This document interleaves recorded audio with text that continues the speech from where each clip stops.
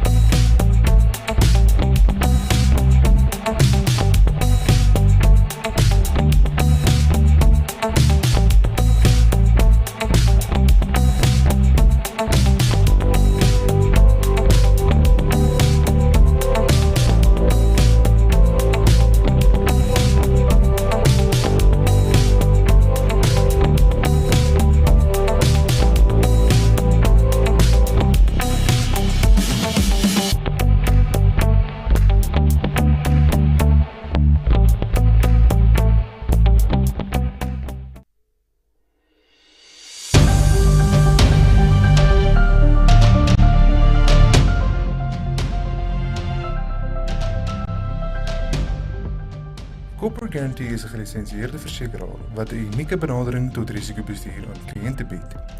Ons vorm deel van die Nictus Limited groep wat gelys is op die Johannesburgse aandelebeurs sedert 1969. Ons produk is 'n risikobestuurspolis wat kliënte oor tyd kan opbou om hulle risiko meer effektief te bestuur. Die produk help kliënte om dekking te koop in goeie jare om sodoende 'n veiligheidsnet vir hulle besigheid te skep wat hulle kan ondersteun in die moeilike tye. Besigheidsiklusrisiko bestaan in elke onderneming en word tradisioneel verseker deur behoue verdienste. Corporate Guarantee se standaarde produk bied kliënte 120% se risikodekking in katastrofegevalle en gee kliënte dus die geleentheid om meer fondse beskikbaar te stel vir die bestuur van hulle risiko's. Die dekking kan ook vermeerder word na aanleiding van die kliënt se spesifieke behoeftes. Alle risiko's wat met normale korttermynversekering gedek word, kan met behulp van die polis bestuur word. Indien die kliënt nie eis teen die polis nie, bly die polis en polisvoordele steeds in plek vir die toekomstige risikobestuur. Corporate Guarantee het 'n deursigtige kostestruktuur en vra slegs 'n eenmalige onderskrywingsfooi op alle nuwe premies. Daar is geen maandelikse hernuwings of kansellasiefooie nie. Polishouers word ook vergoed vir goeie risikobestuur deur middel van 'n kompeterende geen-eis bonuskoers op die positiewe waarde van die risikobestuurspolis. 'n Groot voordeel van die produk is dat die polis kan dien as sekuriteit vir lening tot 'n maksimum van 90% van die risikobestuurspolis se waarde teen 'n koers so laag as prima minus 2%. Dit bied vir die polishouer toegang tot kontantvloei en geleentheid om meer fondse te herinvesteer in hulle besigheid. Corporate Guarantee gee deur middel van die produk vir kliënte 'n uitweg om finansiëel selfstandig te word en hulle risiko te omskep in volhoubare welvaart. Graan SA-lede kan gebruik maak van die produk teen spesiale tariewe en addisionele voordele. Kontak ons gerus vir 'n afspraak sodat ons kan help om jou risikobestuur te optimaliseer.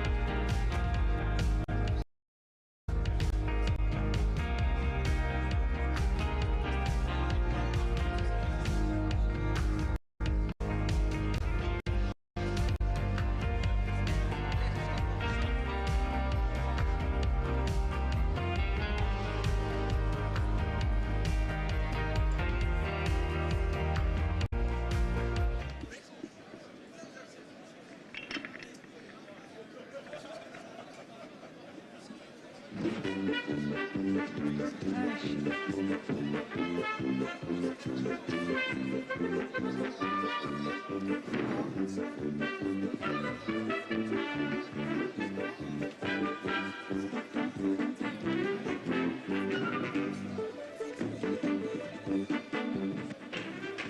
are you doing?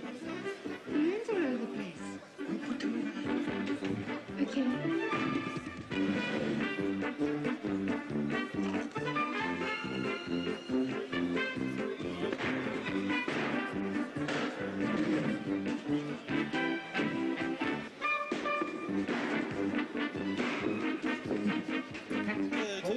Hold on. Just relax. You're on camera.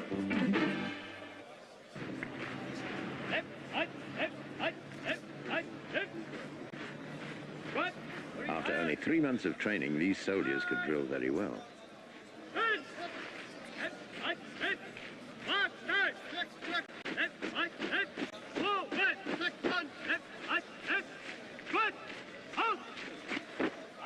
But they'll never forget their fourth day in there. By then they'd learned to march in step, and they could even do a pretty good left wheel. But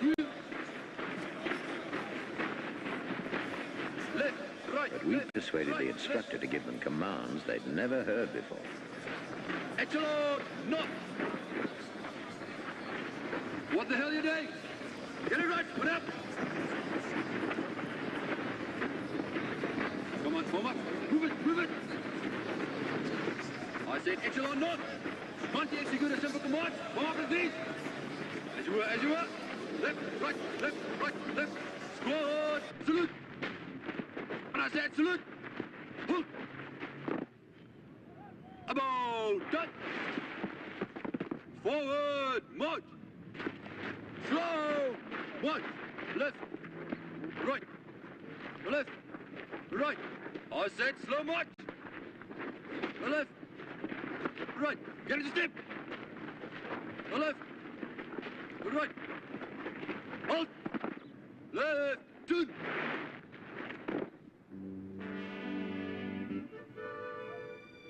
Right, tres!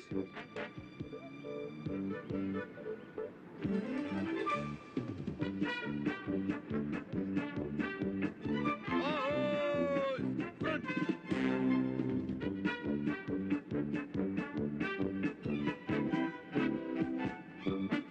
I said eyes, front! Right, tres! Eyes, front! Left, tres! Eyes, front! She's steaming up my glasses. Left, turn! Forward! March! Left, right, left, right, left, right, left. Left, right, left, right, left, right, left.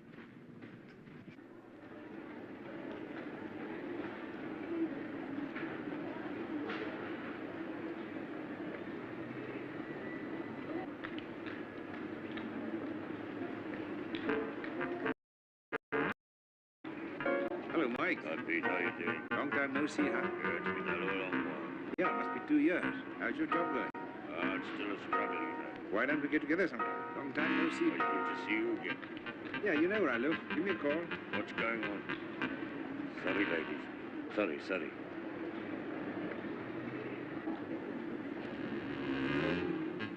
Well, hi there, Mike. How are you? Hello, Pete. I have to work my ass off. Do you think you own the place?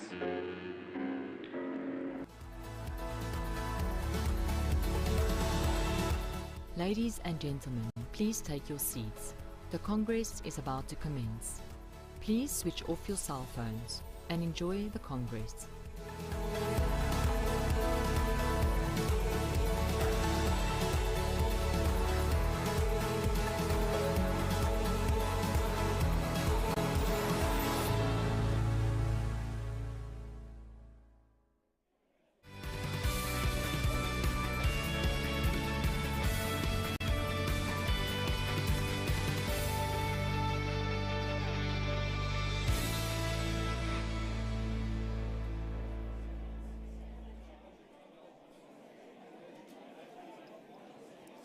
Môre Kongres.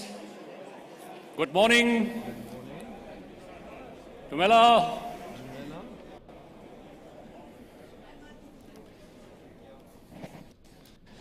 Môre almal, baie welkom. Daar gaan 'n offisiële welkom wees bietjie later. Net so vinnige ordereëlings voor ons op die regte manier begin. Kan ek asseblief vra dat almal se selfone saggies gesit word? Please switch the cell phones to silent. There's translation services available. Those of you that want translation or that will need translation services from Afrikaans to English, it's available. Make sure that you get a headset. Ons wil vra dat alle afgevaardigdes, almal wat hier betrokke, die gaste, borge, almal vir ons asseblief help om tweets te stuur. Hashtag GrainSA Congress met 'n C en 'n dubbel S 2023 of Graan SA Kongres met 'n K en 'n enkel S 23. Julle is welkom daar om tweets te stuur van wat jy dink en wat jy sien deur die dag. Hy sal ook verskyn daar. In geval van 'n kragonderbreking, wees net kalm. Ons vertrou en glo die kragopwekker gaan inskop en hy's reg. Dit gaan dalk 'n oomblik wees, maar ons het voorsiening gemaak, so alles sal reg wees. In geval van 'n noodgeval, verlaat asseblief die lokaal rustig, kalm na buite toe en ons gaan hier voor die tent sal ons bymekaar kom in daai geval. En dan noodhulpdienste, first aid services is beskikbaar in die VIP lokaal. Dis net hier basies aan ons suidekant waar jy ingekom het.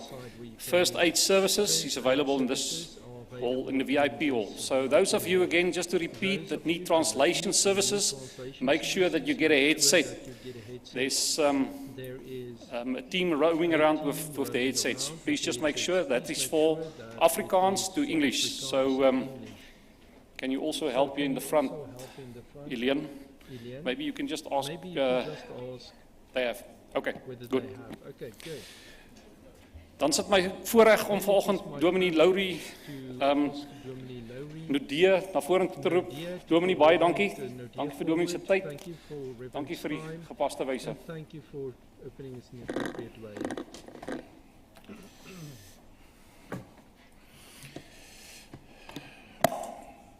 Pieter, baie dankie. Vriende, goeiemôre. Yesterday, dit gaan 'n lang vergadering wees, jy weet so. Goeiemôre. Is julle nie bly om hier te wees om weer 'n bietjie nee. Baie dankie vir die geleentheid om vanoggend net hier te open. Nou het ek op die programmetjie gesien dat ek het 15 minute, nou sê Nico vir my eerder 5. 5, so ek gaan probeer. Vriende, terwyl hier nog mense inkom, wil ek nou nie arrogant wees om te sê hierdie wat nou gaan gebeur is dalk die belangrikste 15 minute van hierdie vergadering, van hierdie byeenkoms. En daarmee is dit nou nie omdat ek iets gaan sê of omdat die ander punte nie belangrik genoeg is nie. Maar wanneer ons open is dit omdat ons vir mekaar hoop wil gee. En nie hoop van mense af nie. Hoop van die lewende God. Die goed ken sal weet dat ek nie sommer net nodig en weer Nico wat nou lank hier in Botawil was en ons nou jarelange verbintenis mee het my gevra om te open en die van die wat my goed ken weet ek open nie sommer net omdat dit nou iets op die program is en dit moet nou net verbykom. Ons open omdat ons regtig vir hierdie vergadering afhanklik Derek dit wat jy nou gesê het. Die brood maar 'n bietjie. Maar die Here sal vir ons deur sy gees lei. So, kom ek begin deur vir u te sê, ons is in ons gemeente, in ons persoonlike, ons gemeente hier in Botawil is ons besig met 'n reeksie oor God se plan, God se droom vir 2023 en dan nou ook vir die toekoms daarna. En een van die gedeeltes wat ons gebruik vir hierdie plan, hierdie droom God, is 17. En Lukas 17 gaan oor die eindtye, dis waar Jesus self aan die woord is oor die wederkoms, oor die eindtye. En nou lees ek dat Billy Graham, die bekende evangelis, het gesê hy het gaan tel, nou ek het nie gaan tel om te kyk of hy reg is nie, maar die Here praat 380 keer in die Bybel oor die eindtye, oor die wederkoms. En as hierdie gedeelte waar Jesus aan die woord is praat van twee mense gaan saam op 'n bed lê. Een gaan hemel toe en die ander een gaan agterbly. Twee is saam op 'n land. Een gaan hemel toe en die ander een gaan agterbly. Ek is vanoggend hier besig om met jou op die gevoel te speel. Sê hoor jy moet regmaak, jou vrou gaan dan pak hemel nie. Of jou pa saam met jou op die land gaan dalk hemel toe en jy nie, of jou broer of jou buurman.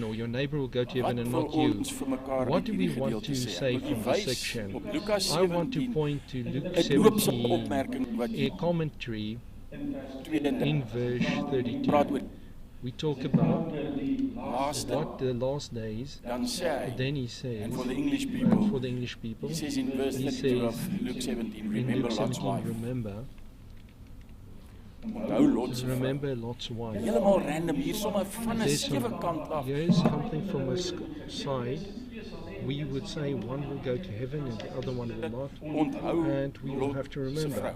Wat maak Lot Lot's se vrou wife. so What belangrik makes dat as Lot's wife Jesus so oor die important eindtye that praat, if Jesus speaks dan about sê the hy end onthou times, Lot se vrou. he says Ek remember bedoel, Lot's as ek nou vir wife. u feite moet gee. Now if I have to give you Daar's facts, 170 there's min of meer vrouens 170 in die more or Bybel less gesproke. women involved in the Bible. Jesus gebruik die een wat nie Jesus eens 'n naam uses het the nie. one which does not even have a Sy is name. bekend as She Lot is se known vrou. as Lot's wife. Here kon ons nou as hy 'n punt He wil maak, could nie have, van if he gebruik, en sy wanted was to ten make minste a die eerste point, he vrou. could have used Eve, Of who hy was kon the hy first kon woman. Sarah gebruik. Or he could Hy have kon used Sarah Sarah. het sonder 'n epiduraal op Without 90 an 'n kind in die epidural wêreld had gebring. brought a child That's a into woman. this world at 90. She's a woman. Of hy kon Or he could have Moses se sussie Miriam gebruik het. Sy was die eerste sister ou Miriam pair. could be Sy het haar used. She's boetie the versorg. first Daar au pair. tussen die She visies. looked after her brother in the... Of hy kon vir Deborah Or gebruik he het. could Here have kon used vir Deborah Deborah. gebruik het. Deborah, He as could jy have van used regstellende Deborah. aksie She wil was praat. the one Sy who was die started eerste to talk vroulike about regter in die affirmative Bybel. action. She was Hoekom the gebruik hy first haar nie? judge in the Bible. Why didn't he Jesus use kon sy her? eie ma Jesus gebruik, could have Maria. used his Ek own bedoel mother, Maria, sonder dat 'n man by haar geslaap het, raak without a swanger. man That's a sleeping woman. with her, she becomes pregnant. That's a woman. Maar hy gebruik But he remember uses Lot's remember Lot's wife. wife. Onthou Lot se Remember vrou. Hoekom? Lot's wife. Why? Omdat hy geweet Because het, he almal ken knew die that storie van everybody Lot. knows the story about Lot en sy vrou en sy Lot and kinders his wat wife uit and his children, uit Sodom en Gomorra moes which came uitgaan, from en Sodom hy and het vir hulle Gomorrah, gesê, and he "Die told them, Ek bedoel, I mean, dink jy self do you think that the angel comes and he takes these people out and he must take a path? But what does this woman do? I won't say typically women, because here's women, they do what they told her not to do. sy kyk terug. She looks back. She looks back. En almal het And geweet everybody van hierdie knew storie, about the naam story gebruik and Jesus used the name. Remember Lot's wife. Remember Onthou Lot's Lot se wife. vrou. Remember Lot's Sy het 'n wife. soutpilaar vir She hom, changed en into a omdat sy pillar of teruggekyk, salt sy wou. because she watched back. Nie net omdat She sy looked terug- back. Not just because she looked back, Omdat sy but gehinder het. because she stood on two Omdat sy thoughts. gehinder het op She kept on thinking, shouldn't we just stay behind? die Here roep en The sê, Lord calls and says, move forward with you. en nou kan ek vir And julle I can now tell you today, in ons geskiedenis, ons in our geskiedenis is history, our belangrik. Ons history kan is ons op important. terugkyk. We can look back. Let me test you. Ons is gou vir julle Let me jonger test manne you van dalk and nie the dit younger alles guys onthou nie, won't maar remember as all ek of this, sê but if I 1910, say 1910, wat het in ons geskiedenis gebeur? what happened in our history? Uniewording. That's when we became a union. 1948. 1984, Nasionale Party kom aan bewind in hierdie land. 1948, the National Party came to power in this country. 1961, we become a republic. Nie so lekker nie, maar Not so good, 1976, but 1976, opstande van Soweto. the Soweto uprisings, you know the history of Hector Peterson, 1994. ANC came into power. Oh, now what we're going to talk about, it is potholes and its input costs. 1994 happened. 2020, COVID. COVID happened. So we can't be ostriches and put our heads in the soil and say these things didn't happen. It happened, but the word of the Lord says to us, remember Lot's wife. Remember Lot's wife who looked back, kept stuck in the past, and there she stood as a salt pillar. So Grain SA, my message from God's word this morning is stand up from the past. Stand up from the past, turn around, and face the future with God in control, with your hand in the hand of the living God, with hope. Ons kan nie bly We daar. can't stay in the past. Dankie vir almal wat Thank you al for bygedrae het everybody aan who has SA contributed gebring to het Grain SA and has brought That's it in to the here, past. but that's in the What's past. the future? What is the future? En nou is dit so wonderlik. Kan ek And it's sê, so wonderful, and ek I het hierdie can testify boodskap to gisterand this. al bietjie na gekyk, I looked at this voorberei. En message vanoggend yesterday, and this morning sê my vrou, kom ons luister na iets my van wife Smitty said, tot let's dit. listen Smitty is Johan Smit to van Smitty, Enterprise, Johan die Smith universiteitsvriend van ons. from Ons sit the en luister university, and na we Johan. listened Wat to sê Smitty. Smitty? And Wat what sê Johan does Smitty Smit say? What vanoggend? does Johan Smith say this Hoop morning? is nie iets nie. Hope is not something. Hoop is nie jou Hope plaas is nie. not your farm. Is nie jou It is materiële not nie. your material. Is nie jou It oes, is is not nie your aardse harvest. nie. It Hoop is is not nie iets nie, dis earthly. iemand. It is somebody.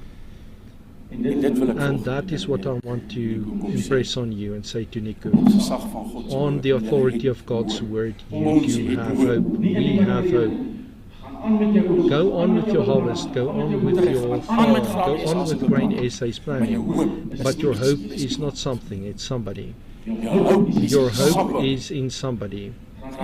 Grain SA turns it around. Look forward with your eye established on God, on Jesus, the beginning and the end of our faith. Can I ask you, and now you have to listen carefully, call me arrogant, but I ask, what is on your farm?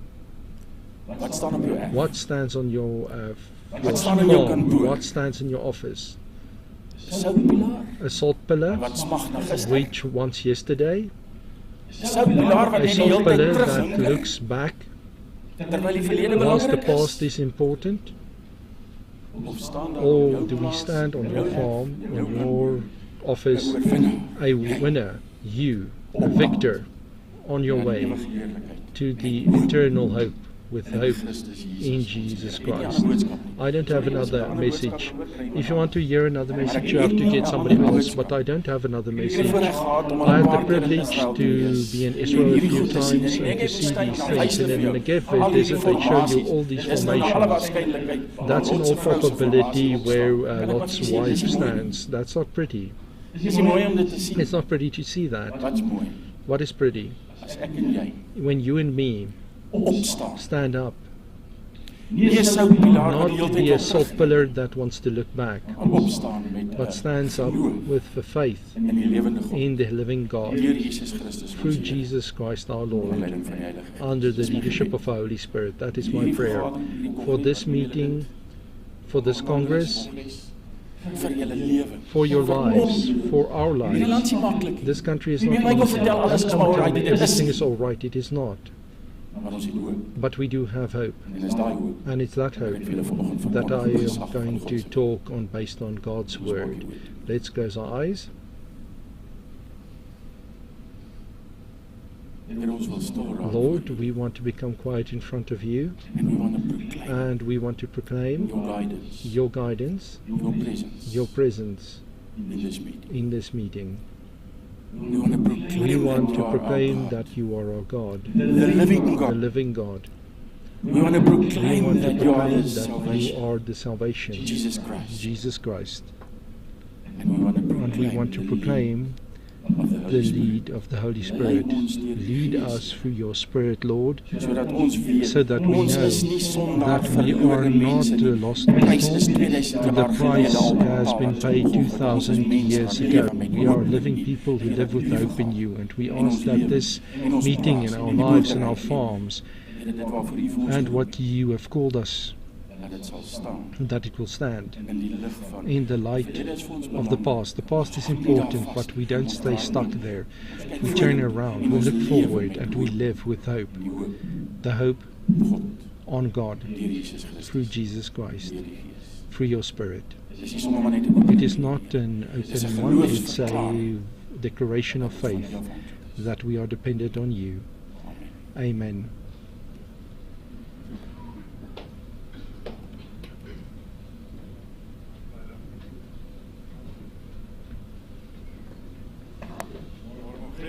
Good morning, Congress. We Lori, we didn't speak to one another beforehand, and it was so significant. Ek herinner gereeld die that I hoofbestuur in die regularly vergaderings remind waar the ons meetings open en where waar we ons begin open and where we oor start die rede waarom about the reason why we do that. dis presies waar And it's waar exactly jy vanoggend where vandaan kom. you Dis vir my come so from this belangrik. morning. It is important. Dis die fundament. That is the foundation waarop ons on which ons sake our businesses, waarop ons bou. on which we build. Baie dankie vir die Thank you gepaste for wyse. Baie the dankie vir die appropriate way in boodskap. which you Dis opened it. natuurlik Thank you welkom for om your message. You're welcome solank as wat u to as wil long en as you kan would by like ons or te kuier. can be with Maar baie us dankie here. dat But u vir ons op die thank wyse you gehelp that het om you ons helped us in kongres this way to start our Congress. Thank you. Kongres as Congress, dit u goedkeuring if it wegdraag has gaan ek your my stoel approval, inneem I'm going to en take dan my sal ons chair, die res van die and then verrigtinge the rest van of the daar af proceedings hanteer. will be handled from there on in. Is dit goed so? Is that good? Baie dankie. Thank you.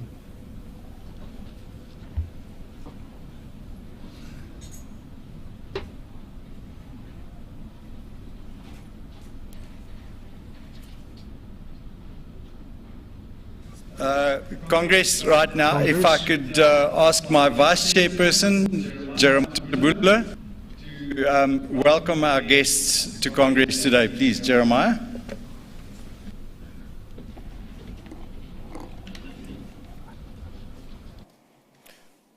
Mr. Chairperson, distinguished ladies and gentlemen, it is my privilege and honor to welcome you to the Grain SA 2023 Congress. Your presence, your numbers, the diversity of representation, and most importantly, the number of delegates present here testify to the importance of this event. A key focus point at the Congress will be to share skills and experiences from experts as well as fellow farmers like myself. We look forward to the presentations and debates during both panel discussions.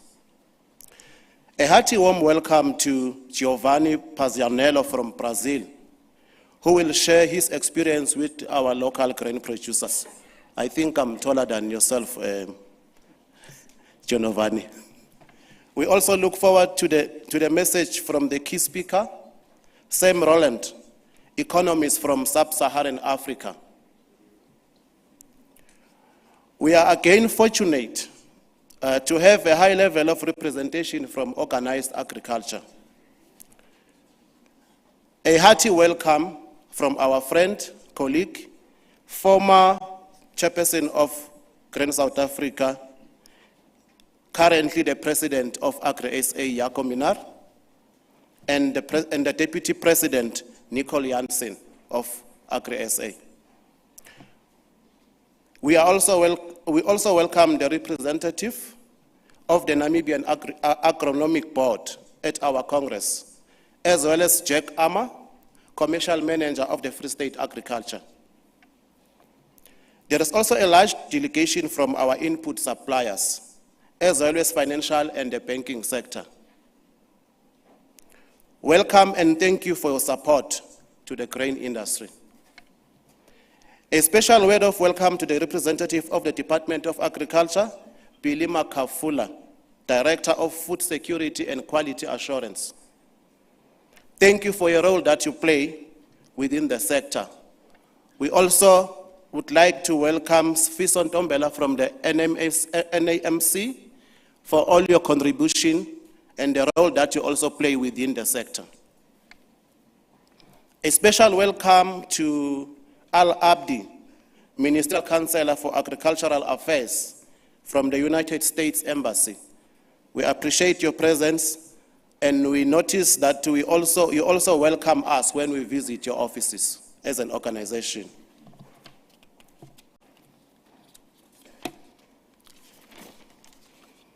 The various research institutions are represented at various levels. We are pleased to welcome you. Thank you for the very important role you play in the grain industry to keep us on the sharp edge of research and new technology. Welcome to the representative from Agbi's Grain, various agribusinesses, grain traders, and processors of grain who made time available to attend the Congress. A special welcome to the COO of AFGRI, Jaco de Villiers. AGRI in 2023 celebrates a century of services to the grain and the oilseeds producers. Welcome to the board members and officials from the Protein Research Foundations, as well as different commodity trusts, forums, councils, and advisory committees, who all play an important part in the value chain of the grain industry. We also thank the officials from SACTA, Agrisita, SAGIS, and SAGL for their continuous support. A hearty welcome to Andrea Hanekom, independent chairperson of our audit committee, and our audit from PwC. To our sponsors, let me repeat, to our sponsors, Kanek Vierse, please accept our appreciation for your support to make this event possible and to make it a success. Chairperson, the presence of the media and their reports of these proceedings are pivotal, and we appreciate the diversity of representation here.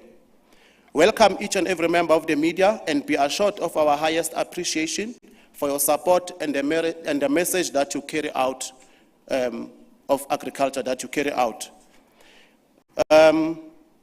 Meneer de voorzitter, hartelijke welkom aan die belangrijkste van al ons gasten, ons hoofdbestuur en afvaardigers. Baie dankie vir teenwoordigheid by Congress. On our journey through life, we also need inspiration from time to time. We therefore welcome Luc van der Hofstadt, who will be leading us with an inspiration session with the Congress this afternoon. We are looking forward to the value of each and every one present here that you will add to the Congress. Mr. Chairperson, to all present, a heartfelt welcome. Enjoy the Congress with us. We thank you.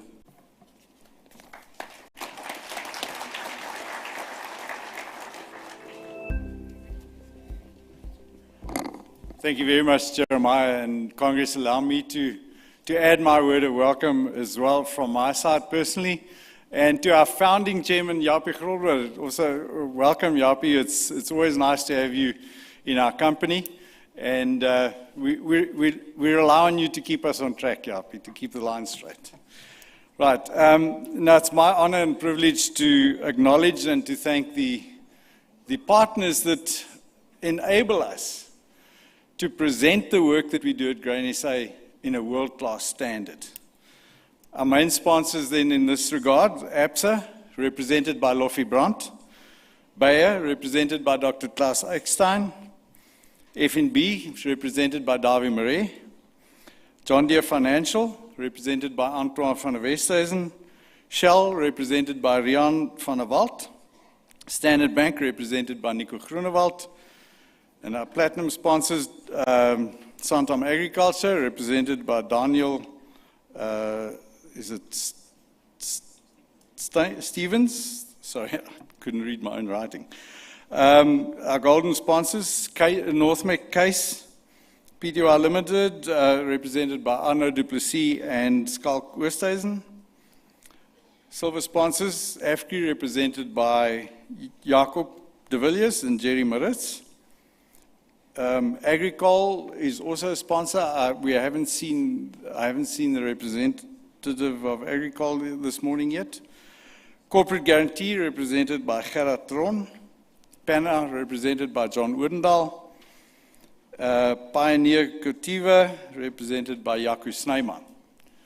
Then we also have contributors or supporting sponsors, BASF, FMC Chemicals, GWK, Intelligro, NWK, OVK, Sanlam Glacier, Sensaco, Senves, SSK, Yara Fertilizer, and Toyota South Africa. I wish to express my sincere appreciation, personally and also from Grain SA, that you partner with us to enable us to do what we need to do at Grain SA. Thank you very much, and let's give them all a great hand of applause.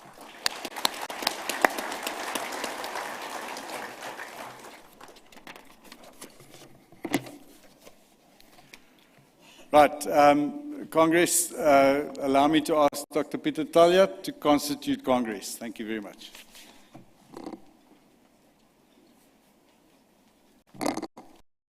Kongres, ons wag nog vir die konstitusionele getal, ons sal dit binnekort doen. Ons is besig hier om 'n vliegtuig aan mekaar te sit, maar ons vlieg op met hom. Terwyl ons hom bou. So daar's twee nuwe goed vandag, die een is die The first one of almal het die is kommunikasie gekry, everybody got the communication. I hope you could read it. We We were asked beforehand those who can download the Grain SA app. So we're quickly going to look at it. We're going to use it if we want to vote, if it's necessary to vote. And that is where the delegates, and in the future, a lot of the information will be communicated on the app for the members. Dis eerstens die That's applikasie, the ons first wil hom application. ook binnekort We want toets, to maar dan die test tweede it, een wat but ons the vandag second baie one ook we gaan gebruik, will use a lot later today met, as well, later with Luke from Fit to Lead is the Mentimeter app. The Mentimeter app is basically an application. You can either use the app, or you can scan a QR code, which is on the screen, or you can go to menti.com and type in the number. So you will see on the screens there is a QR code. Mariska, kan ons gou daai sien nou nie vir Mariska nie, daai video wys hoe om te And we scan. showed that video of how to scan it. Net so die van julle wat dalk nie doodseker is hoe om die maklikste om so 'n QR code te scan nie, hulle gaan gou vir ons 'n video You can scan QR codes with the camera app. Here's how. Just open camera, point your device at the QR code so it appears in the viewfinder, and tap the notification at the top of the screen. That's it. Just point and scan. Daar is nou sommer die Apple voorbeeld, Samsung werk presies dieselfde, ek wil niemand se intelligensie onderskat nie, maar vat net jou kamera, hou hom daar, neem vir 'n oomblik, wag 'n oomblik en tik op hom en hy sal hom jou direk vat na dit toe. Die van julle wat die Menti app verkies, wat hom afgelaai het, jy kan ook so toe gaan, as jy leer nou om op sit daar vir ons, gaan ons 'n kode sien, en dan kan ons daai kode, kan jy ook intik, can be typed in, of jy kan direk na die menti.com website toe gaan en ook die 8 digitaal kode insit daarso. So terwyl hulle hom oopmaak, wat ons gaan doen met Menti, daar's 'n klompie vrae, soos ek sê, om dit interaktief te hou, maar dis ook vir ons as personeel, as hoofbestuurders, dagbestuur, belangrik om die rigting hier te kry. Onthou, kongres is waar ons besluite neem, dis waar ons rigting bepaal, dis waar ons mandate kry, en ons gaan dit gebruik om besluite ook te hê. Al kan julle net vir my so 'n aanduiding gee as daar persone is wat sukkel, dis 'n hele span wat julle kan help daarmee. As daar tafel is, as daar iemand is wat sukkel met te scan, lig net die hand daar en iemand sal julle kom help. So Julian, dalk moet ons die eerste vraag dan gooi. Throw out the first question. Werk nie. Doesn't it work?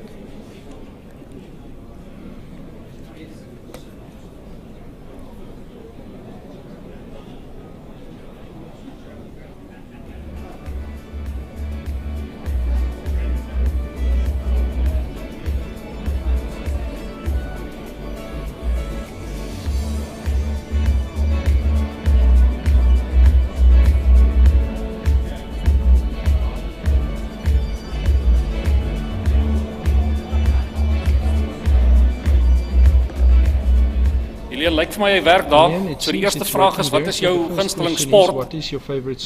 Ek sien daar's al cricket op, ek sien daar's jukskei, ek sien iets van rugby. So hulle gaan nou die resultate daar vir ons wys, dis baie interessant. En dan gaan ons binnekort volgende een, hierdie is nou maar net om dit te toets.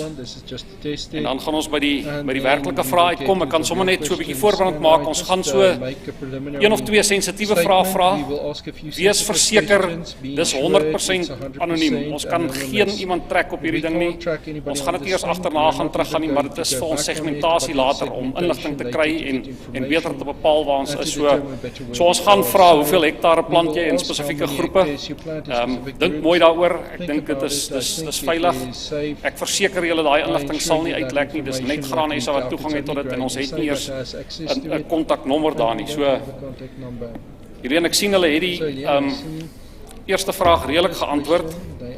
Ek sien daar's 113 mense wat dit dan al reg gekry het. So Nico, ek weet nie of jy 'n syfer vir ons het nie. Can you just give us a figure there?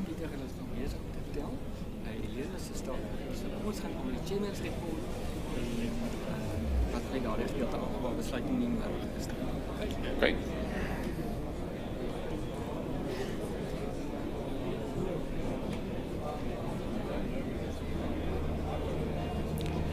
Okay, so ek dink daar by julle op die skerm, as ek nou reg is, vra hy die tweede vraag, wat is my gunsteling sportspan?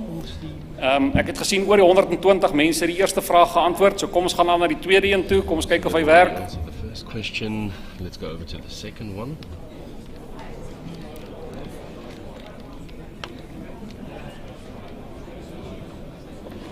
Werk hy nie? Is it not working? Werk hy nie, Derek? Is it not working?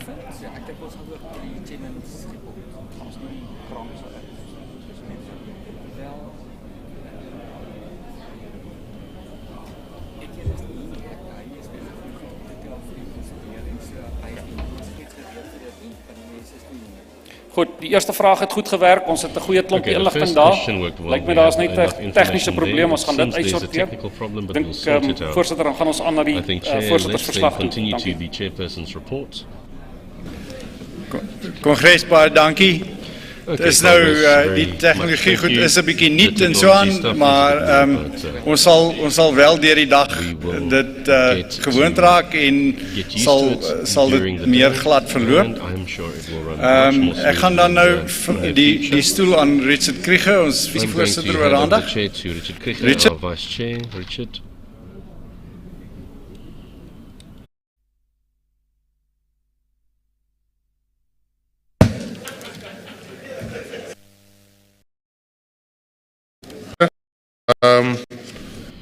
Thank you, Chair.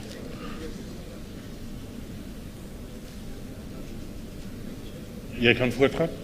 You can continue.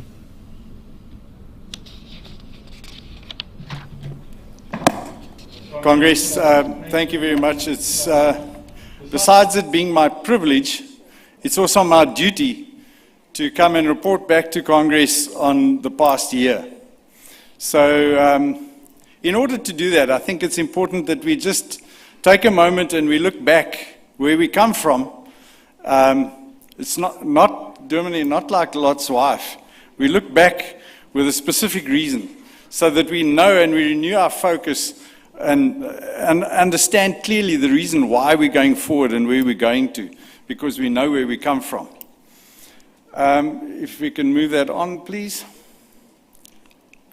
So where did we start? When we were standing here last year, I remember so clearly that I warned Congress that we should take note of what was happening in the Ukraine with the Russian invasion. There's no way in the world that we could think that we separated from that or wouldn't be affected. And if we just look at one aspect of our grain industry, and that's fertilizer prices, how they were affected by that environment. It all started prior to COVID, when the supply chains were disrupted.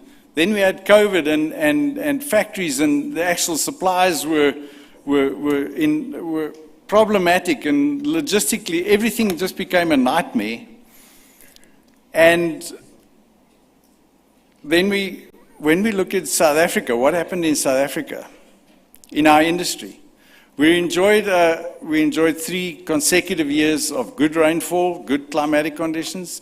We enjoyed over and above that, contrary to what we've experienced in the past. When we've had good crops, usually prices are terrible, but because of the international situation, we enjoyed strong prices. We enjoyed a good 3 seasons in the grain industry, despite flooding, despite local problems. I mean, if I think of it on my own farm this year, the type of contrast we had.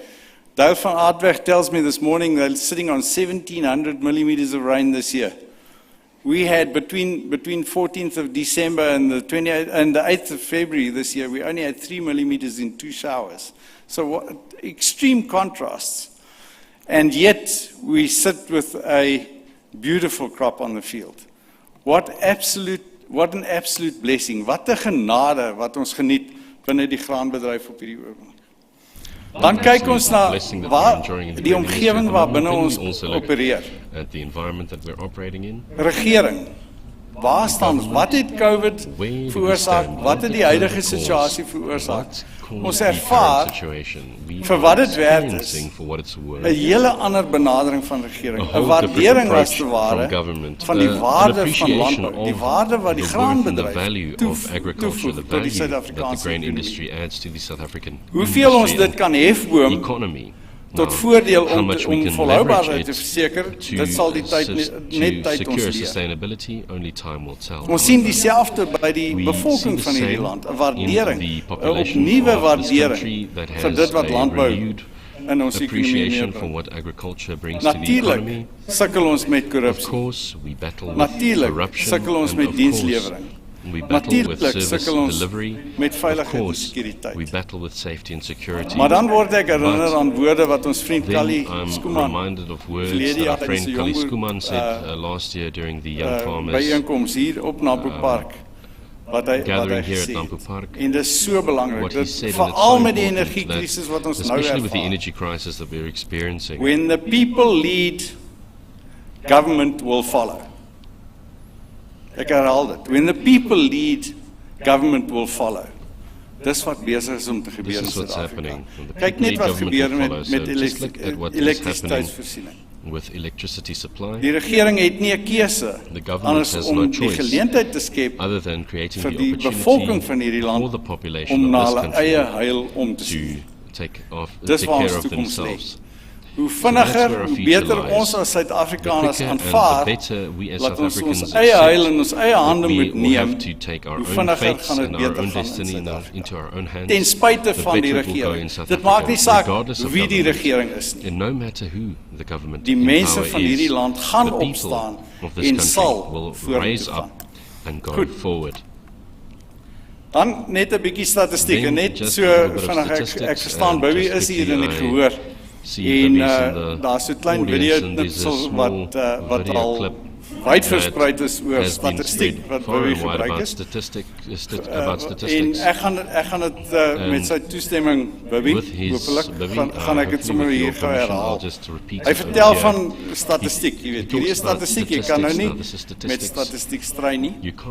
Hy sê as 'n ma met 'n spraak op die foon, dan is dit sê 3 minute. As 'n pa met sy seun praat op die foon, dan is dit 'n minuut. As twee pelle met mekaar is dit 30 sekondes, 40 seconds. As 'n dogter met haar ma praat, dan is dit 'n halfuur. En as skoonma, haar skoonseun bel, phones her son-in-law, then it is 77 missed calls. So ek gaan julle die statistiek van Graan SA net. Dit was my interessant. Ek die kantoor gevra net om idee te gee. Soveel keer vra boere vir my, wat doen Graan SA vir my? What does Grain SA do for me? Vinnige antwoord, statistiese antwoord. Graan SA ry per jaar 485.695 kilometers of driving. Dus als te samen that is 573 8-hour man days. Wat die paneel en die hoofbestuur in diens van ons produsente is in service of our producers. Ons woon by nie minder as 150 vergaderings op die skerm. Daar is daar 96 vergaderings. Dis net die Graan SA vergaderings. As jy al die eksterne vergaderings so aan bytel, dan is dit oor die 150 vergaderings. Die gemiddelde vergadering tyd is 4.8 ure. Dit is 'n totaal van 58 dae wat ons permanent in vergaderings sit. En wat ons gaan nou gaan by wat bereik ons deur hierdie inspanning, die effort wat ingesit word, wat bereik ons daarmee? In die proses bestuur ons dan ook 'n begroting van vir jaar 144 miljoen rand binne Graan SA, plus nog 100 miljoen rand in omvang van 100 miljoen rand se eksterne fondse wat ons boedels, die regering en ander instansies in die ontwikkelingsarena bestuur.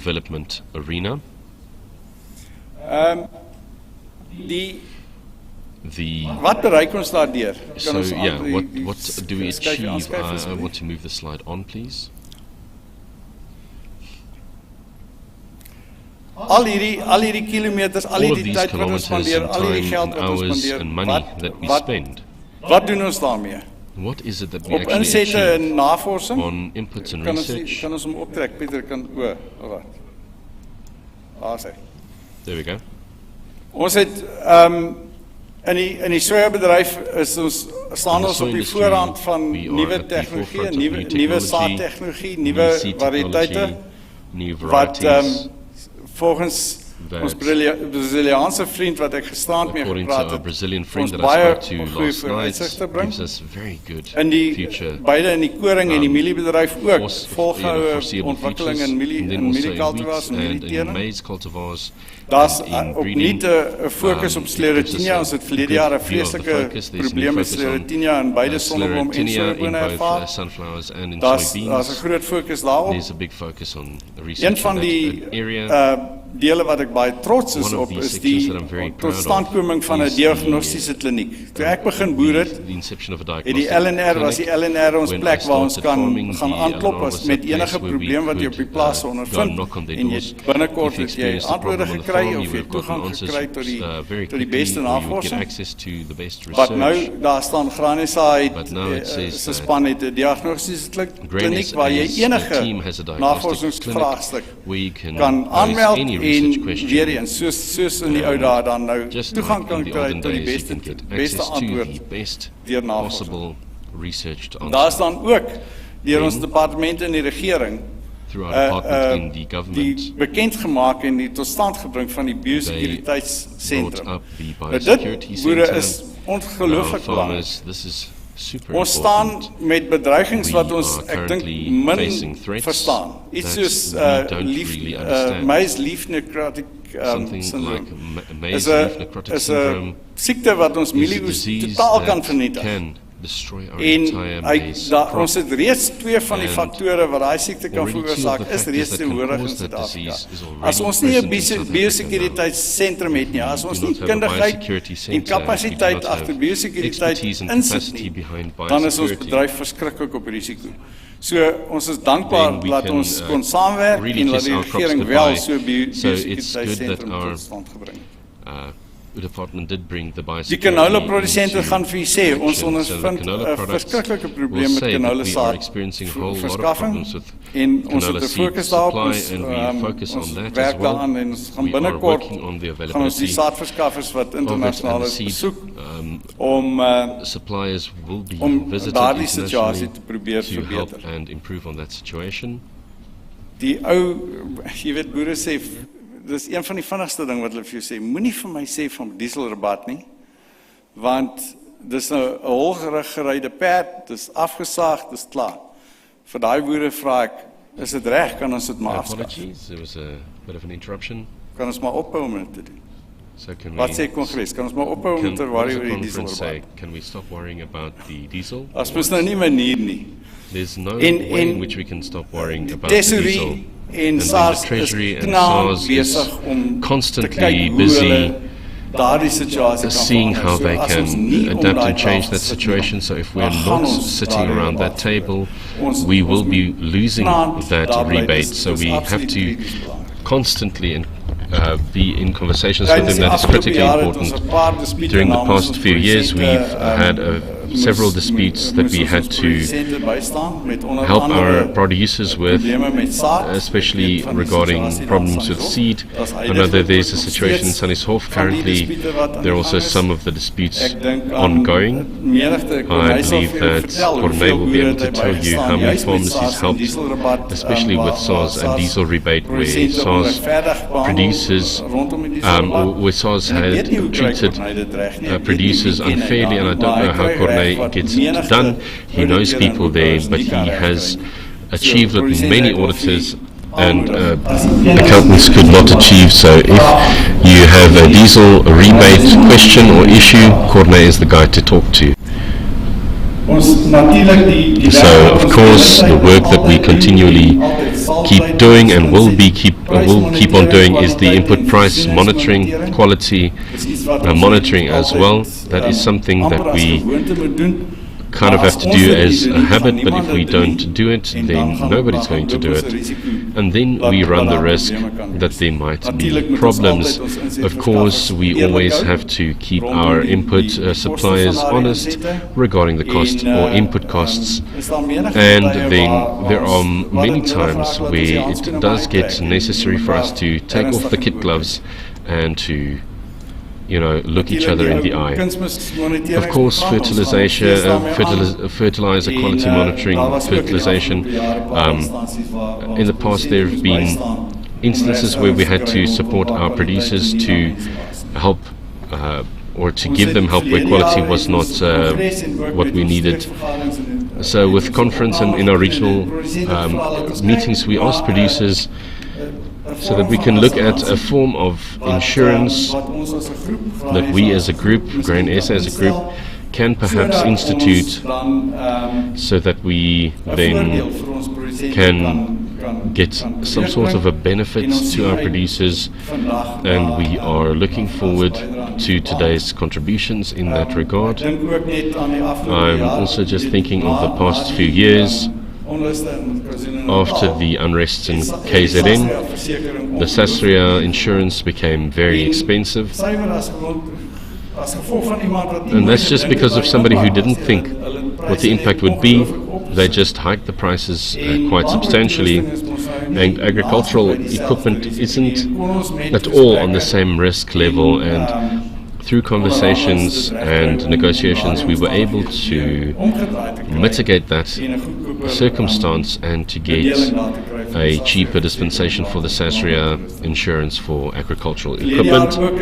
Last year also the spotlight was on fertilizer, the supply and availability of it, and Congress sent a delegation to Foskor, and what we found there was insight on the circumstances, the problems that Foskor is facing. But what our delegation also received there were a lot of fertilizer. Now, it's not as if fertilizer isn't being produced. I think that environment, and that's part of globalization, the effect of globalization on our industry. I think we are paying export prices for fertilizer, it's international prices, so that is also a discussion that's ongoing, and we are staying abreast of the matter.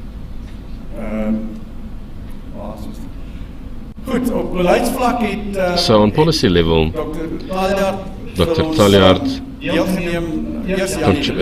participated first, Jannie de Villiers, and then Dr. Taljaard participated in the ANP, the Agricultural and Processing Master Plan. Japie, I don't know how many plans we've written before, and it's frustrating. We in the process of the master plan, in the industry, they took responsibility for implementation. So if you ask today where we are in the agricultural and master plan, if you look on government or organizational level, we're at a standstill. It's one of those things that were put on the shelf, it's signed off, it was put on the shelf, but what are we doing with it now? But what is different is that the private sector, everybody who participated in the writing of that plan is aiming themselves towards that. So the implementation on the private sector side is still happening as it is foreseen in the Agri-Master Plan. The snag in the master plan at the moment is that not all of the parties were party to it, and the government, who's responsible to do have the forums and conversation forums, they are taking their time. So we are going to focus now on making those forums alive as soon as possible, but then we will be able to implement that plan as soon as possible. I think the energy crisis is detracting so much attention that people don't have the drive And that's literally Grain SA's job, to make sure that we do perform pressure on these people and to get things done. Where are we now? Okay, now in the markets and in the trade environment, here's an interesting one. And Congress, you'll excuse me if I do get a bit excited about this.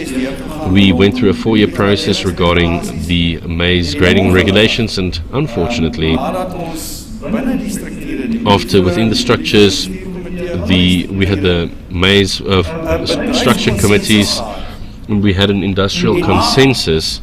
And after physical publication on a next second state of consensus that was already achieved, at a second time the industry said that we have consensus.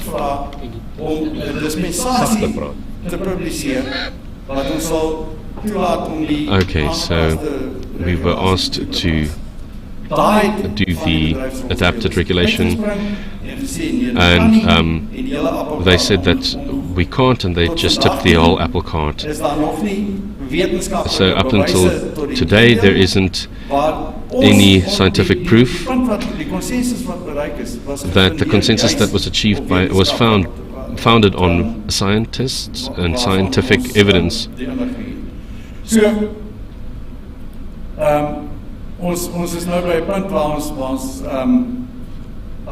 we're now at a point where, as producers, we now have to drive this thing forward.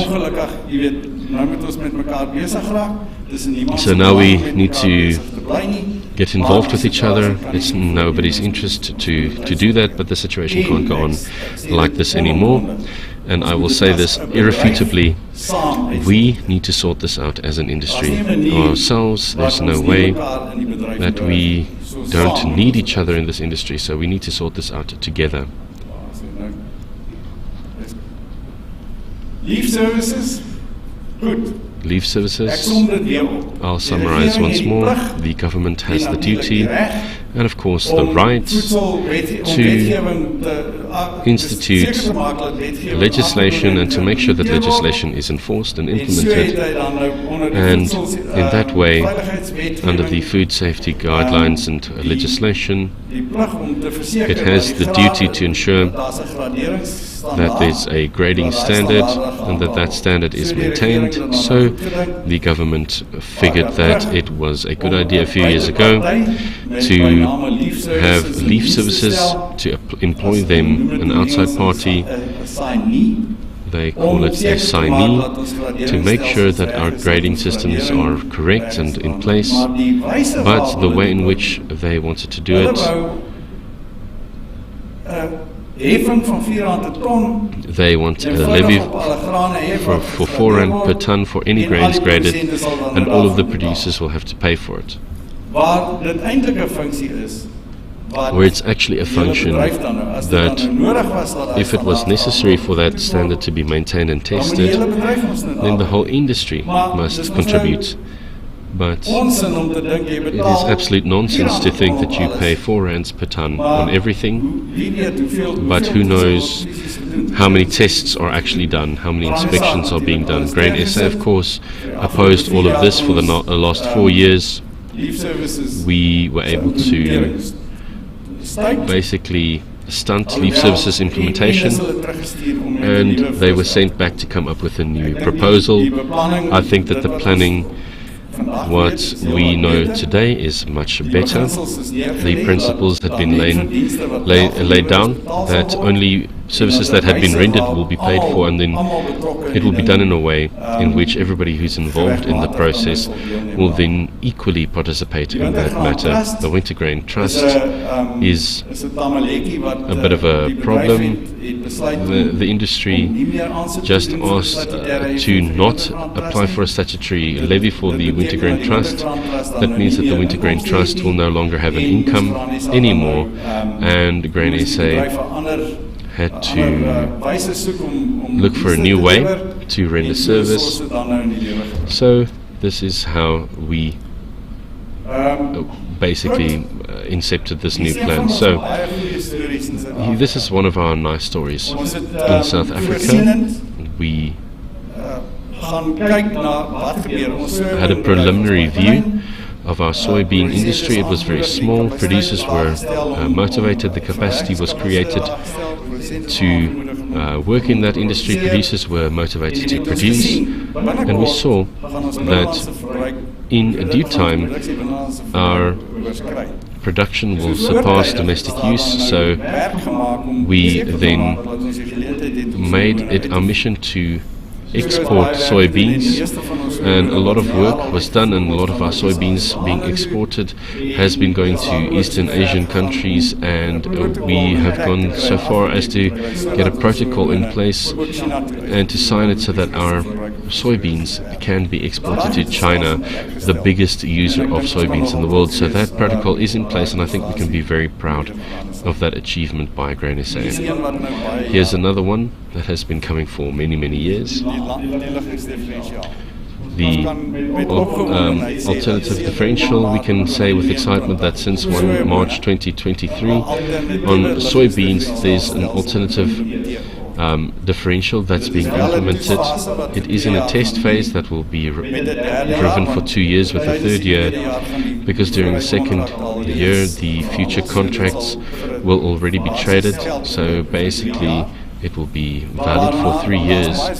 But there are very specific success criteria that is instituted, and after then, if the model works well, which we believe it does and will work well, it will possibly be implemented on the rest of our crops as well. Now, I think that it is sustained pressure and sustained work by Grain SA that has contributed to the successes we've had in the past while, and we are proud of it. Another thing, our market cannot function successfully if there's not good information, reliable information. And we actually achieved getting the quality that we have at our disposal to improve it, but with a critically important thing. Up until just before last year, the normal supply and demand, we have total maize production and consumption is a big picture, but what actually happens to the stocks we didn't know, and the inventory we don't know, but now we can say that we do get information on weekly deliveries per grade, so the real impact of supply and demand when we talk about the food production of the country is given to us, because it doesn't help that we say that we have 16 million tons of maize, but only 14 million is being used, because then the supply is 14 million and not 16 million, because the 2 other million will go to cattle feed. But we achieved getting much more transparent and regular updates on market info. In past, we could get imports and exports reported ahead of time, but with wheat we do have a problem with that. We also achieved it this year that wheat imports and exports will be reported, but the Competition Commission instituted a condition there that makes it a bit difficult. They say that at least 5 importers must participate in a given month to be able to do that information. Now, if we look in the history of the past year, 19 weeks would be available where we would get that information from, where more than 5 importers were involved. So we're still working on that as well. And that's the wheat trade intentions. Then last year when we stood here, we didn't know whether we would be able to have our Nampo show. How will I say this? We took a bit of a risk. We took a little bit of a risk the day after Congress. We decided as main management that we will go on with Nampo regardless of whether we will be able to or not. And I think that paid out in dividends. Those of you who were at Nampo will be able to testify that it was one of the best shows that we've ever had, and it was a beautiful revival of spirit and contributions and cooperation. And I believe the feedback that we got from our participants was that it was good for them. We see that also with the excitement within which the people who display will have our displays will already approach this year's NAMPU. We will also hear today about training and learnerships. Last week at Congress, Dion Berg also asked us to look at where we can make opportunities to bring new people into the business and to give them opportunities, but also basically we are working with new technologies very quickly, and our labor market doesn't always keep up. So we looked at that, and we're also looking forward to the presentation on that this afternoon or today. Then we're also busy with the use of the cell phone and the applications today. It's part of the renewal of our database and the systems that we work with. And I think it is critically important that we should stay up to date, that we should keep our organization modern and dynamic and super effective. Then I'm going to ask Dr. Pieter to share information with us, but I'll give opportunity for questions if there are any questions from Congress about the activities that I just explained to you. Specifically in the year or annual report, I basically have an overview of all of the activities that bind in with the strategic focus areas of Grain SA. So Congress, any questions? You're more than welcome to ask me questions. Thank you, Chair. Do you have any questions from the floor? Okay, Derek, as jy net vir my 'n oomblik daar kan staan. Pieter, kan jy gou vir ons konstitueer asseblief? Voorsitter, dankie. Ja, dis vir my voorreg. Die van julle wat ooit deur Prof Jan Groenewald se hande was, sal nou vertel van die gevaar om te kyk na gemiddelde mens en ons het die getal daar wat ons wil aanpas. We would like to adjust there. We know at this point we shouldn't. We've exceeded 189. We will officially communicate the number, but I accordingly declare that we have a quorum at Congress. In terms of the constitution of Grain SA, all decisions will be legally binding for this organization. So I ask, the first decision that we would like to make in the past was at 375. If you divide it by 2, that 50 plus 1, then we get half a person, and that is why we make the request that we move it to 356. We just want to show by show of hands, is there anybody opposed to that change? We would like to add just one seat, one number, just to make sure that we are at a full person and that we don't have to go and fetch a soul somewhere. Thank you, Congress. Thank you, Peter. You understand the request? Are there any opposition to it? That the number must be taken to 356. Thank you. I assume that is unanimous. We have a quorum then. As Derek already mentioned, the report has been circulated to you beforehand by way of email and so on. Derek has delivered his statement to you. Is there any opposition to the approval or any questions to Derek at this point? If I may just, Congress, you'll remember last year when we stood here, we asked you, we didn't know if we were going to have NAMPU, and we asked you to once again support our organization, support your organization with the special levy. And we told you then that should we go and hold NAMPU, that we will use that special levy, the income from that special levy will be used to substitute or supplement the reserves that we use to carry us through the COVID period for the 2 years that we didn't have our show. So it is really very pleasant to report to you today that our finances have shifted from a 5 million loss in the previous book year to a 13.9 million rand surplus in the current book year that we're reporting. That is mainly because of the fact that we held Nampo and because of the fact that the special levy was recollected.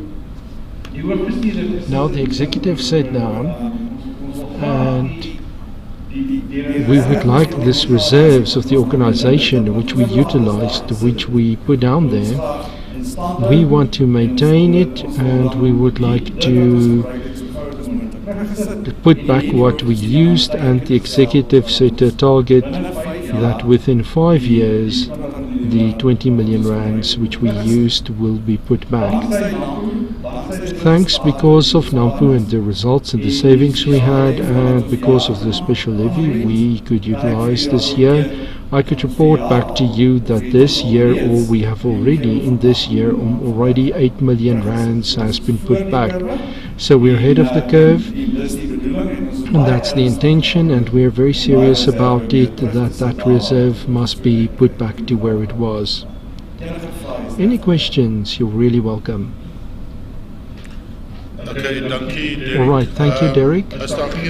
If there are no questions, then we can unanimously, by show of a clapping of the hands, say that we approve it.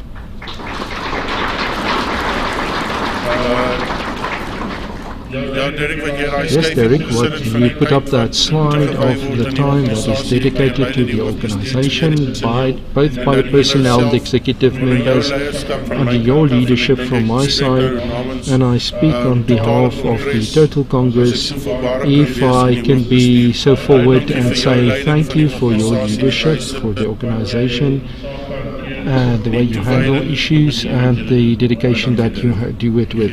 Thank you, Derek. I'll give the chair back to you.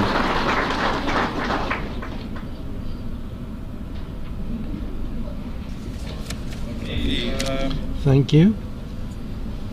Peter, we will ask Peter to just do the strategic focus areas, to hold that up, and Congress, this is an opportunity which I want you to pay close attention to. We must make sure that Grain SA is always looking after what we need on the farm. So thank you, Peter. Over to you. Thank you, Chairman. I will be to the point, and as I said a moment ago, somebody moves the depth control, moved around with the questions, and we're going to test it. But what I would just like to talk to you about, last year in April, we got together. That was my first opportunity with the executive to go and look at the strategic focus areas, and every year we will start on a clean page, but the strategy is not something that has to change every time. That is actually very good to go and when we got here and saw, if you go back to that yellow book of Grain SA that was written, those of you who have read it, I encourage you to read it. That is where we've always been. So the main points, we had this at the regional meetings, but it's important, we want to approve it, and we'll ask the question, what else? Because it's in preparation for our next session that we will have in April. Go and check what should we adjust, what should we refine. And the previous year we spoke about regrouping and recalibrating, and look at the adjustments, and the environment has changed that we worked in, but the focus of this organization, and this is my commitment to you, is on the sustainability and of grain production. And that includes other industry that is coupled to grain, but that is the main focus of the organization. The second point, the sustainable development of developing producers. We have projects, we have a new company which we started the past year, PGP, it's Pakama, Grain Pakama, where the programs are handled. That's outside funds that we get in. It's not Nampo money or Grain SA money that is utilized for this. Only a small part of that is used to leverage it. And the direction that is changing here is to make sure where these producers are helped out, to help with developing farmers and those of them sitting us here in the room. There is a real excitement. It is about their profitability, their capacity to continue, their capacity to stand on their own feet and to continue without government help, and that will be important to get this development program that can help farmers is exposed and introduced to the value chain from financing input providers and to help them stand on their own feet. And that's the focus of the program, and that's why it's important to build our country. The younger members, I saw it again today, there is a number of younger men. I thank you for the old guys who are here, and it's important for the future to make sure that we get more involvement, a clearer vote, and that is why we want more interaction, we want feedback on this. But the involvement of the younger members are greatly important. And with the member base, we know that at this stage we are percentage. We spoke about this, and it's important to have a wider voice, and we spoke about the maize grading, and on Friday I will be at the Millers annual meeting, and that is important to keep that. But if we drive an issue, we have to speak on behalf of the grain producer, and if we do our sums, we have not a good representation, so that's a critical reason why we need a broader base, and that's why we want the feedback, why this organization must work for you. What should we keep on changing? But the critical one is that percentage must be pushed up. We must clearly and with 100% certainty say we speak on behalf of the grain producers, and that's why the broad reasoning is involved. We were at a number of discussions which did not associate with them, and we are busy having good progress, but we do need you. We need you in your region, where we have that discussion to encourage people to tell us what Grain SA is doing and to help with communication. And so the value chain relationship, as I spoke about a moment ago, it's critically important to us. Last year we spoke about our partners. Yes, many of them. We will thank them and its sponsors and so on, but we are together in this business, and without a profitable sector there is no input sector. Without a profitable production sector there is no set-off sector. And this is why this core value chains is critically important to us to continue. And the last one, the last challenge for today with the technology, with the excess of information, is effective communication. And we will give you feedback that we spoke about the database and the application we want to work with. We want that application to work for you and how to get the information, and on a regular basis to get effective feedback from you. And that is our 6 focus areas. And I would like to ask Alzina to come and give us a bit of background. More than 2 years ago we started a project in the marketing working group, in which was a request that we asked how we could get more people involved, and is there a proposal. We at a regional level, we spoke about this, we showed you a video, and we said that at Congress we will make a decision, so we'll talk about that, we will show that, and then we want to tomorrow. We want to leave enough time for a discussion, and tomorrow we will make a decision on whether we will continue with this new message, with this new logo that we talk about. Alzina, thank you. Dankie Pieter. Môre Kongres. Hier is baie intimiderend. Intimidating. So the Reverend spoke this morning. He doesn't always realize how suitable his message was, how applicable his message was. So our history of Grain SA lies in the vote of the oil and grain seed producers that stood together to become Grain SA, voluntary and independent, but always it was we together.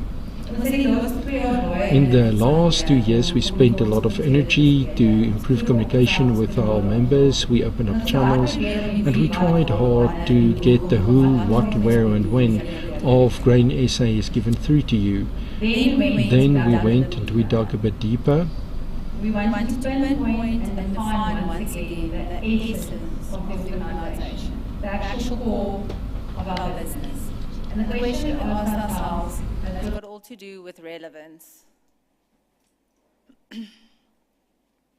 Op die oomblik in hierdie tye kan niks meer relevant wees as om te fokus. These times nothing can be more relevant than what brought us together, the needs of grain producers and what you daily are facing. And to communicate that, we need a united vote, a vote that gives the truth, a vote that is recognized as relevant, in which the broader community is enabled to understand us. That all lives in a fresh new appearance which is modern South African grain producers are represented.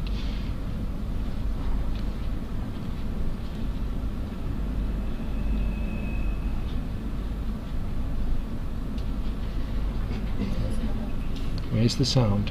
Oilseed farmers can produce sustainably and profitably.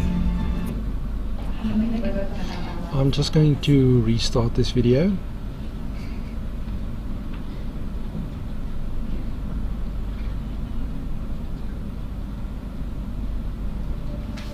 Who will miss you when you are gone? We will. Grain SA.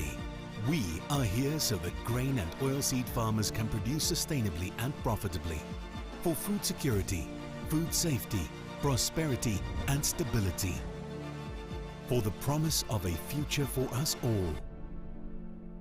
Who are we? Grain SA is us. The organization, the executive, the producers. We are the collective, greater than but also equal. United in our humanity and purpose. As a collective, we are because of you. As an organization, we exist for you. As a voice, we speak with you. Together, we are louder than the single voice. But we are also equal. We do not measure our farmers by the size of their land or by their crop yield. Not another. You are all the we that makes us stronger. Grain SA is a collective voice of reason, hope, gratitude, unity, familiarity, and a sustainable future. We are your member organization, and we are because of you.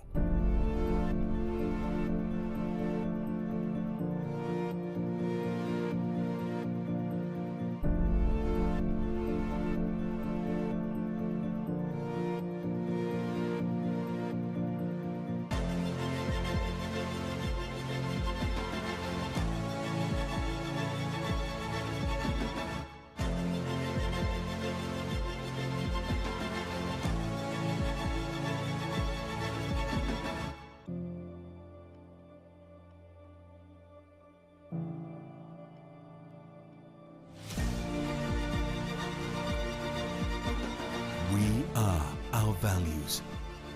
We are sustainable. We are proud. We are your organization and your future. We are your voice and your security. We are there for you and are because of you. As a collective, we are relevant. Thank you, Jim. Thank you, Jim.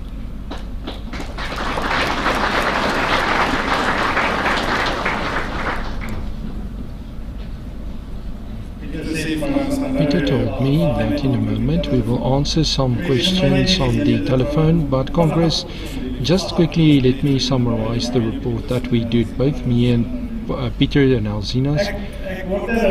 I am reminded of our forefathers, the creators of Sampi, and who were the start of the producers that stood up and they took control of their own lives. And the message and the entire reason, the foundation on which it is built, was to take ownership of what is important to you, to stand together and to make sure that you can leave a future for the future generations.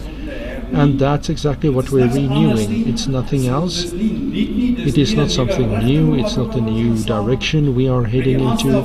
With the appointment of Dr. Taljaard and the renewal of the focus of Grain SA in the past year, and we have gotten to the point in which we anew have taken ownership of our organization, in a new way dedicated ourselves to the insurance of a sustainable economic existence in the grain industry.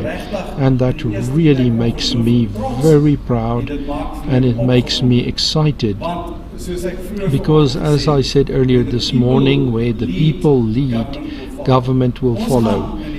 In this industry, in spite of circumstances, we will flourish as long as our organization is supported. And I just want to use this renewal of our trademark, of what we are doing, the message we carry out.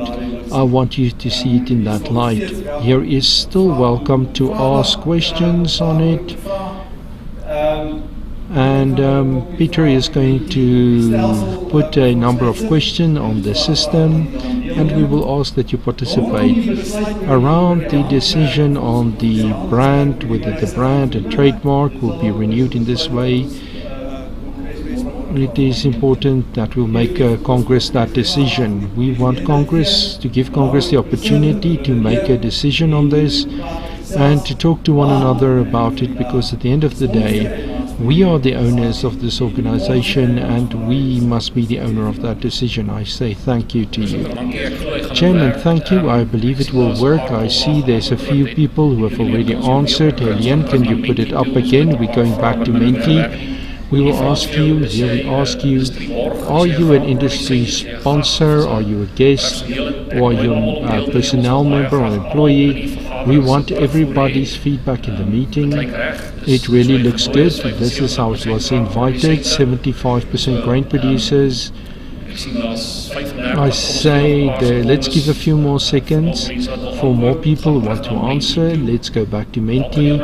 Maybe you can give me an indication, should the QR code be put up again, or do you still have it? They asked the QR code on the screen again. Or you can maybe just that a digital code can be used, 88616935. It should take you back to what you have not answered the last time. Can you just give that number again? That code, if you want to type it in, is 88616935. 886168. You must put in that digital code into menti.com. It's 8861 6935. 8861 698. Just write it down there, it might be easier. So there we are at 70 people in, so this is just to get everything going and getting used to it. This afternoon when we get to our last session, Luke will use that, so let's just get some practice to it. It's just a way to get your feedback, and it's critically important to get your feedback. There we are at 180, that's how it works. Let's give another minute.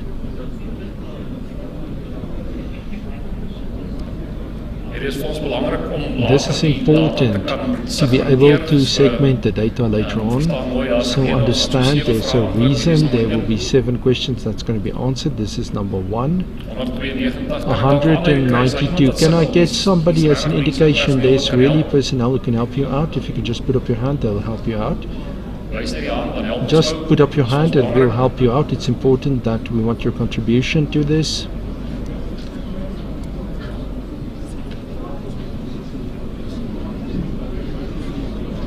So Congress, once you've pushed the once again, when you've pushed the submit button, it's done, and you must be patient and wait for the results.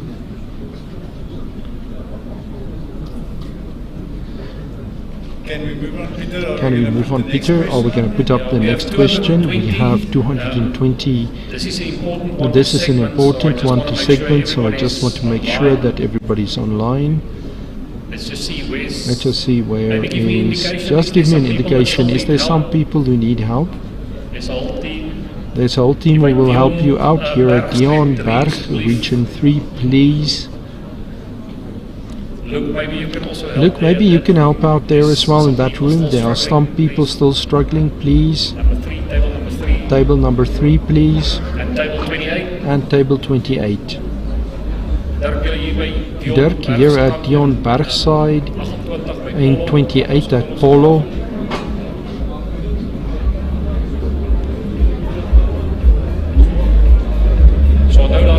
So remember, there's 3 ways, either the app, or you will go directly to menti.com or one of your internet search engines, or you use this QR code.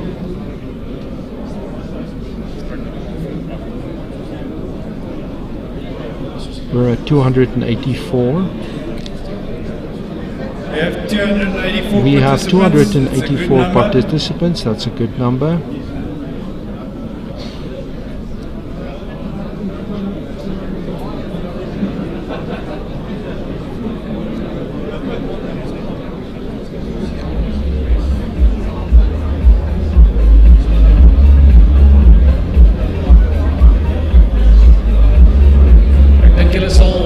I think you will have seen this QR codes on most of the products you use, most inputs. There's a QR code. It's an easy way on your farm, on your shed, to get information, to get a pamphlet. So I think it's a good exercise for people who don't know how to scan QR codes. It always gives you some information and access to the newest information. We are at 302. Let's give 30 seconds and then we'll move on.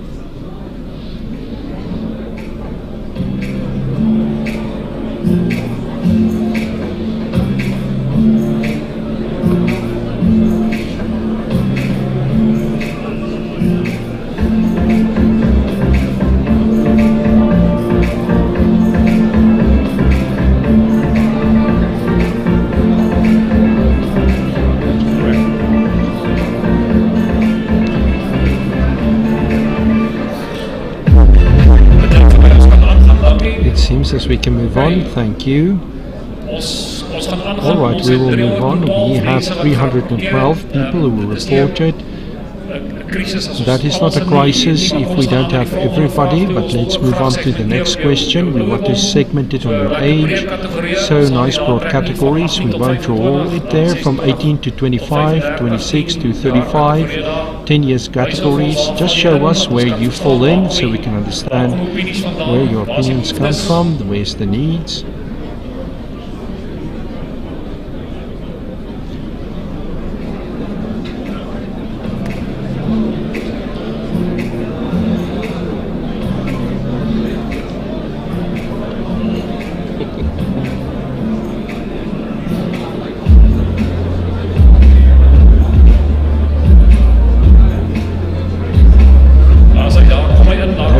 It's in. You can see, you will see why we asked this question earlier of who it is. The pink ones, the grain producers, it shows us what age you are. 26, 35, a big group is the biggest group between 36 and 45. Then it changes a bit. So yes, we have 5% between 18 and 25 and 3% over 65. Biggest group there is between 36 and 45. There's a few more coming in. Let's give it 10 more seconds. There it is, a few more. At any time, if you're struggling, if you need help, get somebody with a blue shirt or a blue jacket to help you out. Thank you, Dirk. Good. And then I think we can move on to the next one. So here we just ask for the producers, what do you produce? Just winter grains and oil seeds, summer grain and oil seeds both. summer and winter grains, and if you're not a producer, there's to segment it. It's already at 24. There it is. There's the summer grain, guys.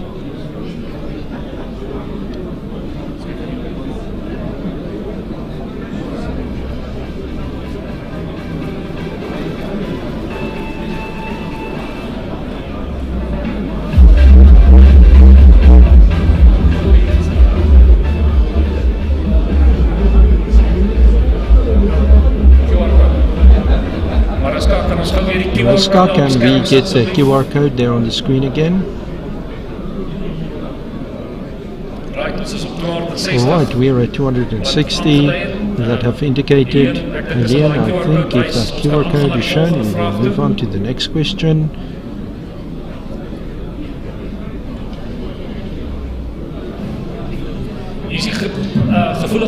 Here is the sensitive question. Once again, I would just like to confirm the information is 100% confidential. We can't track it. We will ask you the next question. What to segment once again on scale here. It's important to understand. I see it's coming in. 45 who've answered the next question. That's just for the producers. You will see the question is there. What's the average hectares that you are planting?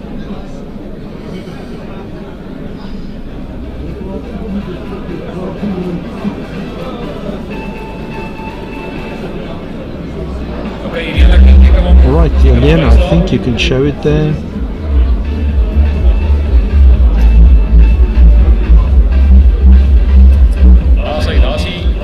There is the row crops, interesting there. The biggest block is 25% between 2,000 to 5,000 hectares. Thank you for that information. I think we can move on. That's mainly the producer area, and I think there's another one. Here's an open question that we would like to see. What other strategic focus areas Grain SA should focus on? What other strategic focus areas do you think Grain SA should focus on? You have an opportunity to type there. It's a word cloud. I think, Elian, you can, after the 20 seconds, you can show it. It will come up there. So what do you think? Afrikaans or English is what you can answer. This information is very critically important for the April session. If you think about something that you don't remember, send an email, put it on the WhatsApp group so we will pick up on it. We are at 26. I see the wheat guys want to focus on the sandwiches.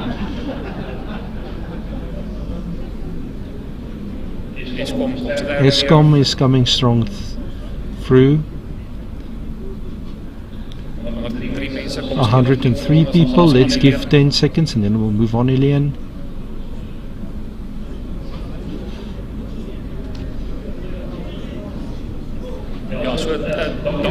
So thank you, Richard. This is incredibly important. As I said, we need this feedback for our strategic development, where we can get your inputs. We will ask it in different ways, but this is a typical opportunity to make you hear our inputs. There Eskom comes through clearly.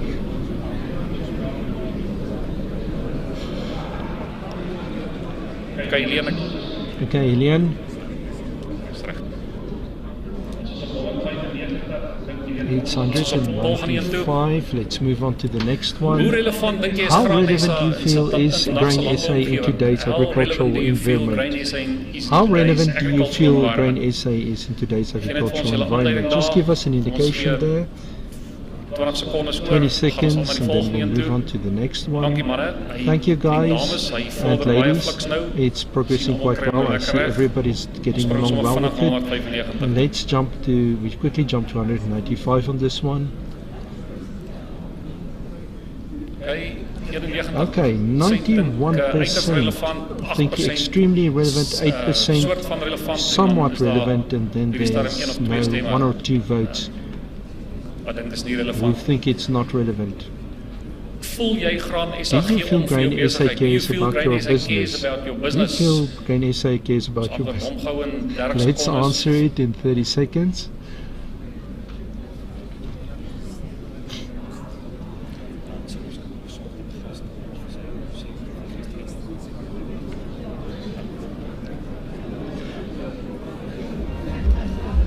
Dankie julle. Thank you guys. 245 reeds daar. 254 Hierdie as hy already 10 there. sekondes verby is, kan ons aangaan. If we can move on, it works wonderfully.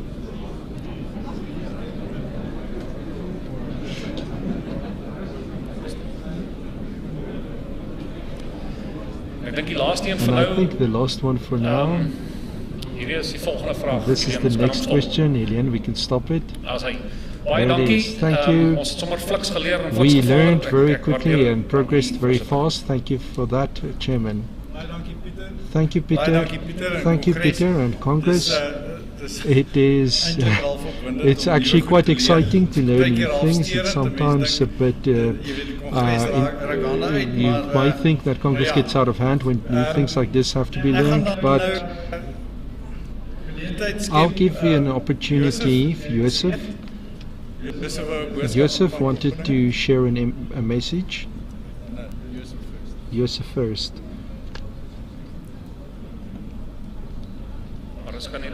Mariska, just the loudspeaker there, number microphone there, table 3. Chairman, there it is. Thank you, Chairman, for the opportunity. Congress, allow me please, on behalf of my region, Region 2, Swaziland, a motion of thanks to this organization, Grain SA, and its partners in the oil seeds, to bring value to the oil seeds, for the work that's been done in the past few years in the soybean industry, to establish it and to build it up to a level today in this year where we have unlimited soybeans can be produced profitably. It didn't just fall into our laps. It didn't just simply happen on its own. There was a lot of hard work done by many people to get to where we are today, right now. Many people think that a Congress like this is a waste of time. You come here and people speak and they go home and nothing happens. But I would like to take you back. Many of you were maybe together here in 2008 and somebody pitched up. Skalk Tafelberg. He's not here today. I saw his son this morning. He's farming in Piet Retief, and he put a motion on behalf of his region that Grain SA must look out for what they can do to build the soybean industry and to make it sustainable. In that stage, we had something like 160,000 hectares that we planted in South Africa in production of 260,000 tons is what we produced, and the general perception in the country was that soybeans cannot be planted west of the N1. It doesn't work. Don't even try to plant it there. And the soybeans in our country's quality is poor, and it's better to import it. And in that way, millions of tons were imported very expensively, and we actually didn't have the opportunity to plant soils. And they made the motion here at Congress, and immediately after Congress, the executive, the personnel was asked to start to work and do hard work. Started at that point. It's now 15 years ago. You know that South Africa's agricultural work and value chains outside the farms, me as a producer, have no influence as an individual outside the farm gate. It is very important what happens outside the farm gate. It has a very big influence on my profitability and my long-term continued existence and sustainability. And that is why we had an organization like this. Collectively, this organization and other organized agricultural structures can exert an influence outside the farm gate on the value chain and on the government and the macro policy can be influenced. It is exactly what this organization did. The value chain outside, they are not our enemies, they are our friends, but it's sometimes hard friends, and they must be influenced, they must be motivated, and they must be taken together with a shared vision. As Kali always said, if you sit around a table and you are discussed, or your interests are discussed, or your industry is being discussed, and you're not there on that table, they will eat you for breakfast. That's why it is important for this organization to be here and to be there. And I would like to say you, at that time we were in trouble with maize. Most of us sitting here love maize. From a young age we wanted to plant maize. It's a wonderful crop and we love it. From one fence to the next fence, just maize everywhere. But at that time, between 2003 and 2010, we sat with very big surpluses. We had prices that decreased below production cost, and we tried to make up plans to get out of that hole, but we couldn't get out of that hole. And one of our answers that Schalk brought to the table was to look at soya beans.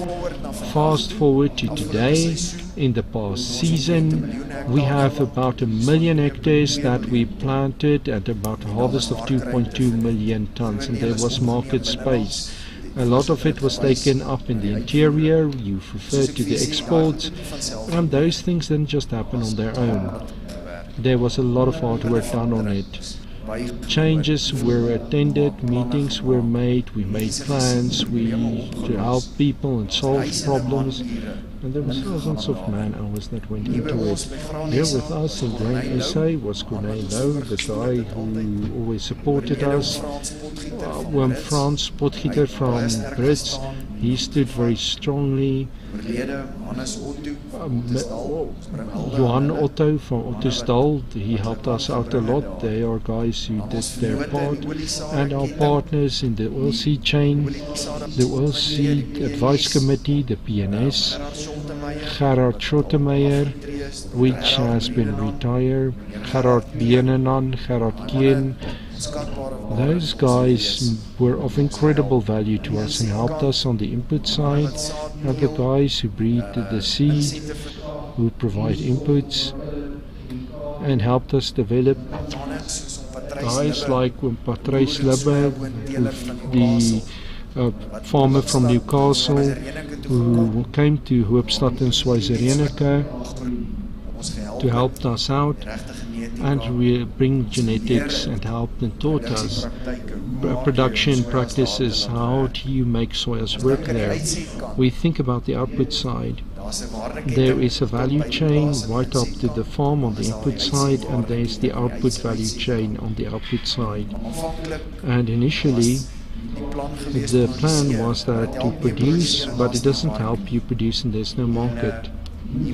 And here we have to come up for the government. One thing that they did was to give incentives so that additional processing capacity could be established, and to set up tariffs on imported oilseed cake to help to establish this industry and to get it going. There were people who were brave enough. On the processing side, they were willing to spend a lot of money to establish plants. Guys like Noble, they call themselves COFCO today, GKB, Russell Stone Group and other ones, that spent a lot of money to put up factories and to do processing. So the industry grew, Chairman, in 15 years to a point in which we come from. Soybeans, almost just as many are planted as maize. Through mercy from above, we have very good 3 years behind us. Soybeans helped us out a lot to financially recover after a few difficult years, droughts, and to help a lot of producers to get out of the hole, and once again to get hope and financially to continue ahead. Along with that, where production is heading, We mentioned the work that was done along with Sakota, our own personnel, to ensure that soybeans will be exported. So today we are here to thank you. It didn't happen on its own. Some people think it just happened by itself.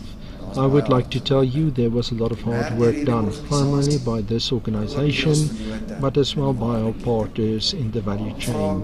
I ask Congress and you all to please stand up with me and to give a hand to everybody that helped in this past 15 years to build this industry.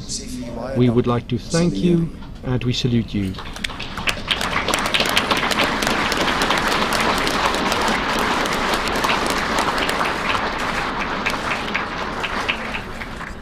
Thank you, Joseph. That is truly a great success story, and we are incredibly proud, but at the same time, we know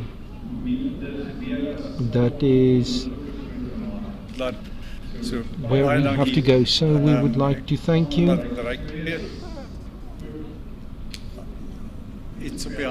We have something, you have something that you want to say? Thank you, Chairman. Congress, give me this opportunity to speak on behalf of Region 10 to make a motion of confidence and support from Grain SA. You know, in January 2005, we were called up to attend a mass meeting in Centurion at the cricket stadium. During this mass meeting, it came out, or it was known, that the maize price dropped from 1,700 rands to 480 rands per ton. The country was full of maize, too much maize. We had silos full and farmers had difficult times that they faced. The circumstances in which many farmers could no longer continue to exist and make an existence for themselves. And different options were mentioned. I remember there was an option that 30% of our maize harvest could be isolated for ethanol production. We must ask for additional tariffs and that farmers must plant less maize. During Congress in 2005, a farmer stood up. I can unfortunately not remember who that farmer was, and that farmer said the following things. I'm going to say it in my own words. We are grain farmers. We are focused on producing grain more profitable. We have duties and obligations which must be met towards people that borrow us money, people who work for us. So to plant less or not to plant at all is not an option. Don't ask us to plant less, get a different plan. That was in 2005, and as Yusuf said earlier, if, as the English say, if we fast forward to today, just to take the soybean industry as an example, we have 150,000 hectares of soybeans that we planted in 2005. Today we plant 1,100,000 this season. So it is an incredible growth in the soybean industry. And as mentioned, it is something that didn't just happen on its own.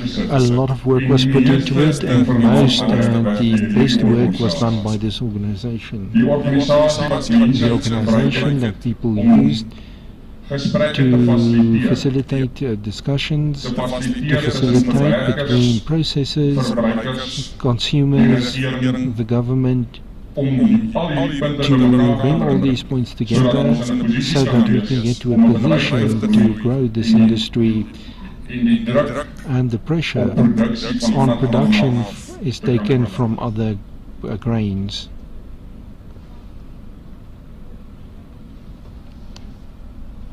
At the same time, in the past while. Congress has as well given an assignment to Grain SA on the location differential. And I'm sure many people who are here know how many discussions there have been on the location differential, how many meetings, and it is of great pride that I stand here today and once again hear about the alternative location differential that will be tested on soybeans for next season. This is not something that happens on its own. This is a big initiative from Grain SA's side to achieve this. And I think really the probability or the foresight of, well, it will put more money in every farmer's pockets. We are proud to be members of this organization. We are proud to pay our finances to this organization, our membership fees to this organization, because this organization makes a difference in my farm every day. It makes a difference to our industry, and I think without this organization, a lot of the benefits we have today will not be there.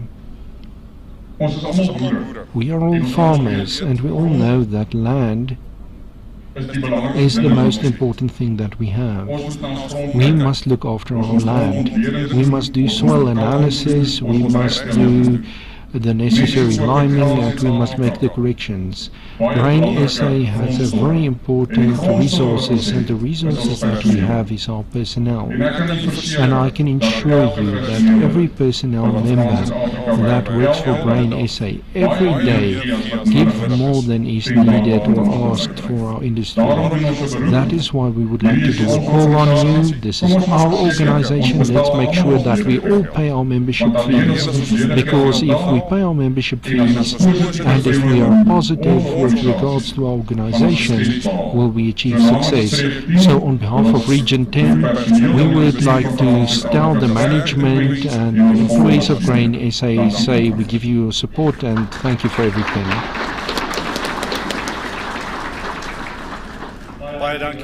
Thank you, Ryk. Congress, is there any further issues?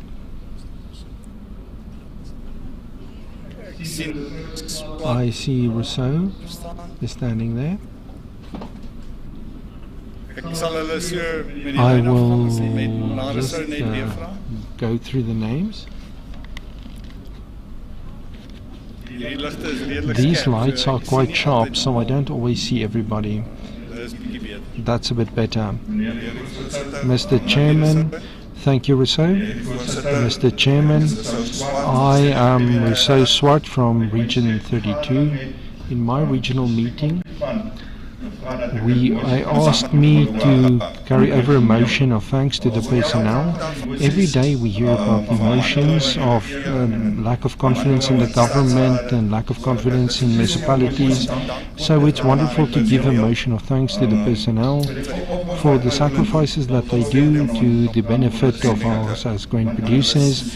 But they are, like we said on the previous slide, the hours that they put in, the kilos that they drive, that is all that is to the benefit of us as producers. Thank you, Mr. Chairman. Thank you, Rousseau. Congress, I would just like to say as well that I've got a lot of exposure to this industry and business. There is no personnel corps that shows the dedication and the incredible passion that Grain SA's personnel have. We would really like to thank you again. All right. Then McClarson. Andries is already there. Sorry, Neil. Andries Groesbeek. Thank you, Mr. Chairman. I would like to direct a motion of sustainability from our region, Region 9, and I know in Region 10, Ryk have got the same problem. We would like to ask Congress today that Grain SA officially put on record that we as producers have an uncontrolled need for coal, that we see the need for coal as a threat to agricultural production. The producers are overwhelmed by mines and prospectors, and it is costing farmers currently millions to fight these court cases. We ask that Agri-SA, as with Eskom, will speak on behalf of the farmers and act on behalf of them. Thank you. Thank you, Andries. I just want to understand you that Agri-SA must go and... Is that your meaning, that Agri-SA must take it in? The issue that we spoke about is more an Agri-SA issue, and they should work with it, but I feel that Grain SA in support of it, because our producers are directly affected by it, and if there is no land, we can't deliver the grain which we would do. Thank you. Thank you, Andries. Neil Klaasen. I see Umkali. Neil Klaasen. Mr. Chairman, I'm from Region 18 rates. On our regional meeting, it came out that we are concerned about our brand, our trademark. In the year 2000, the grain industry was unified and we came into being as Grain SA. What you see there, the logo has a certain symbolism. We did research, and at that time we decided to use that logo. There is some cost aspects involved in this, and you don't say what the costs will be of the new upgrading of the brand or logo. Can you give an indication of what the costs will be involved? The information is available. We just feel that levy monies can be better utilized than changing the logo. Our farmers are struggling.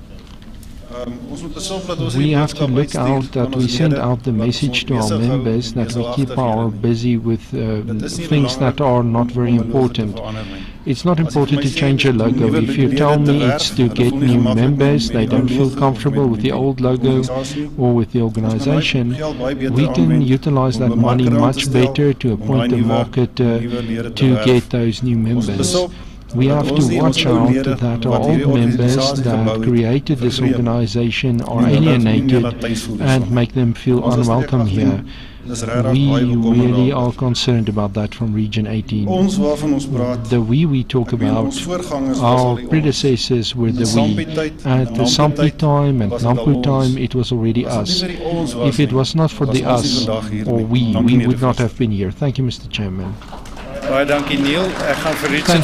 I'll ask Richard to answer you on the cost that you asked about. Richard, Chairman. En dan Kongres so tussen die orde van 190 en 224.000 rand. Nou as ek dit sê, moet ek 'n sterkie by my die geleentheid sal gee asseblief dat in ons poging om kostes te bespaar in die laaste 2 jaar waar ons nie Nampo gehou het en dies meer het van ons tekenborde en dies meer die terrein van ons baniere some of our banners which became very started to look very badly and we have to replace it. We didn't spend money on replacing them, so at this stage it will be a lot of that money is about the replacement of the banners and the signs on the park will in any case be changed, and it costs a bit more than half of the money which will be spent on the park in any case this year. Lastly, Chairman, if I may, I don't know if it answers your question or sufficiently, Neil. Thank you. Okay.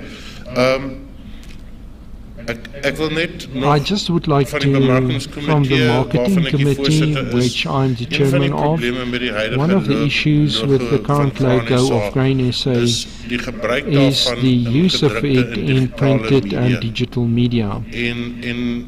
And Elzina and Dirk can give us more information on this, but it's a logo that is very difficult given the colors and form and lines. It doesn't work very well on digital media, and that is the reason why we look at the renewal of it, and the use is an underlying issue, and I would just like to emphasize that as well today. Thank you. Thank you, Richard, for your answer, Congress. I think it's important, the way we do this. Thank you, Neil, for your motion and your concerns, which the region expresses. But we all, everybody must be taken into account. Everybody's opinion must be taken into account, and together, in the future, we all have to Daarom het ons gesê, dankie Neil vir nou dat you carried it up. The discussion will through the day be held, and then tomorrow we will reason about this and make a final decision on this. Is that in order?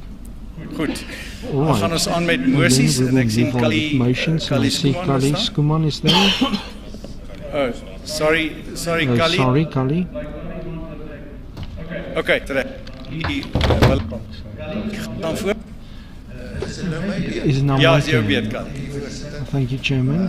I was asked by Region 25 to carry a motion that is Gerrit Villiers region, and they can't be here today. They are entitled to have 30 members here because they can't leave their farms, because they must be there to at very unfavorable times to start pumps and generators.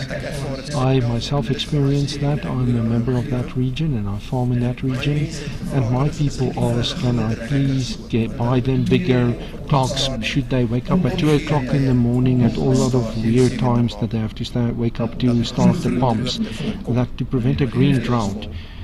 The rivers are full, but we don't get water to the crops. But I want to expand that to all irrigation farmers in South Africa. I see Joseph sits here at Hartbeespoort and the Crocodile River. But so each one, we have an irrigation dam is negatively affected because of load shedding. And I think the most difficult time was early in January, in which for a period of 14 days we had temperature of up to 41 degrees Celsius. And load shedding, which take up to 12 hours a day, which it cuts off. And that doesn't just have caused financial damage, but emotional damage as well. And our farmers' nerves were up. And at that time we again realized how wonderful a maize plant is, because a maize plant will survive 2 years longer than his boss. Because when we are ready to give up, the maize sold out. And so we got relief. And today, 6 weeks afterwards, it doesn't look so bad. And our farmers held out in that period because nobody looked around. Think how many salt pillars there would have stood next to the rivers as the people looked over their shoulders. The negative effect of that is made worse because of it that we now have in the red line can't irrigate. Then I ask myself, why do we keep ourselves busy with maize and with planting? And do you know why? Planting is like making love. It's only fun for a while. After that, it will only cost you money.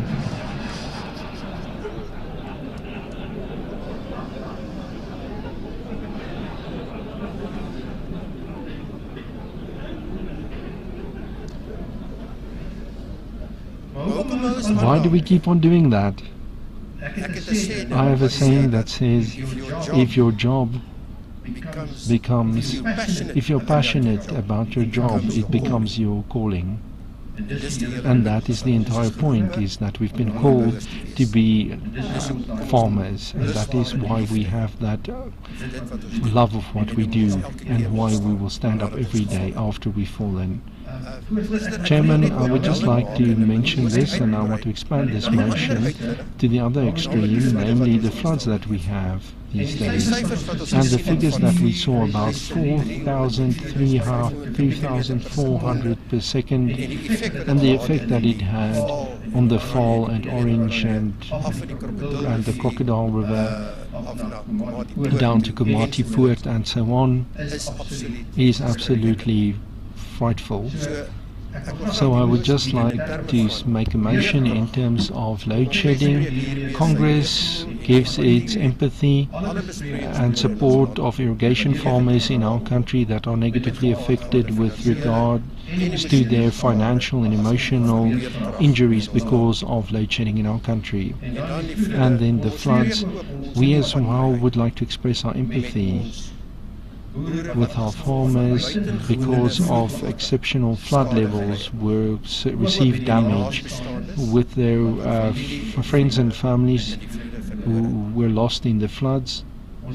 We ask you to daily to achieve the following: don't lose your hope, don't look back. Your hope has been built on somebody, and remember, your best lies ahead of you. Thank you, Chairman. Baie dankie, Kali. Kali, I just would like to make sure, Kali, is die versoek ook is daar the dat ons request nouer met that waterwese we kontak will make contact with the Department of Water Affairs, that we built a relationship with Water Affairs. Chairman, I'm not sure about the facts.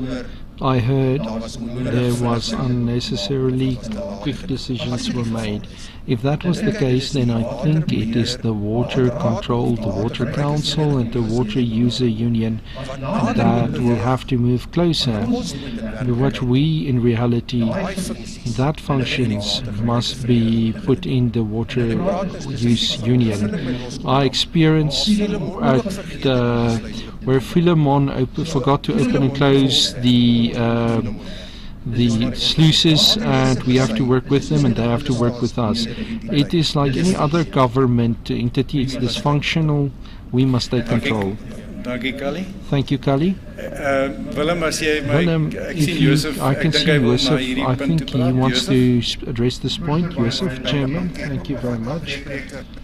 I would like to thank each speaker, and I would like to thank the Lord that we in Brits and the Crocodile River irrigation, we had the mercy to handle the water and to give.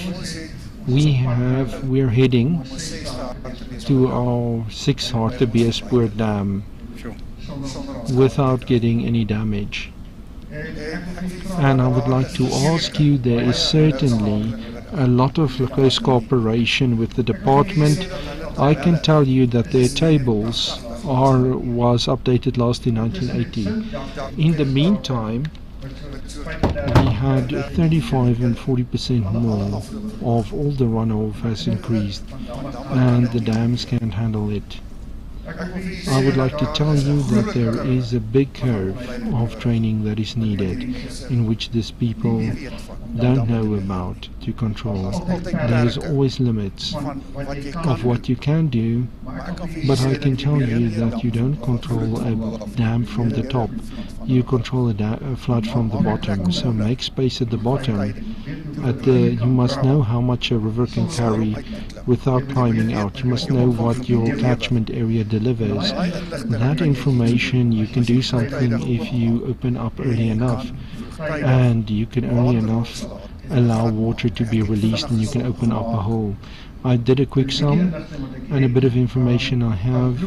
If Bloemhof Dam had more than 3 weeks' time to open up, if Bloemhof Dam opened up to the maximum river, and it seems it's 8 sluices, if they did that, the water which came in could have been controlled without any significant damage, because that's a total educational thing. Thank you, Mr.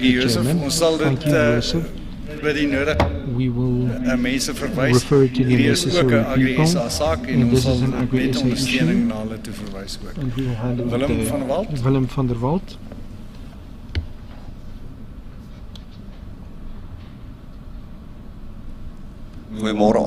Good morning, everybody. I am from Region 13, Settlers Environment. I don't have a motion, but a discussion point I would like to put in front of Congress, and that's about Grain SA membership structures. I don't know what I want to say. Joins up with the refocus, which the Reverend said, look forward, and then is not, you can't make space. I'd like to make a request. To make the necessary adjustments to improve the future environment. Klein en grootse inspraak op streeksvlak moet aangepast word om sy streeksvlak om op streeksvlak to at a regional level to give the people's representation by the number of tonnage that is paid. Regions are brought to the Congress, but votes according to proportional voting takes place. The elected members' elections are then annually confirmed at this election. Regional representatives, regional meetings are then used to prepare the region for the Congress. Issues that are addressed at this regional meetings are the election of the representatives, proportional votes, which are issued before for unelected members. Congress takes place in the same way, and then if more than one person is an unpaid member is elected, it's the region's decision whether this delegate must be a bona fide producer. Regional finances, Grain SA finances must be handled at this meeting, and the producers on the ground level must be informed. Regional members must receive the names so that the regional representative knows who's paid up. Proposed changes to this levy must be made available to the regional meetings for discussions at regional meetings before Congress. Here, commentary is obtained at the ground level for Congress delegates. After this meaningful adjustments, we can look at whether the current model is representative of Grain SA, still relevant and meets the grain producers' requirements. By breaking these changes, space can be created for bigger role players to get involved, and other people can be encouraged to participate. And so approximately 30% voluntary payment can be increased. In the past 20 years, the grain industry's face has changed. Let's adjust and move with confidence and certainty into the future. Thank you, Chairman. Thank you, Willem. Thank you, Willem.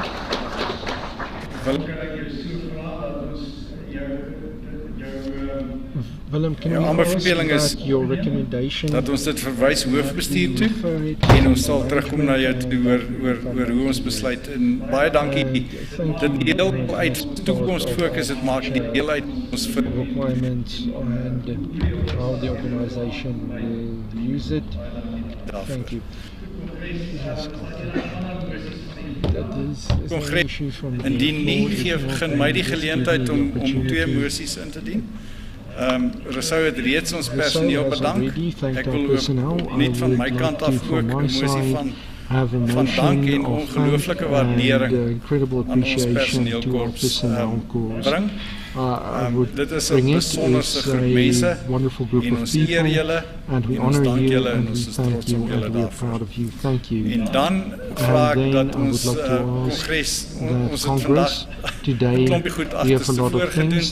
Dis gewoonlik die eerste mosie wat ons instel, maar wil ek graag 'n mosie van medelee instel, veral for all die lede, the members, lede se the families, members' families, the plaaswerkers, farm workers, almal in ons and bedryf everybody in our wat industry heengegaan het vir which jare. has passed away this year. Sorry, Dit is nog rou, it is still raw, maar ons een van ons vorige but one of our hoofbestuurslede previous verloor het. executive members were lost In die afgelope week, in the 10 past dae. week, 10 days. Ek vra dat ons I staan ask that we ter please stand herdenking up van hulle. in memoriam of them.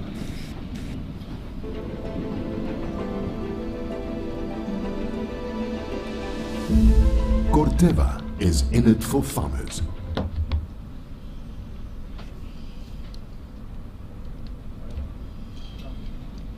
Thank you very much.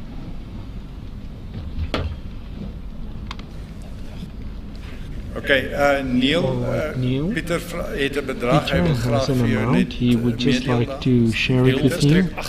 For Region 18, I saw the question is not what you expected, so what we will additionally cost when the new logo is going to be rolled out, the amount that we will have to pay, that is the amount that is already done with the work that is done, it is 37,000 rand. So if we do it in 2 or 3 years, it will be much more, but now the additional amount is 75,000 rand that must be additionally spent if the decision is made on Congress tomorrow. Goed, baie dankie. All right, thank you. Nico? Nico?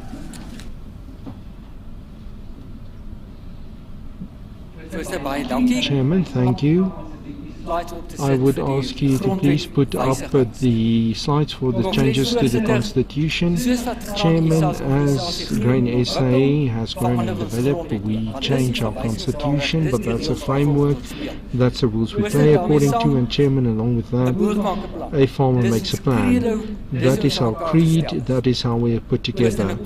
Now, Chairman, let me share this. My neighbor where I live in Pretoria has a small dog like this. But that dog keeps on barking every day and night, and one of the best investment ever was to buy that dog. Because now that dog bothers the neighbor. So, Chairman, on the Constitution we have made a number of farm plans to move ahead. Let's quickly run through it. The first one is, remember, in terms of Article 31, the Constitution can be amended from time to time, and the notice is 45 days, and that's been done. And then the weight of decision making by Congress for the approval is 2/3. Chairman, now you say Constitution, we can either vote or we can by show of hands indicate if each constitutional change is accepted.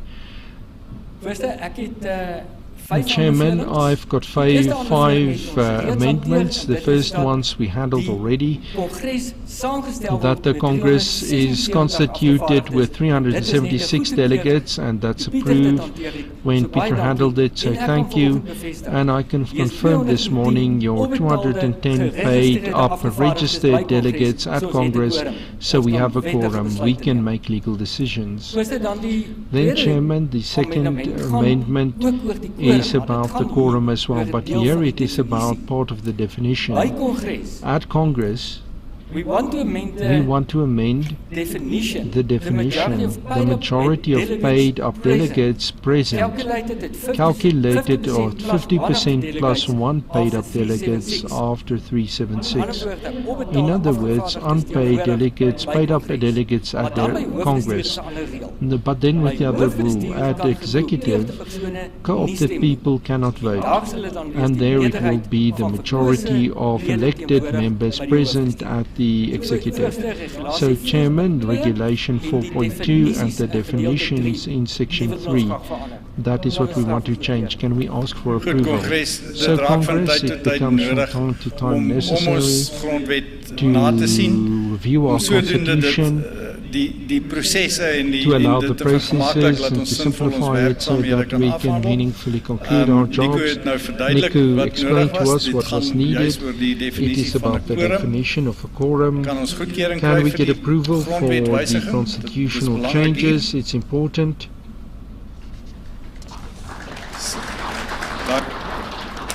I accept then that that is unanimous. Let's ask the next question. Is there any opposition against that change? Nothing? We'll move on then. Exceptional. I would like to confirm all this detail has been sent out, so I'm handling it in oversight. Chairman, now you must move on from a quorum. Remember, at quorum we count the head, that's the number of sheep in the kraal. When we vote, we voted. One person might have 1.2 votes. So, Chairman, it's necessary that the definition of a clear majority be changed to 50% plus at least 1.0. Because with the weighted votes, there is a question asked last year, is 0.1 a majority? And the answer is written in the definition, a weighted clear majority to be calculated at least 1, and that means 1.0 at least. That is the second recommendation. Sorry, Richard. You were commenting?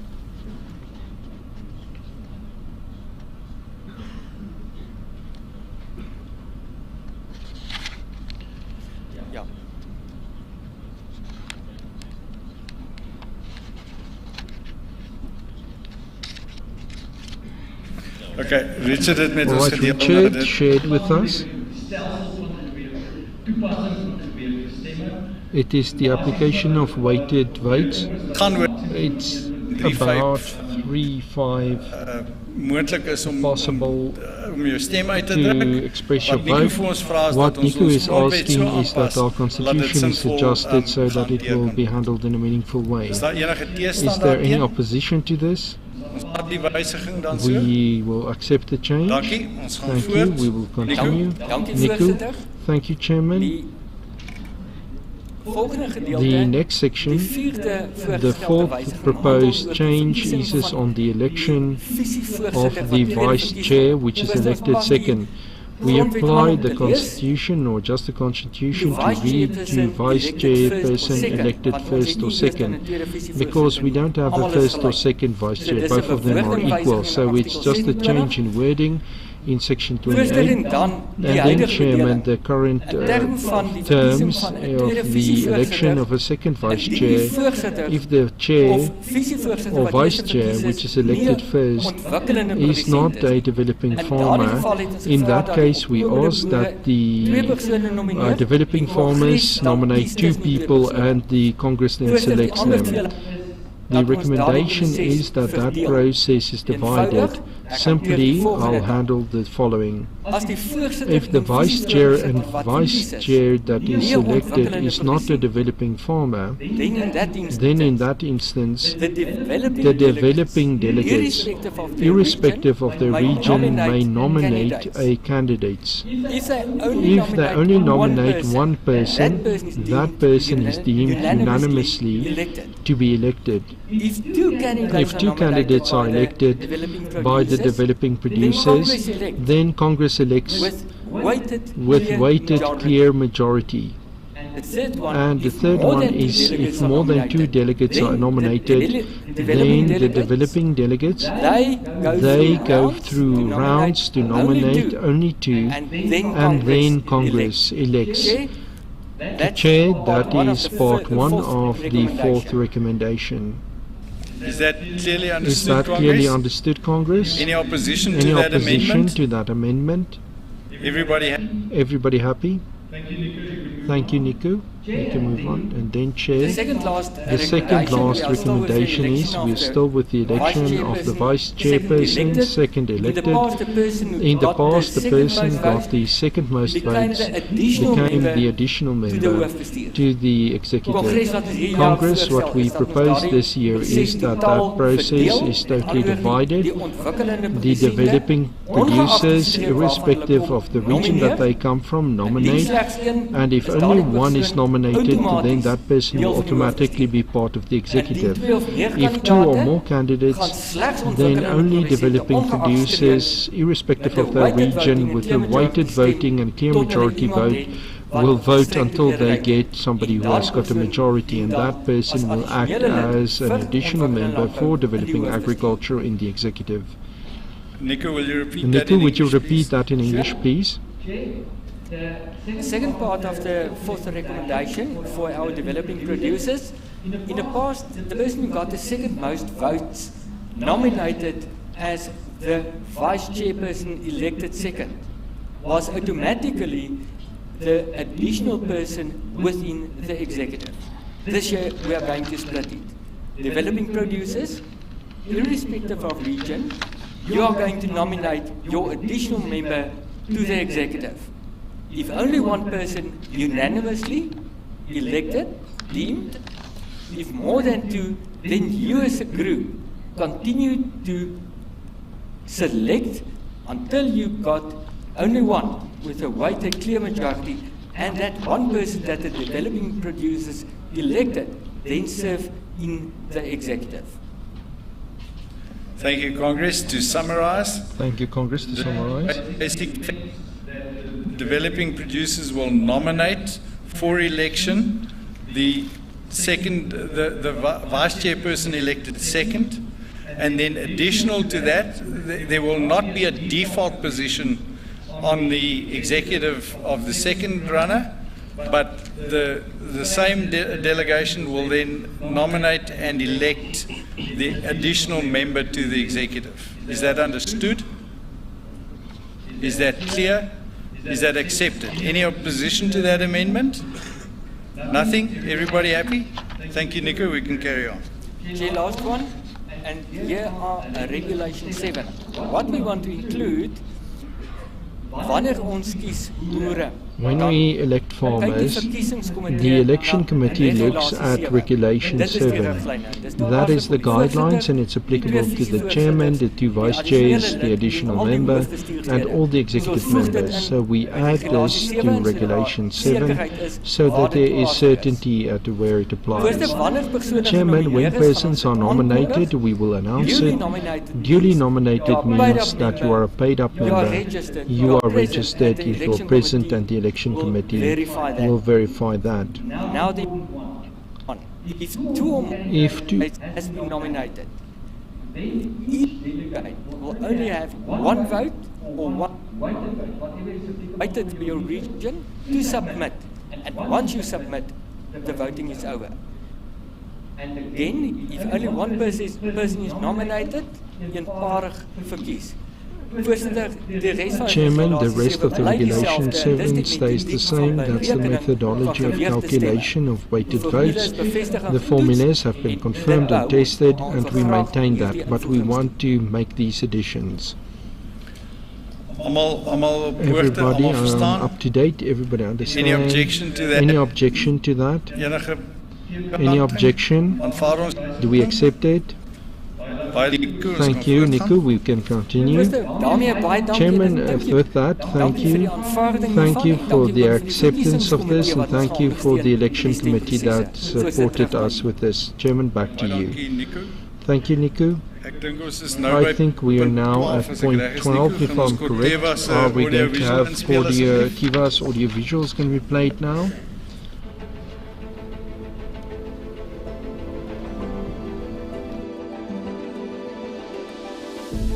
Corteva is in it for farmers, for good. As a company solely focused on agriculture, we understand the impact of climatic and soil diversity, the unique requirements of each region, each farmer, each crop, and the need for sustainability. To this, we apply our global mind, with 5,000 researchers in more than 130 countries, ensuring farmers of advanced seed technology and guarding growing investments through innovative crop protection. Local investment includes research facilities on par with the best and the largest private insectary in Africa. Advanced genetic breeding is combined with intense trials, testing and refinement in different bioclimatic zones to bring forth the best in-class products. Beyond in-seed value, our on-seed applied technology, on-farm crop protection, digital and agronomic solutions are all designed to optimize farmers' productivity, profitability and sustainability. Because by being wholly devoted to agriculture, we have a deeper understanding of farming, the needs of our farmers, and the country's need for farmers. This is what drives our researchers to find new avenues for sustainable growth. It is the reason for having state-of-the-art seed production technology on home ground. Our motivation for creating effective, locally proven solutions to protect land and crops with care for the future. This is the world of South Africa. Growing progress, enriching lives, now and for generations to come. Corteva, keep growing. Thank you very much, Corteva. Congress, allow me to welcome to the stage Sam Rowland, our keynote speaker. Sam, we're looking forward to what you're going to bring, and we ask the team to just play in a short bio of Sam before you start. Thank you.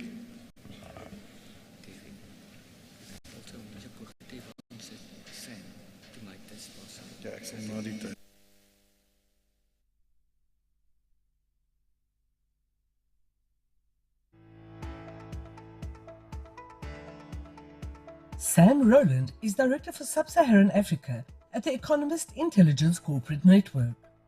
He holds a master's degree in economy from Stellenbosch University and was also a master's exchange student at the Vrije Universiteit in Amsterdam.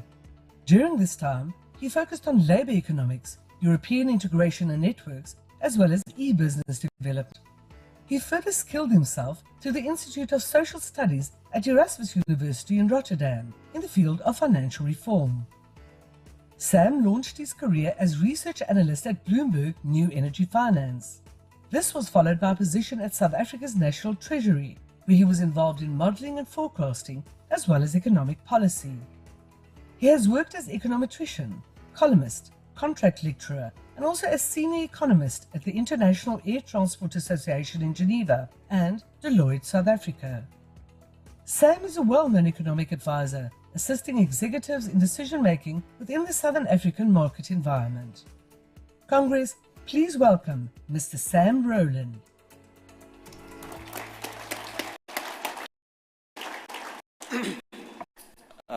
Goeiemôre almal en ek wil sê dankie van 'n trotse maatie af. Ek weet ek is in Potch country so en dankie vir Graan SA en almal wat van julle van hier is om die geleentheid om dankie vir julle vir die geleentheid om hierdie belangrike storie van die wêreldekonomie te deel met julle. When I was driving over here, I was listening to Statistics South Africa having released the GDP statistics for the end of 2022. And it was interesting because they looked at which sectors have grown since the pandemic and which sectors are larger since before the pandemic. So they compared 2022 with 2019. And of the 10 sectors that they reported, 6 of those are smaller than they were before the pandemic and 4 are larger. The bottom of that 6 is construction, which is about 20% smaller than it was before the pandemic. But can you guess which is the top sector which has grown the most since the pandemic? Any guesses? Agriculture, 25% larger than it was before the pandemic. And I think for that, we can all give ourselves a round of applause.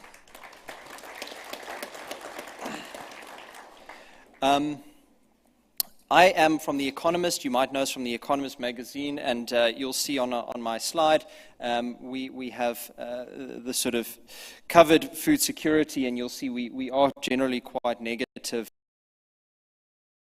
as you've seen from some of the magazine covers we have. Maar ons sit in hierdie jaar om voor 'n kruising in die wêreldekonomie en hierdie vir die volgende 10 jaar gaan ons baie volatility en onsekerheid sien. if we look to the South African budget, and that was released in February of last year, there was really only one thing that National Treasury was focusing on, and that was Eskom's debt. And government agreed to support Eskom to the tune of around 240 billion rand. Now that has come at the cost of everything else, just about. If we look at national health insurance, absolutely nothing mentioned there. If we look at the basic income grant, there was a little bit there, but that sort of came from the COVID-19 special relief of distress grant that they will eventually look to convert into basic income. But very little on anything else. And that shows you that this is a government at the bottom of its options and with very little room to move. Now, we can call this a negative as much as we want, but actually I would like to believe that this is a significant opportunity, right? And part of the work we do in the Economist Group is that we advise corporates and multinationals on the state of South Africa. And we say, as bad as the past decade has been, why give up now? We are, I believe, at the turning point of something special, and you'll hear me talk about it throughout the presentation today. But the challenge that government faces now is that debt has got to a level where it is unsustainable. We're looking at around 70% of GDP in the coming years. And there really isn't any room for government to move. This is going to limit government support, and we've seen examples of this in the past 2 years where the July 2021 riots, government has been very slow in reacting to this, and we're likely going to see this spread to other areas. Support has not been paid out for those businesses affected by the riots, especially small businesses. We're going to start to see this, and we're going to start to see more of this as more disruption occurs. Then AI driving new efficiencies and regulation must keep pace. And if you've been following the news, and you would have read about ChatGPT and how ChatGPT is going to change the world, and I know that many people keep asking it to write speeches for them. I didn't do that today. I've written this myself. But AI is going to be a game changer in the market. I spoke last night with Derek about self-driving tractors and automation, and we've already seen that. But where change is coming is in access to data, access to new technologies that can help improve efficiencies, can help widen margins and improve yields. And it extends all the way downstream. It extends into transport optimization. It extends into labor force planning. So offering something like labor support as a service to farmers is something we're going to start to see new. And the result of this is that regulation must keep pace. And you'll hear me talk about this at the end of the presentation. But the key thing is that change is changing, and we're moving into a quicker, faster-paced world than we ever have before. And as business, as farmers, you need to be aware of this, because ultimately you need to be the ones to drive how quickly change occurs. Of course, we need to focus on the global story, and we face 2023 facing a potential new Cold War. Now, going back to 2022, we always thought that 2022 was going to be the year economically, globally, that the world economy was going to recover. 2020 was unbelievably disastrous for the global economy. 2021, we bounced back, but we didn't really know where we were, what sectors had recovered, how employment had recovered. And now 2020, and so 2022 was going to be the year we sort of bounced back, but we hit February, and of course, Vladimir Putin invaded Ukraine, and that upset everything. And it wasn't just that. It wasn't just the war. We sort of found ourselves at a number of different challenges facing the economy. And you would have seen this in the cost of implements, of equipment. Inflation started to rise. Inflation rose in Europe. Inflation rose in the US. On top of that, we had China adopting its zero-COVID policy, and you would have seen this had a disastrous impact on global supply chains. We used to track this, and it has sort of started to moderate, but at one point, shipping times were nearly double the amount of time that we saw from pre-COVID. And if you're looking to replace equipment and machinery, I sympathize with you at the amount of supply chain disruptions that you experience. And so the global economy is facing a number of challenges. Another, the point in the Cold War I'd like to make is that as the war has gone on, and we initially thought that that Russia would invade Ukraine and that would be it, and we would sort of have to live with the consequences for about 5 or so years. But it's gotten worse than that. It's become a war of attrition. We're sort of entering a phase where neither party really makes much progress, and this sort of stale war as we exit winter in Europe. And the challenge is that we run the risk of other parties getting involved. We've seen China make statements that Russia and China have no limits to their friendship. And China is going to support Russia as much as possible. The risk of this is that, well, the West and NATO takes notice of this and starts to ramp up its efforts, and we run the risk of more volatility in the market, more of the same of what we saw last year. It becomes maybe not as severe, but it becomes a lot longer. And then, of course, as we would have seen, and we've spoken about this a lot today already, is extreme weather driving disruptions.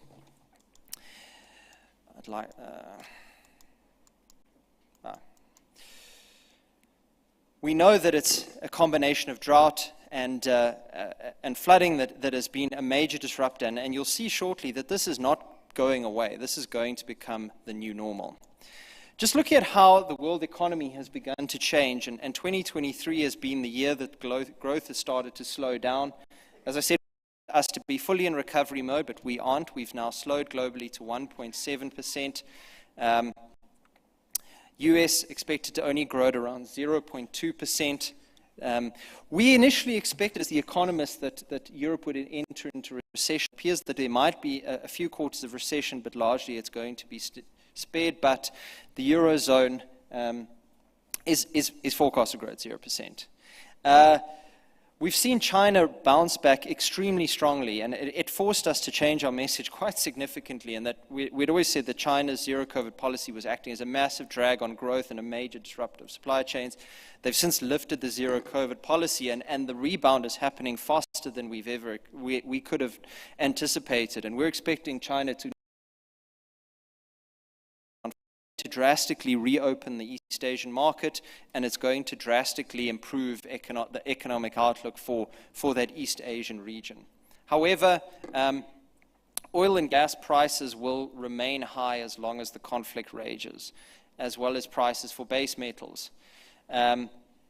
Even after inflation recedes, and we're expecting this to continue on for some time, but the risks of geopolitical tensions, the escalation of the war, debt, and I'm not touching on that today, but it is a major challenge. And then COVID-19 variants. We sort of understand and we believe that the worst of the sort of COVID-19 variants are past us. As we understand how viruses go, the COVID-19 variant typically becomes more transmissible but less dangerous. And so it's expected that this isn't going to be a major risk, but it is still there. And more importantly, the era of cheap financing for companies is over. If we look at just how funding for various startup industries has been, we've seen the US raise interest rates strongly, and they continue to raise interest rates. And South Africa has had to follow. The Reserve Bank has raised rates in track and in line with what the US has done. The downside to this is that other financing goes out the window, and I don't have the slide with me now, but agricultural, agri-tech financing had been raw since the US has started to raise rates. Money for agri-innovation and high-tech agri startups has started to slow. It is still quite high, and we're likely to expect that new technologies and new financing is not going to improve at the same rate as it has before. This is not alone seen in agriculture. Pharmaceuticals have also seen a major drop-off in financing, and it is going to become a more difficult time for new innovation. As I said, climate change has become a major challenge and a major disruptor, and we can see that black swan events, or climate events, are no longer uncommon. We've seen in South Africa multiple floods, and we know how KZN was affected. We look at East Africa, and the monsoon has failed, and they're expecting limited to no rainfall for the fourth consecutive year in a row. In southern Brazil and Argentina, coping with the drought, as well as the US and Europe. Europe had an unseasonably warm winter. And it just shows you that the world in which we operate, the agricultural world in which we operate, is now going to enter a new phase of massive uncertainty. And the effects are not only seen in production. If we just look at what was seen in KZN with flooding in their province, much of that infrastructure is still not being rebuilt, and Durban Harbour is still reeling from the effects. It continues to impact on supply chains. It continues to impact on transport linkages. And you're going to continue to see this. And as an industry, you need to prepare for both changing seasons likely to increase the likelihood of food insecurity.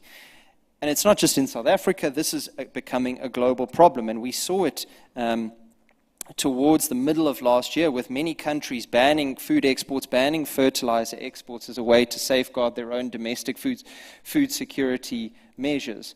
One other big challenge we're going to see is that on top of increased food insecurity, we run the risk of raising unemployment as rural areas are most affected and are the ones to close their businesses. And resilience is going to be the key message I want to deliver here today.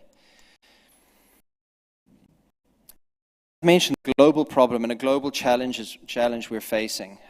If we look at which countries rely on Russian and Ukrainian supplying of fertilizers, and I spoke to Derek about this, and this has started to moderate, but you start to see that much of South America, much of Central Africa are majorly reliant on the supply of fertilizers. This obviously translates into food insecurity, and looking at how many people rely on Russia, Ukraine for their total Russian imports, again, Africa is one that is majorly at risk. And the big concern, I mentioned a new Cold War and the new raised tensions between Russia and China, China, and the rest of the world. The big challenge we face here is that, well, where does South Africa and where does Africa fit in? Much of the West has sort of condemned the Russian invasion and worked together to limit the damaging effects. Africa and South Africa has really been sort of on the fence as much as possible. I mean, while the rest of the world was condemning the war, we held training exercises in Simonstown and our naval bases, and it shows you that South Africa is weirdly opening up and cozying up to Russia. And the big worry here is that this is going to impact on our relationships with our major trading partners, our business relationships with the US and the EU. And we might start to find that financing becomes more challenging, that doing business becomes more challenging, and accessing equipment becomes more challenging. You would have seen just recently South Africa was grey listed.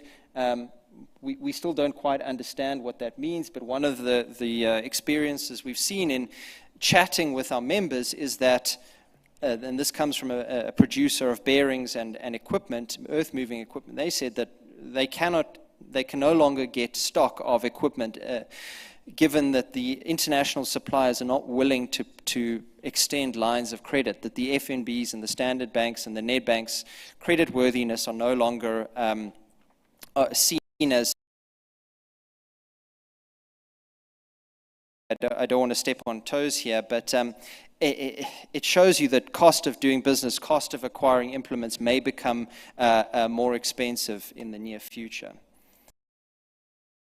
Talk about this and talk about how fertilizers have the global reliance on fertilizers has been a global problem, and how this is translated into a reliance on Russian and Ukraine wheat. The biggest challenge we face here is that if we look at sort of early warning and early warning hunger hotspots. These are a number of areas of high concern, and they listed according to a number of factors: conflict, displacement, dry conditions, economic shocks, floods, political instability, and unrest. And you can see that Central Africa is at most at risk. Food insecurity is something that that Central Africa and much of Africa is struggling with now. Now, why is that relevant? Well, when people are hungry, they vote with their feet. And if you look at the election cycle map on the right, you can see that a population going to the polls this year and next year is a population. We've already looked to see Kenya and Nigeria. Nigeria's just finished their elections, and it's been relatively okay. We expected more unrest, but we didn't see as much as we thought we would. But we all know 2024 is going to be a new year, and Ethiopia, Egypt, Algeria all going to the polls. We are too, and I'll get to that message shortly. But the major globally is that hungry population is an angry population, and an angry population votes with their feet, and usually they vote for the person who shouts the loudest. Of course, in South Africa, I think we all know which party that is. I'm not going to name names, but it's red and they wear berets. And obviously a party that shouts the loudest is not always a party that is spending time on engaging with business, engaging with sectors. And we know in South Africa the historical legacy of agriculture is a sensitive one. And this is that I urge you as a collective industry to take cognizance of is a hungry population and a population that is angry, and it may not be from food insecurity. I know load shedding is something I'm not going to talk about today because I think we're angry enough already. But it is something that you need to take note of now, and to develop a concrete action plan for the coming years. Of course, we've already seen examples of what happens here and what happens when food insecurity and election cycles come together and merge. If we look at the case of Peru, sorry, I see this has been cut off on my screen, but it seems okay on the broader screens. Crop areas decreased 19% in the 11 months ending 2022. It was, as I'm sure many of you know, a combination of drought, high fertilizer prices, and political turmoil to blame. The result of which was widespread social unrest and disrupted supply chains. Now, if this sounds familiar, it's because it probably is. This is a picture of the recent riots in Peru, and picture on the right is, of course, the July 2021 riots, and it shows an example in South Africa of how easily something can take to the streets. We speak about this a lot, and we say that, in the post-pandemic world, and I spoke about how only 4 sectors have grown to above their pre-pandemic levels. It suggests a country that is struggling with unemployment, and an angry South Africa. We have already seen what it can do, and we can already see the devastation it has caused locally as well as in the eyes of the international community. Now, I was told that I always like to give a positive message, and we see the risk and we see the potential for where South Africa could go, but we aren't there yet, right? Are we? If we look at yields, if we look at production, and more encouragingly, if I look at the saamwerking I see today, I can see that this is an industry that is the front foot of the situation dealt with you. COVID was not easy, load shedding has not been easy, but 3 years of positive growth, of strong harvests is something to be very proud of, and it is one of these reasons why I don't believe that we will see a July 2021 leading up to the 2024 elections. I don't believe that at least food insecurity will be the match that sparks the whole fire. And I have to say, and I want to say congratulations to each and every one of you here for the contribution towards that. However, this isn't a pat on the back session, and I can't say that this is a sort of congratulations and we can, and you're all able to go home now. Food security is going to be a major driver of economic risk, and what we start to see, and we've started to see this globally, is I spoke about the rise of AI, but we are starting to see more of smart farming to increase yields. I read an interesting article about vertical farming and the use of efficiency gains to increase the yields while minimizing the amount of land needed. And on top of that, we're starting to see global environmental policy moving towards encouraging the use of less fertilizer. We've seen the European Green Plan. Canada has also implemented something where global environmental goals have pushed towards more sustainable and more environmental farming. I understand the risks and the unique South African experience, having spent my life working and understanding the unique challenges of the South African economy. And I know that we have our own ways and we have our own methods that allow us to succeed. But why I said this isn't a pat on the back session, and why I'd like to deliver a message of accelerate. I told you that change is changing.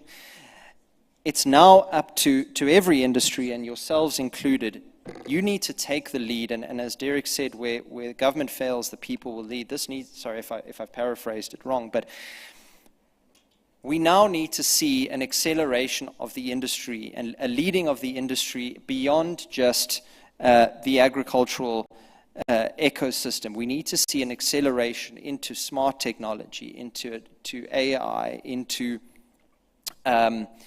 advanced innovation, because it's now becoming an advanced technological discussion. And why I say that business and why I say that industry must take the lead. If we look at a couple of months ago when the government was looking and mulling over the raising of the energy threshold, and I think they raised it from 1 megawatt of self-generation to, I think it was 10 or it was perhaps 100, and then they completely removed the threshold altogether, and they did it within a matter of months. And it shows you a government, before I say that, and the result of which, and this comes from discussions with our members, is you've started to see a massive, massive, massive uptake in the building of own power plants, of the Sibanye Stillwaters, the Implats, the Anglos are all building their own means of electricity generation. And that's the first step. The next step we're going to start to see is linking back to the grid. Cape Town has already done that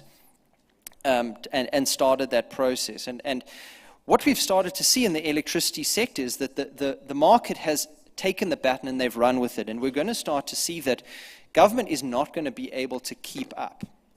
As technology evolves, as businesses come to the party and say, we found a way to make this work that does not cost government anything, and I spoke about debt earlier, it doesn't cost government anything, but you're seeing major, major economic gains. Government is not going to be able to stand in the way. And so my message is that the agricultural industry needs to look at this and needs to take the baton and accelerate and lead the story, lead the discussion, lead the story, and lead the collaboration between innovation, between technology. I understand that you are early adopters of technology, and that needs to continue, because ultimately this will allow the industry to dictate and move forward faster than government can keep up, and that is where your real success will lie. And ultimately, that is where food security will lie. And we've seen how challenging global countries are struggling to deal with this. And to end off my story is not being aware of the risks that food insecurity pose, and not just the risks of food insecurity, but the downstream linkages that go along with this will be to your own detriment. So I want to end off by saying thank you very much. It is an incredibly encouraging to see the agricultural statistics show how much the industry has grown and how much innovation exists in the market, and that we are not sitting with a food security problem is something we have you to think about, and that we have you to think about not having to deal with a number of other challenges economically. So thank you very much. Are there any questions? I'm going to pass back to Derek for questions. Thank you very much, Sam.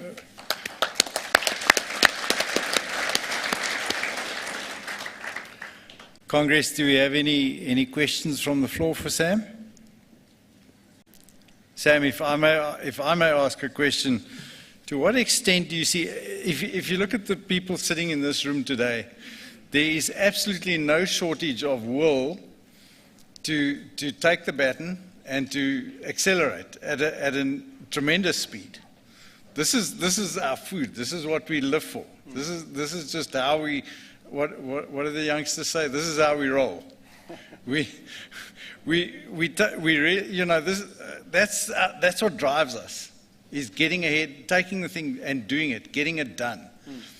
To what extent do you believe regulation and government as such is going to stand in the way of us actually being able to achieve that? I mean, it's a good question, and I think it is going to be on a case-by-case basis. But you know, we're entering an unprecedented time as we build the sort of we've always spoken about the fourth industrial revolution, long back to my Treasury days, and this has picked up pace, and we've always I've been fortunate enough, or maybe unfortunate enough, to deal with government a lot in my life, and for the longest time, and this was under Mr. Zuma, under finance ministers Nene, under Gordhan, under the weekend minister, and Gigaba. We still dealt with, when we spoke to them, you know, you talk about what needs to be done as business, and you still found that and government would say, well, hang on. We still don't know, you know, ideologically or theoretically how we're going to do this. That was before. Now we are starting to see that the fact that government doesn't have the fiscal space to do it, they need to allocate their money as best possible. Right now it was Eskom, and the hope is that they do not have to, we do not get to a point where they have to allocate to drought relief for some time. But if business and if industry can drive it forward, there isn't a way for government to stand still or to hinder progress, because they'll already be 4 steps back by the time you are innovating. I had the fortunate enough to speak at a tourism discussion last week. And Tourism SA said, well, we do what we want. We do what we want, and we engage with the Department of Tourism. Now, I'm not suggesting do that now, because it's completely different industries, but it shows you that business, the more you accelerate, the limited ability government has to step in the way of regulation. And we know how fond businesses are of private-public partnerships. If you can show success there, they are likely to be much more willing to accept the adoption of technology and the take-up. I think you know, on a business view, yes, but just the nature, the historic sensitivity around agriculture, around land, around those type of things, is that not a huge impediment? You know, are they not going to fight to the death to gain control or to influence that environment, you know, to the detriment of growth in the industry? I mean, I think maybe this it's a great question, and it's a point I wanted to raise in my presentation. Is it isn't just the responsibility of industry to take up the baton going forward. You also need to be cognizant of the historical challenge that exists in the agriculture industry. And we look at COVID, and we saw how many businesses had shuttered across the economy. COVID was one of those things that didn't discriminate in which businesses it closed. It closed, you know, whether irrespective of which population group you belong to.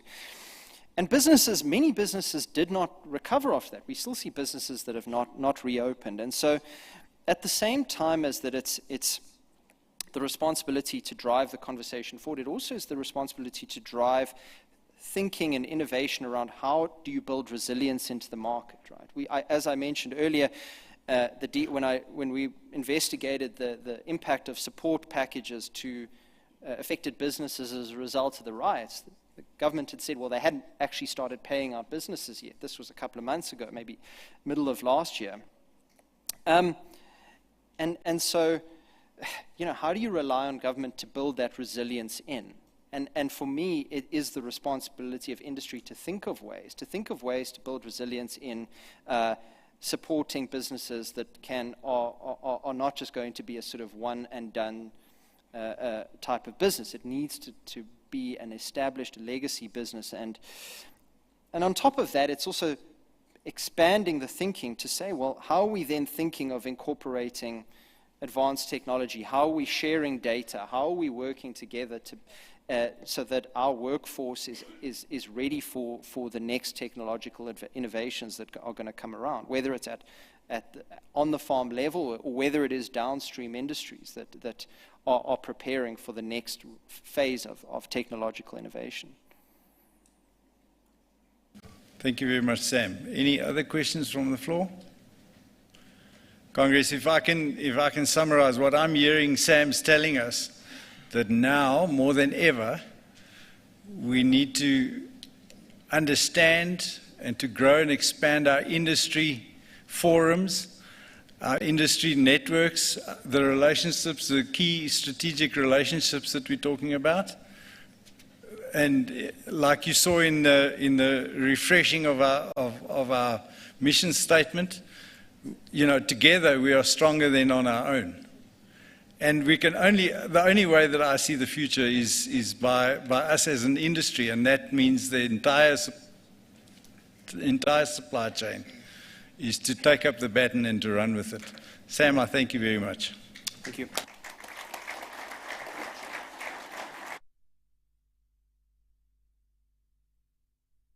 Okay, Peter, are they going to run the questions now? Take up your phones and we're going to answer some questions with regard to this. Dankie Derek. Menti is daar weer 2 vrae. Helene sal hom vir ons wys. Julle sal sien die QR code gaan weer verskyn. Helene will show us, for those of you who logged out, the QR code will start again.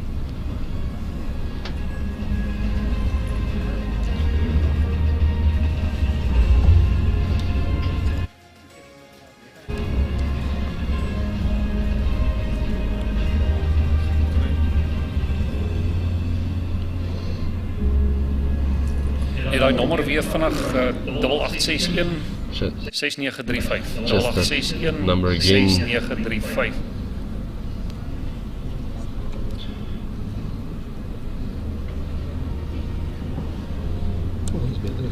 Ja, ons al 120 dae.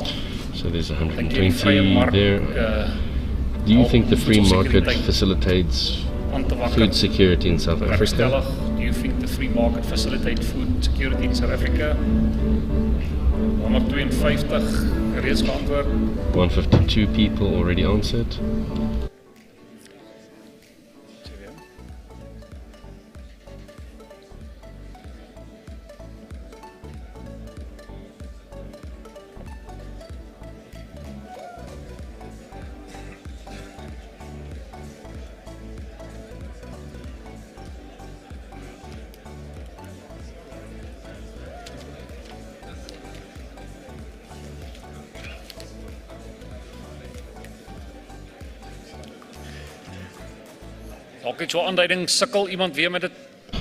Just give me an indication. Is anybody battling with logging in? It seems that there's another problem there with region 13. If somebody can help us, please, that would be fantastic.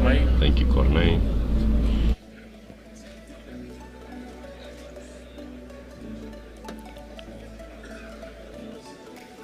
Helene, ek dink ons kan aangaan na die volgende vraag toe. Mense wat inlog kan I think we can go on to the next question. People logging in can do the first question when they log in. The next one.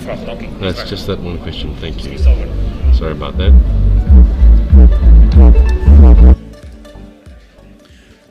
Dankie, Kongres. Thank you, Congress. Ek gaan nou vir Nico vra, Now I'm Congress. going to ask Nico, Congress, now we need to start with our voting processes. Nico is asking for the first announcements in that regard, please, and then for Rian from Shell, if you can come to the front, please, that would be lovely. Is the mic working? Okay, thank you, Chair. Now, with the Constitution that has changed, we can now start voting, and I'm first going to ask the IT team to give us the voiceover with the election procedure so that everybody knows how it works. Action, please. Congress, please note the following regarding the election procedures.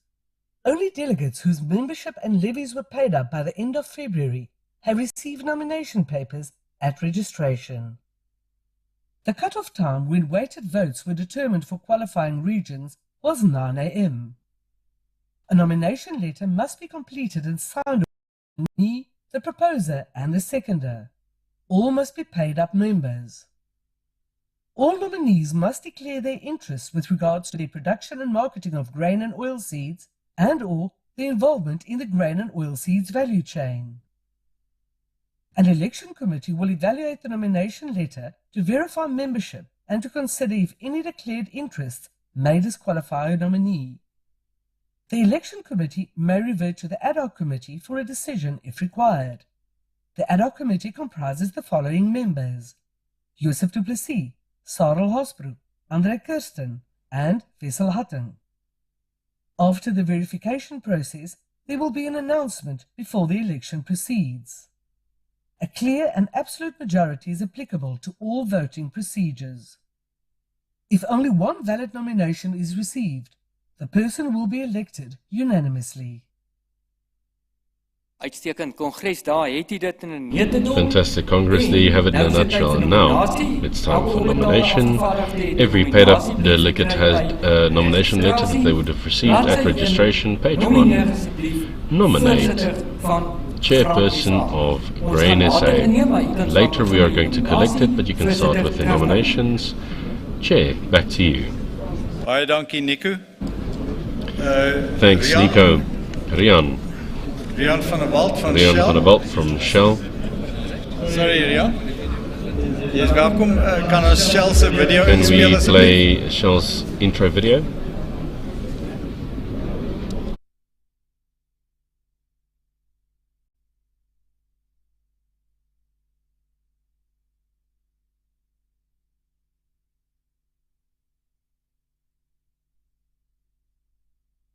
Okay, Rian, jy is aan die woord. Okay, Rian, the floor is yours. Is the video not going to play? We did bring a video. Sorry for that, we wanted to play a video. My name is Rian van der Walt. I'm a business development manager. Congress, attention please. Sorry, Rian. Yeah, sorry for that, the video didn't play. My name is Rian van der Walt. I'm a business development manager at Shell. Thank you for the privilege of being here and to tell you more about us. I haven't spoken in front of this many people for a long time. I feel like one of those people who stood in front of a big group of people and then he hit a blank and then he said a few big names.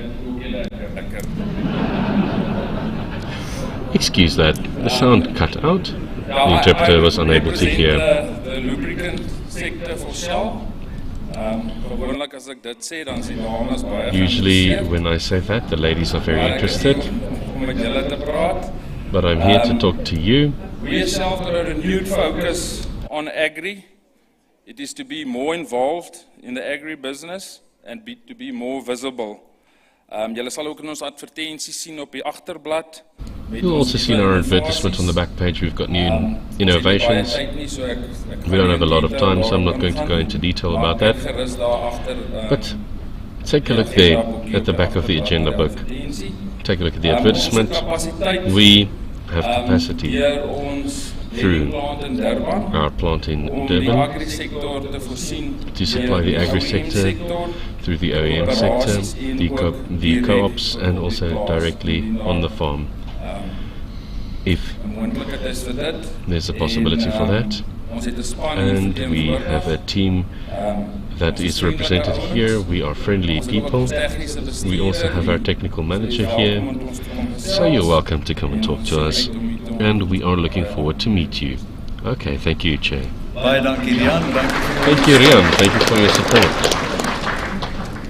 Goed, Congress, ek gaan nou weer Okay, Congress, I'm going to ask our Vice Chair Richard to just do the announcement in terms of the recognition that we would like to express in this Congress today, Richard. Thank you, Chair. Perhaps I can ask Jacob de Villiers to come forward so long, please. AFGRI is a leader in the agricultural sector. We as members of this organization and for the collection of inputs and financing, and it is their centenary this year, and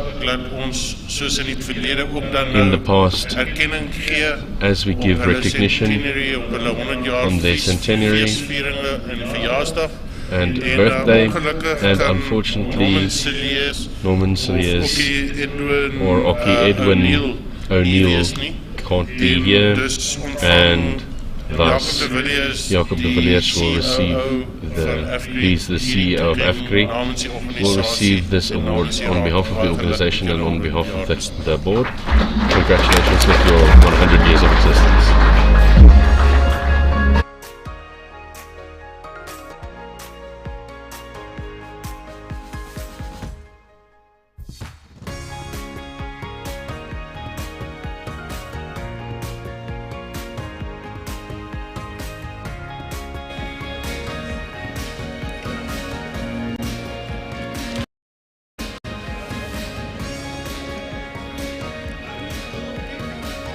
Okay, dankie.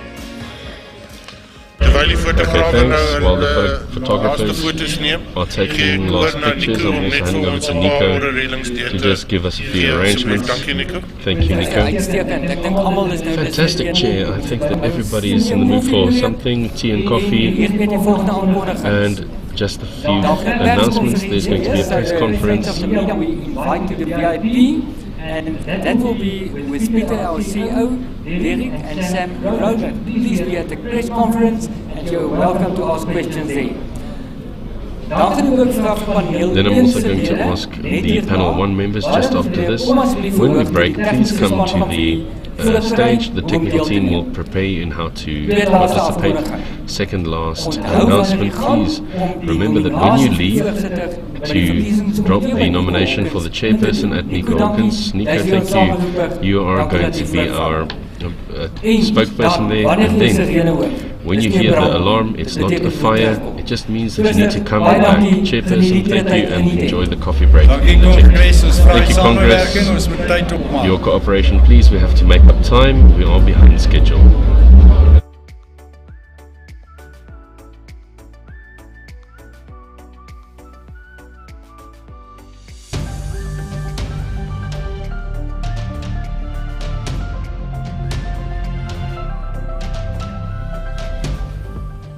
Corporate Guarantee is 'n gelisensieerde versekeraar wat 'n unieke benadering tot risikobestuur aan kliënte bied. Ons vorm deel van die Nictus Limited groep wat gelys is op die Johannesburgse aandelebeurs sedert 1969. Ons produk is 'n risikobestuurspolis wat kliënte oor tyd kan opbou om hulle risiko meer effektief te bestuur. Die produk help kliënte om dekking te koop goeie jare om sodoende 'n veiligheidsnet vir hulle besigheid te skep wat hulle kan ondersteun in die moeilike tye. Besigheidsiklusrisiko bestaan in elke onderneming en word tradisioneel verseker deur behoue verdienste. Corporate Guarantee se standaarde produk bied kliënte 120% se risikodekking in katastrofegevalle en gee kliënte dus die geleentheid om meer fondse beskikbaar te stel vir die bestuur van hulle risiko's. Die dekking kan ook vermeerder word na 'n aanleiding van die kliënt se spesifieke behoeftes. Alle risiko's wat met normale korttermynversekering gedek word, kan met behulp van die polis bestuur word. Indien die kliënt nie eis teen die polis en polis Guarantee het 'n deursigtige kostestruktuur en vra slegs 'n eenmalige onderskrywingsvorm op alle nuwe premies. Daar is geen maandelikse hernuwings of kansellasie-fooie nie. Polishouers word ook vergoed vir goeie risikobestuur deur middel van 'n kompeterende geen-eis bonuskoers op die positiewe waarde van die risikobestuurspolis. 'n Groot voordeel van die produk is dat die polis kan dien as sekuriteit vir lening tot 'n maksimum van 90% van die risikobestuurspolis se waarde teen 'n koers so laag as prima minus 2%. Dit bied vir die polishouer toegang tot kontantvloei en geleentheid om meer fondse te herinvesteer in hulle besigheid. Corporate Guarantee gee deur middel van die produk vir kliënte 'n uitweg om finansiëel selfstandig te word en hulle risiko te omskep in volhoubare welvaart. Graan SA-lede kan gebruik maak van die produk teen spesiale tariewe en addisionele voordele. Kontak ons gerus vir 'n afspraak sodat ons kan help om jou risikobestuur te optimaliseer.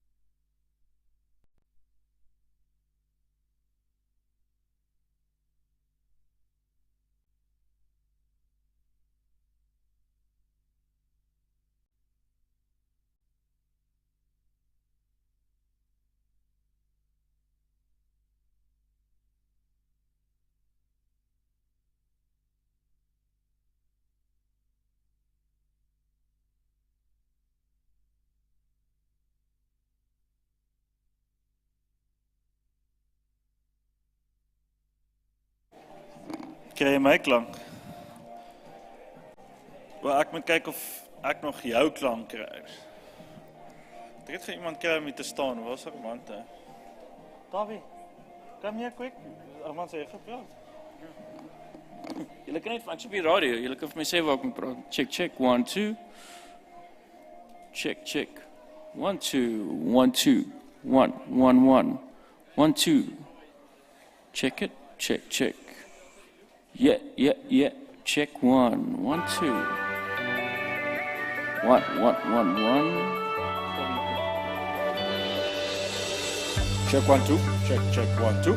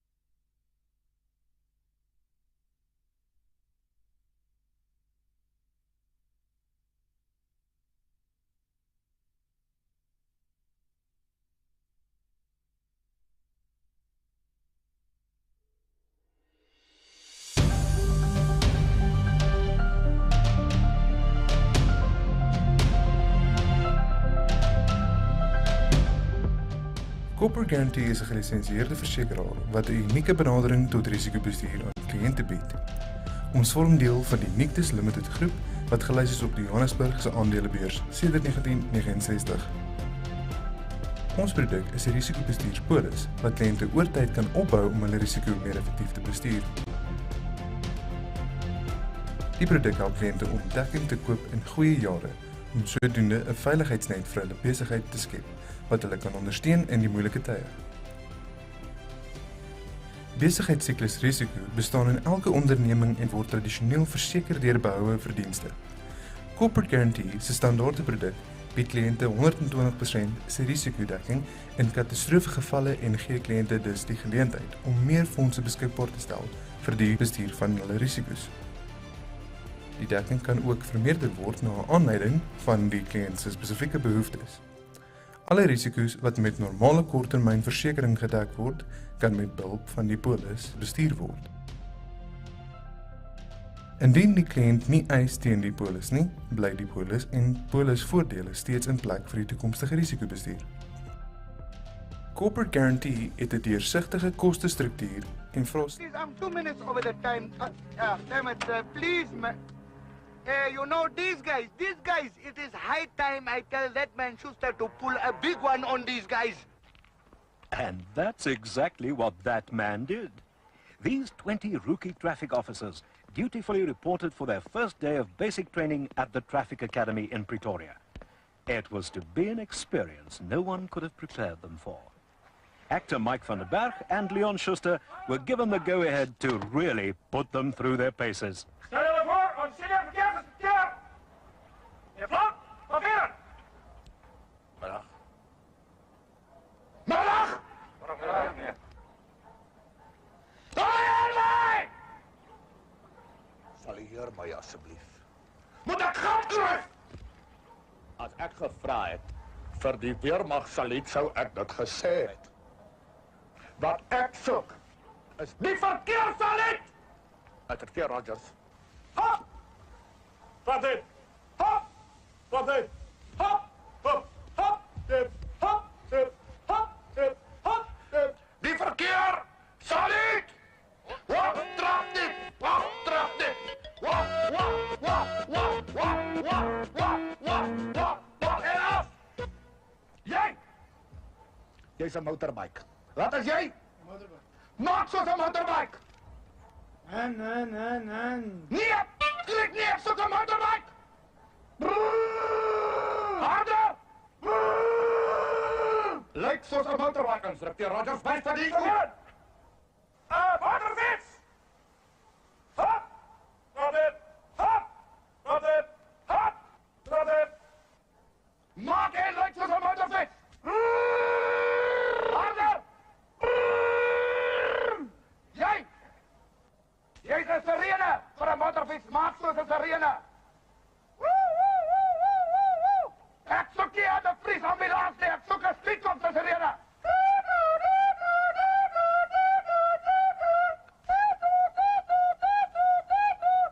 Maak soos 'n blou lig! Weet nie meer. En dan kyk maar! Blou lig! Blou! Blou! Blou! Maak soos 'n blou lig! Blou, blou. Stop met die motorfiets! Klim op julle motorfietsen! Skop hulle aan die brand! En nou ry julle motorbike soos waardige speedkops, blauwig sirene die hoek! Kom aan, speedkops! Harder! Harder! Blauwig sirene! Harder, speedkops! Lei! Kom julle langer! Gedurende julle opleiding sal julle kennis maak met 'n onlustig wapen wat natuurlik nie nou gelaai is nie, maar tot groot probleme kan lei indien hy nie korrek gehanteer word nie. Studente verkeerskonstabels! Ek stel julle voor aan die hoof provinsiaal Suid-Afrika, meneer James Dekker! Goeiemôre, manne. Geef vir meneer Dekker die verkeerssaluut. Nou!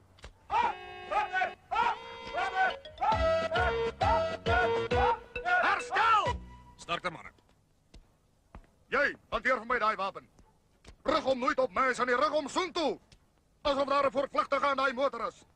Sit jou vinger op die snaar na jou papa.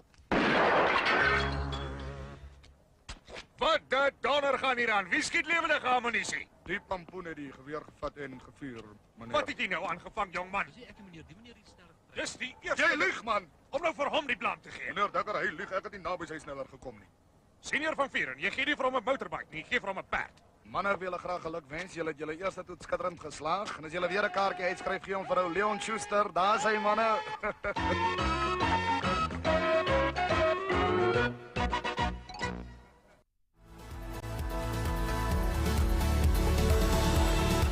Ladies and gentlemen, please take your seats. The Congress is about to commence.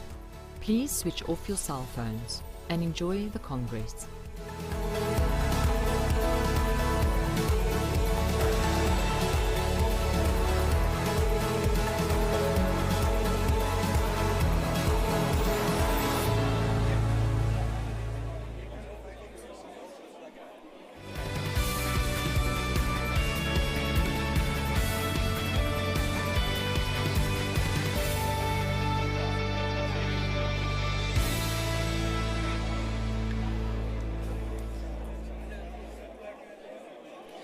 Beste Kongres, neem asseblief die sitplekke in, hou vas.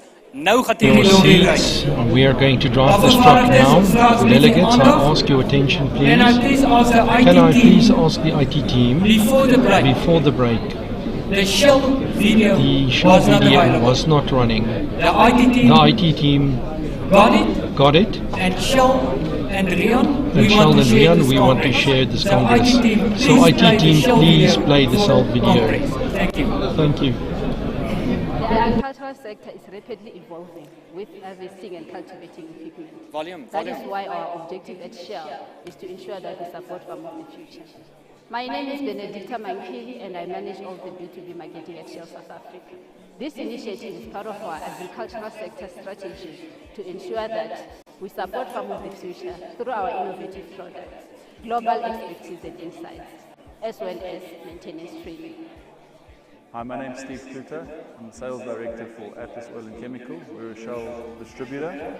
In conjunction with Shell and our reseller based in Standerton, FPS, we were able to run a promotion for the agri sector, which is one of our key sectors that we're focusing on with Shell.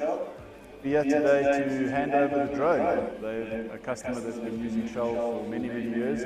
Chris is the lucky winner, and I'm sure that his sons have utilised the tech in field. They're already making use of drones when looking for livestock, and I think this is going to be a huge benefit for them.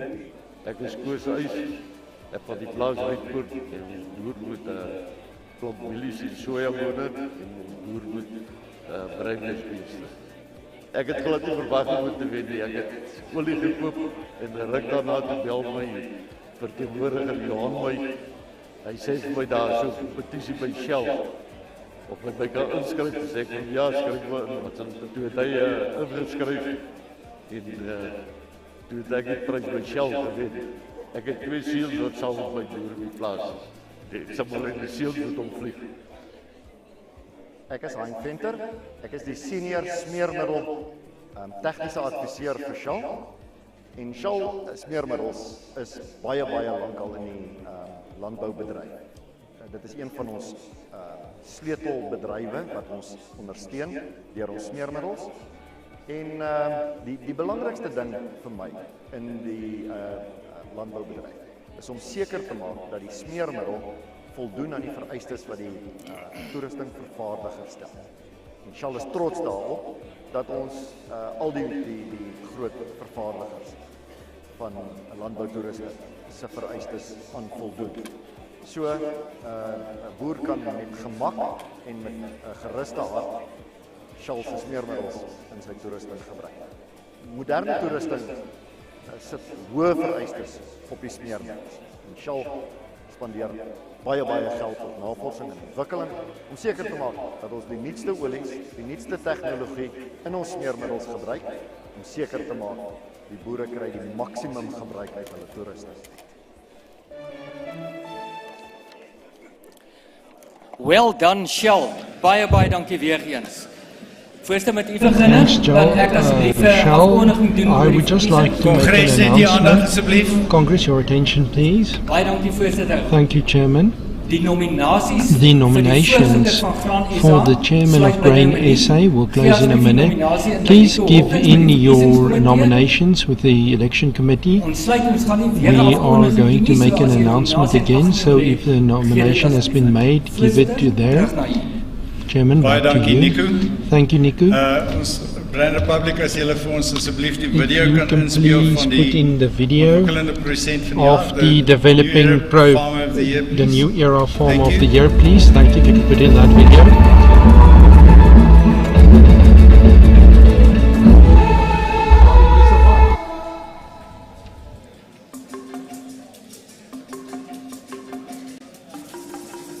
On the Manoto farm, things are quiet after a busy harvest time, and Mapidi Manoto is tending to the cattle while gearing for the next season, because this is how he grew up. This is what he loves. Ke goletse mo gore ne re a ke tswa sekolo dikolo di tswalwa ne ke tla go disa dikgomo ke nna mo ke disa dikgomo a ke tswa go dikgomo ke palama tracker des hukom farming ile mo streaming sa ka. Mapidi has taken over the family farm in the northwest, and with his vision, knack for business, and hands-on approach, he put the operation on a new road to growth. In addition to the farm, which the Manotos own, Mapidi leases additional communal land for crop farming. The area's droughts have had a major impact on production. This, coupled with extreme heat, has taken its toll on the soil and livestock. But in the 2019-2020 season, things were looking up, and Mapidi produced around 390 tons of sunflower, 720 tons of maize, and 15 tons of small white beans. He has great appreciation for Grain SA's organizational support and information on production and marketing. In fact, the Manotos have been part of the Grain SA family since 2002. Tota yone farming ga e bonolo tshwantse no nako le nako o tsamaya o anye kitso ka gore ga o ka ba re wa itse gotlhe mo farming. In this way, Mapidi also stays updated with the latest on the livestock farming front. Kindled from youth, he has a deep-rooted love for cattle farming and wants to increase his Bonsmara herd. He uses 20 tons of maize harvest for the feed, and the leftover debris is baled by contractors to ensure that nothing goes to waste in this harsh climate. In true Northwest fashion, sheer grit makes this farm tick from one season to the next. And Mapidi Manoto clearly has what it takes to keep growing. Dankie Kongres. Thank you, Congress. Ek weet net om Just vinnig again by te to las by quickly die video wat ons to nou the net video gekyk het. which you just Jy sal nie watched. weet nie, You will not Manoto know familie this, is but the Manoto so te sê bure van family my. is almost neighbors. En hier is 'n And voorbeeld here is an van example volhoubaarheid. of sustainability. Mapidi se pa, Mapidi's dad, Labius Moloto, was one of the first producers that we recognized as a developing producer that is sustainable, and there we have an example of how the family sustainably has built their farm and today is proud of it. It will always go in Grain SA's interest to make sure that new entrants can be assisted and be developed. In that way we don't build the future. So we are proud of the work that we are doing. I'll hand over to Peter Taljaard and the first panel for the first panel discussion, and it is about the risks and adaptability in that environment. Peter, please. Thank you, Derek. Can we play the video of Eric de Vries, Gerrit Dietrichs and so on? The next panel is very topical. Eric de Vries, CEO of Innovation on new technology for grain production. Gerrit Dietrichs, independent insurance experts on new group insurance opportunities for grain and oilseeds production. Monique Leroux, Senior Researcher at the CSIR on load-shedding solutions and the National Network. Dr. Peter Talia, CEO of Grain SA, is the panel facilitator.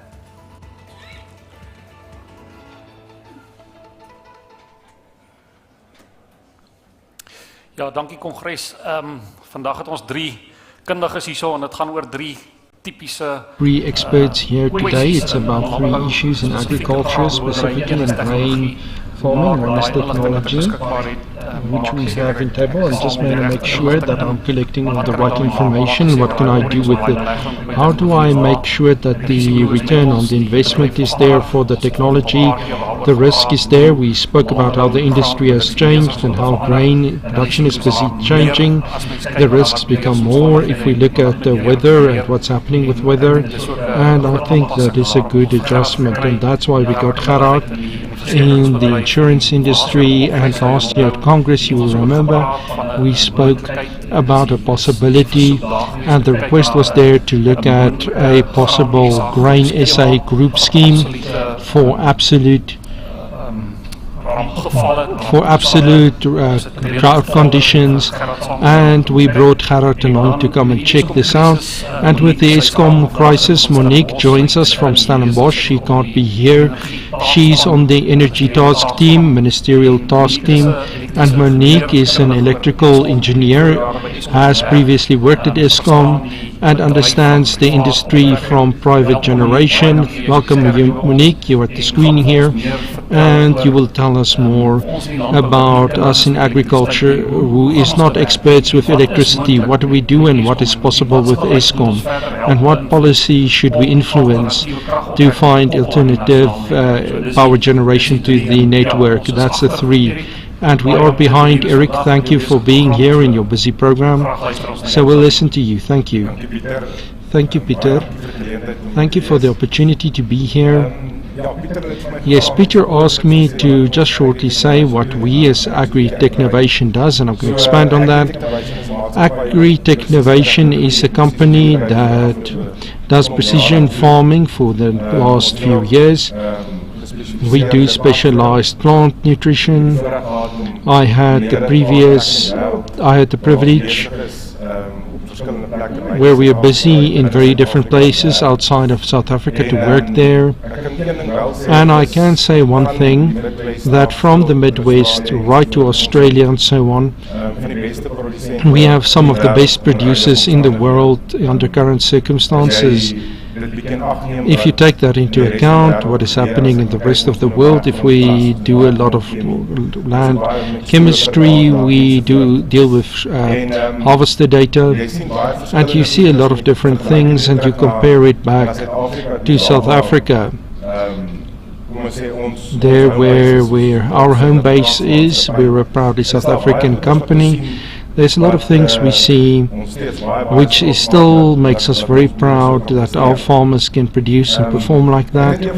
I think one of the big issues that we see, and the question that comes out, there's a lot of data produced. I think there is some of the best technology. About 2 weeks ago, I was at the Louisville show in Kentucky. I was at the Tulare show in California, and the new technology comes out is quite amazing. The new drip wheels on planters can take the soil type into account when it presses that soil seed into the soil, and where the technology is heading. But many farmers tell me they feel like a Ferrari that's caught up in Joburg traffic, because you have all this incredible technology, but how do you take the technology and the data and you bring those 3 things together, and how can you make sure that the benefits of that data can be utilized? I want to say one thing. What we know about soil in South Africa is in most of the country is busy dying out. To understand what soil classification does, to understand your soil and to use technology to apply it. But we are sitting with so much data already. This past year we had 1 million hectares of Western Australia that we processed from raw data from a composed map. And we started doing data mining from that. And if you look at that whole picture, I think there is so many things that we can learn from big data. But the technology which you paid for, which you're going to pay for, that technology needs to be used to be able to get profitability on the farm. Today, if you look at that, we are a net exporter of maize.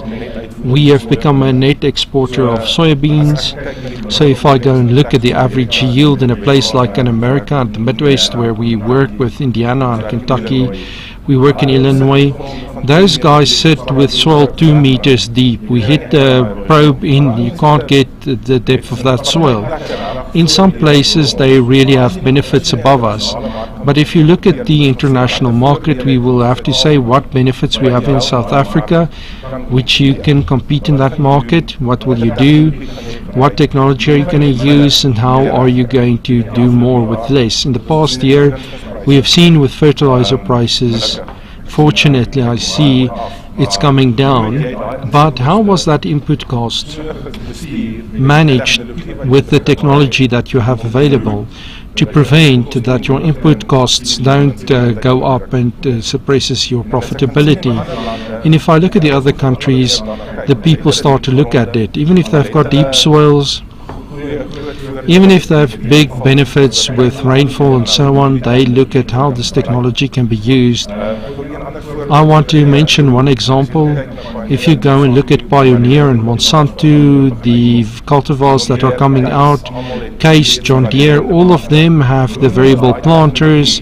How do we bring that technology and plants together? The benefits in South Africa is you did your soil classification. If we look at our farmers in Western Australia, the guys in the Midwest, all those guys, biggest problem is they have the technology on the one hand, they have the cultivars that a planter can plant 3 cultivars at a time, but they can't bring the data together. There's no bridge. That's one of the advantages we have here. We've got the expertise to look at that data and to bring these things together. So in short, I think one of the big things is use that technology. If you don't use it, then it becomes very expensive. Data that you don't use becomes very expensive. If you buy expensive equipment that can do a lot of things, but you can't use it, it becomes expensive. But there's a big possibility that can make a big change in yield if you can start to bring that together. But I think it's important to cross that bridge. Eric, thank you. I probably have a few questions whilst the guys are thinking and the women are thinking in the venue. We have dreamt a lot and spoke about insurance, and we've progressed far, but let's just help us to understand how it is possible. Do you think there's a chance that within an organization like Grain SA we can look at a different type of insurance, something innovative that we can bring in which is different from the normal we're used to? Peter, thank you for the opportunity to share a few words. Good afternoon, Congress. The risk management is 2 sides of the same coin. You want it in your pocket, but there are different expectations. Something that I just want to say and make clear from the beginning so that there's no misunderstanding is that the cooperation agreements, we go from the viewpoint that you have the best broker, you have the best product, and your advisor placed you with the best insurer so that everybody is happy. But unfortunately in the harvest insurance industry there's more than 50% of the harvest insurance is insured, and that's because of different challenges. Clients, producers, balance sheets are big enough to carry his risk himself. Some farm with commodities which in the end of the day don't have the appetite with the insurance because the volumes are small or the distributions aren't fair. So let me just run through a few slides so that you can read it there at the end of the day as well. It seems here from my side there is, I'm maybe too far from it. If you just want to move to the next one, the next theme is there's different market challenges outside, and the insurers that provide capacity and the clients that want capacity evaluate the data that we just heard about. There's a lot of data and artificial intelligence available that we basically can do things for any level of risk as long as there's constant participation. At the end of the day, that there's a fine balance between cost and risk. The risk appetite of the international reinsurers for the South African company market, there are some challenges there, and the producers on their own level have challenges which is unique to their own businesses, and I think that is where we get to 2 slides. We will stand still with that. What is the potential scenarios which we can consider between a traditional policy and what will satisfy your needs? Self-insurance, yes, if your balance sheet is strong enough, then that's an option, but I think there are so many solutions that we can build a good value chain. In the end, we will be able to get to it. And then there's a few characteristics which will definitely be part of it. As you have control over your risk management, you will notice that it is not always easy when you have to make that decision. So let's see if it goes over to the next one. If we go and look at that, and we heard a lot, climate change, absolutely. That affects the profitability of the farmer, and if we go and look at today in SA, if we are busy collecting drought help for regions that are in troubles, and in other regions it's floods, and the insurance policy doesn't cover everything. We've heard about the cost of capital. Because of our grey state, it will become more expensive. In general, it will become more expensive, but the availability of capital at the end of the day is not sufficiently available. If we think about it, and you have to be careful to mention names, but in the public domain, the Land Bank has got 12 billion from the public sectors. Other people took that up, but there is still an empty spot that needs to be filled. If we look at the input cost increases constantly above average, double digits, and the commodity prices, even though it's in last season or 2 play together, we must look at the long-term average, which will not necessarily maintain that balance. We have said a lot about energy, and one of the speakers is an expert on that, and energy makes the farmer lose money, and alternative energy needs or generating capacity is needed, and we know that the regulatory environment, the government already made plans. I think it's up to 100 megawatts which you can generate on your own, and the idea is to sell the surplus back to the grid, and the idea is there's a few hurdles we have to get over. One of the previous speakers spoke about an unemployment rate of 32 is quite a serious problem. It is always a breeding ground for trouble, and we can see the balance between the political side and the labor unrest in KwaZulu-Natal. Sasria had to pay out almost 30 billion, and there's a good 60 to 80 billion that is uninsured. For the insurance industry plays an important role in the economy of South Africa. The regulatory environment is a slow machine. There is a lot of regulations, and it takes time to get past it. If I just go and look at if we look at the index insurance, which is not currently part of the Insurance Act, to get it through is taking 16 years. In the past 3 years, they've coupled an amount to it. Now we're just waiting for the final decision because the pilot project has been done, the insurance data has been submitted, and we're just waiting for feedback on it, and then the political will to give execution to this, to create an environment in which the producers with the technology and the equipment and knowledge will produce meaningfully. If we can move on to the next slide. What is the risk appetite? If we just look and run through this, I know we only have 8 minutes. There is an absolute decrease in appetite because of certain reasons. If we go and look at the drought, and we go and look at the systemic risks of frosts, we look at the droughts, and a very dry year, then the demand from the South African market is 740 to 800,000 hectares. I don't have all the information, but I think there was barely 50,000 hectares of drought insurance sold. It's like caravan insurance. You can't just insure your caravan in December. If we don't participate in the pool, or the pool that we're considering to look at, how Grain SA can play a role, then you will not get the benefit from that role. Political unrest, Sasria, they always gave you 1.5 million rands of cover, and that's from March last year. It was decreased to 500 million. Grain SA was one of the role players that communicated.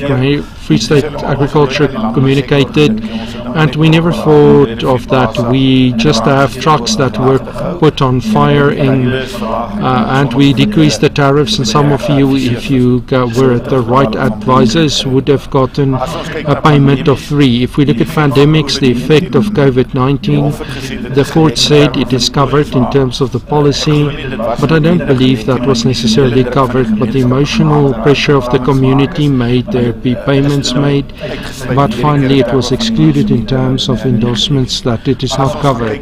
If we look at energy, the last week or two, quite a few insurers have expressed this, that there's a total grid failure, there will not be coverage.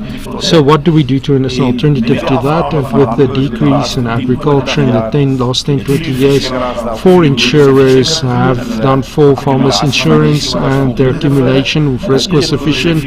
Now 1 farmer bought out 4 other farmers, and now you're struggling to get insurance. If we look at the next slide.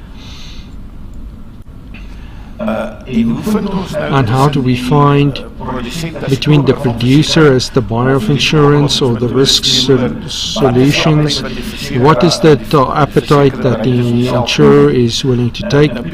Now, Peter, part of the, as we spoke, or solution that we spoke about is why don't we look per geographical region? Because it's homogeneous risk, it's homogeneous needs, or we can go and look at commodities specifically wheat, maize, they all have different needs, and we can just look under that geocom words in which the two are combined, and how do we look at maize in a specific region. And if we look at the massive purchase power of Grain SA's members and the guys who are not members yet, which I believe will join now after the beautiful Congress and the wonderful work that you have done. That is massive. There's a big benefit to that, and that is then how do you create your own fund, or how do you participate in a fund so that your risk premium can be decreased. And we shouldn't forget, whilst there's very little producers of food, there is 60+ million people who eat it. And I think in your expense from January you mentioned there is only a person who take 1 meal a day. People eat only every second day. So the cost of these products become too expensive, the cost of the commodity will become more expensive, and the guys will be able to eat only third day, and the responsibility lies with us to check. We can move on one there. Now if we go and look at the mid-rate picture, that is where the insurer makes the rule with regards to premiums and the payment structures. They determine it, and they determine it in terms of statistics. They have smart actuarial people there, they look at the statistics and they make a decision on that. And in the direction we want to move in is to say, Peter, but if the members have to start to do the rules of that fund, will we get enough people to participate so that it can help us to determine that risk? What should be the rules between the members of this specific fund so that everybody wants to buy in onto that fund? And then you have specific protocols to be able to say who contributes, how much do they contribute, when did they contribute, and when is the other member entitled to make a withdrawal. If the uninsurable risks have taken place, how do we get money from that fund? There will be a question later on that, but in general it's to say when we qualify for a payment, because I think there will be no solution in which half costs half what it does now, pays out double that, and you have no premium to pay. You just have to work smarter. The next slide. This one is the most important one, and I think there's only one more left. If it is possible and you can have a bit of your loss can be covered, and you add to that the standard payment that you have to make for different insurers, then you will save on your premium, because part of the risk that goes to the insurer goes in a higher level. And if you put that in a commodity pool or a geographic commodity pool, there will be greater savings. So it doesn't make it cheaper because you carry a greater part of your risk, but the advantage to that is if nothing happens, then that money stays yours. And if something happens, the insurer doesn't pay out, it only starts to pay off in a certain amount. Technology, just one back. Technology is we can no longer move papers around. We will collect data, we will work with that data, we will compose certain solutions, and we will present it to see if their capacities can get over it. And obviously we don't want to interfere with the service people have. And what that means is you become your own insurer. And once I spoke to the fruit people, and the guy says, why do I pay 4% and my neighbor pays 10%? But this pool thing will work better. Both of you will pay 6%. I love him, but I love him not that much that I'm willing to pay more. If you manage your own funds, it becomes expensive to say who qualifies and who doesn't qualify. And definitely the pool members will have to carry a part of the risk.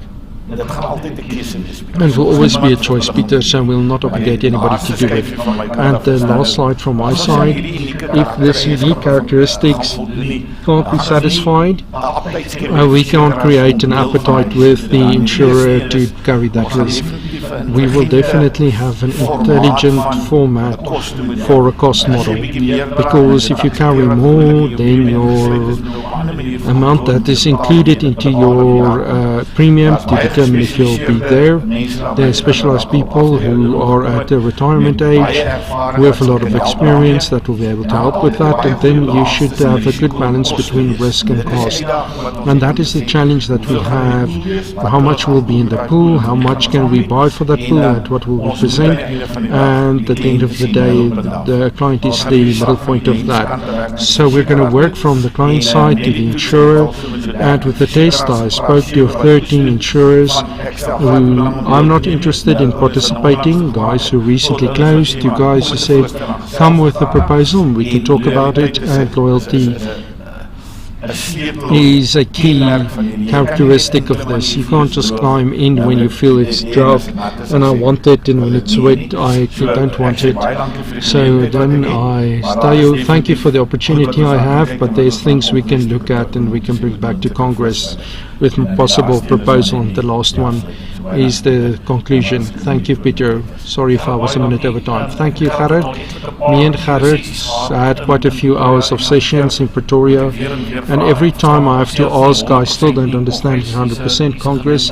Here's an opportunity. The request came from us.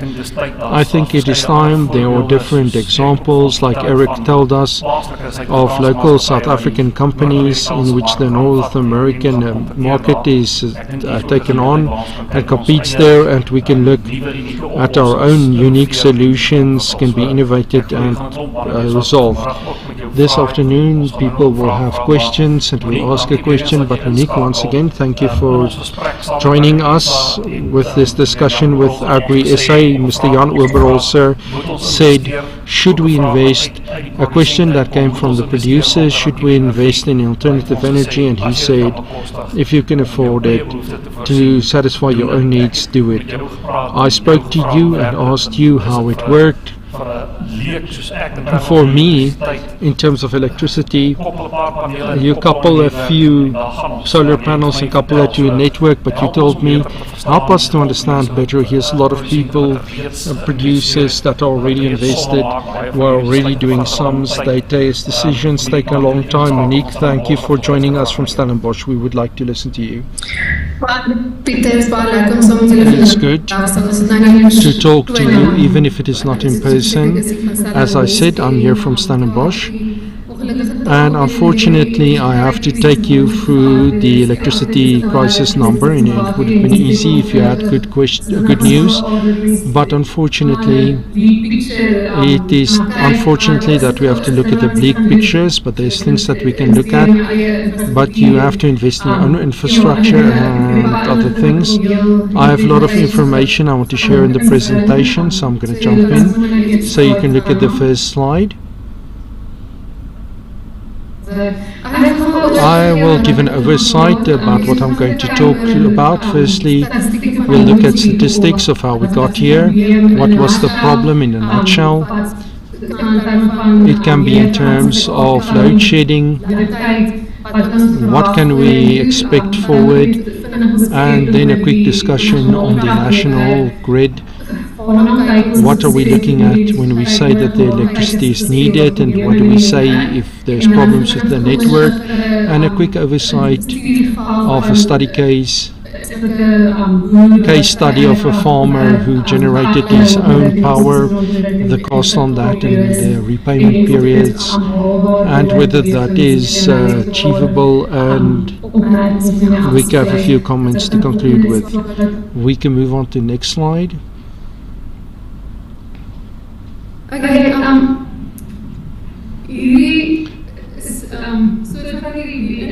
here, this is sort of an introduction to what I want to say, and I don't think anybody would really have to give a big introduction to load shedding. It's something that affects every South African, and every South African knows, and as we know this term load shedding quite well in South Africa, and people blame load shedding, but load shedding is the symptom. It is not the actual core problem. The core problem we are looking at is that supply is not able to meet demand. We don't have enough electricity generating capacity to meet the country's electricity demand.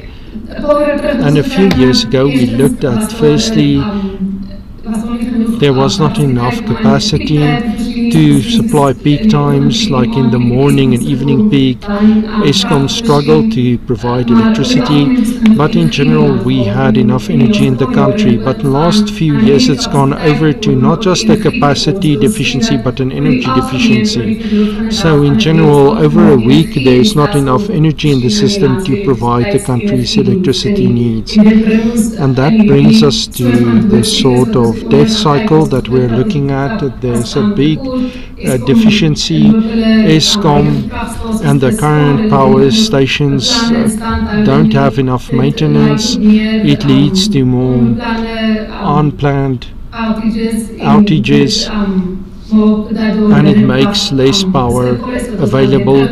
That brings us back to less power, and that is unfortunately the cycle that we have found. You can look into the next slide. At the CSIR where I am, we're looking at the energy statistics for the country, the data from 2017, which we collected in terms of specifically in this case of load shedding and how it sort of goes over time, so we can get a picture of what is busy happening. Does it become better and worse? Everybody, without even looking at the data, can say that we feel it more, it's becoming worse. And if we look at what the slide tells, it applies only to the Western region, Western Cape region, and I said, why should we take that insurance for our crop? Because we're totally not covered. So that's what she told me. So I just want to know, is it really so that you guys are doing it according to the regions? Can I ask that question? You're welcome to ask it. I think each individual insurance company has certain rules and regulations and exclusions on their policies. And when you decide, or your financial advisor advise you which policy to take, that is the factors that you need to take into consideration if that product is applicable to you. But the reason also in general now why there's certain cut-off dates, like going around to say you're not allowed to plant in January, but you can plant till the 60th of December.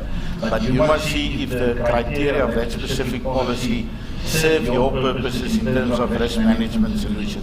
But it will be very difficult to give you a yes or a no answer without having that policy wording in my hands to interpret. But there's normally cut-off dates for certain risks. Yeah, sometimes it's different from area, the growing periods, it will be different cut-off points for different areas, yes.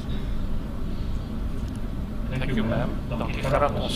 Thank you, Gerard. We haven't got Monique back yet, so if there's more questions, she's back. Monique is back. I think I'm back.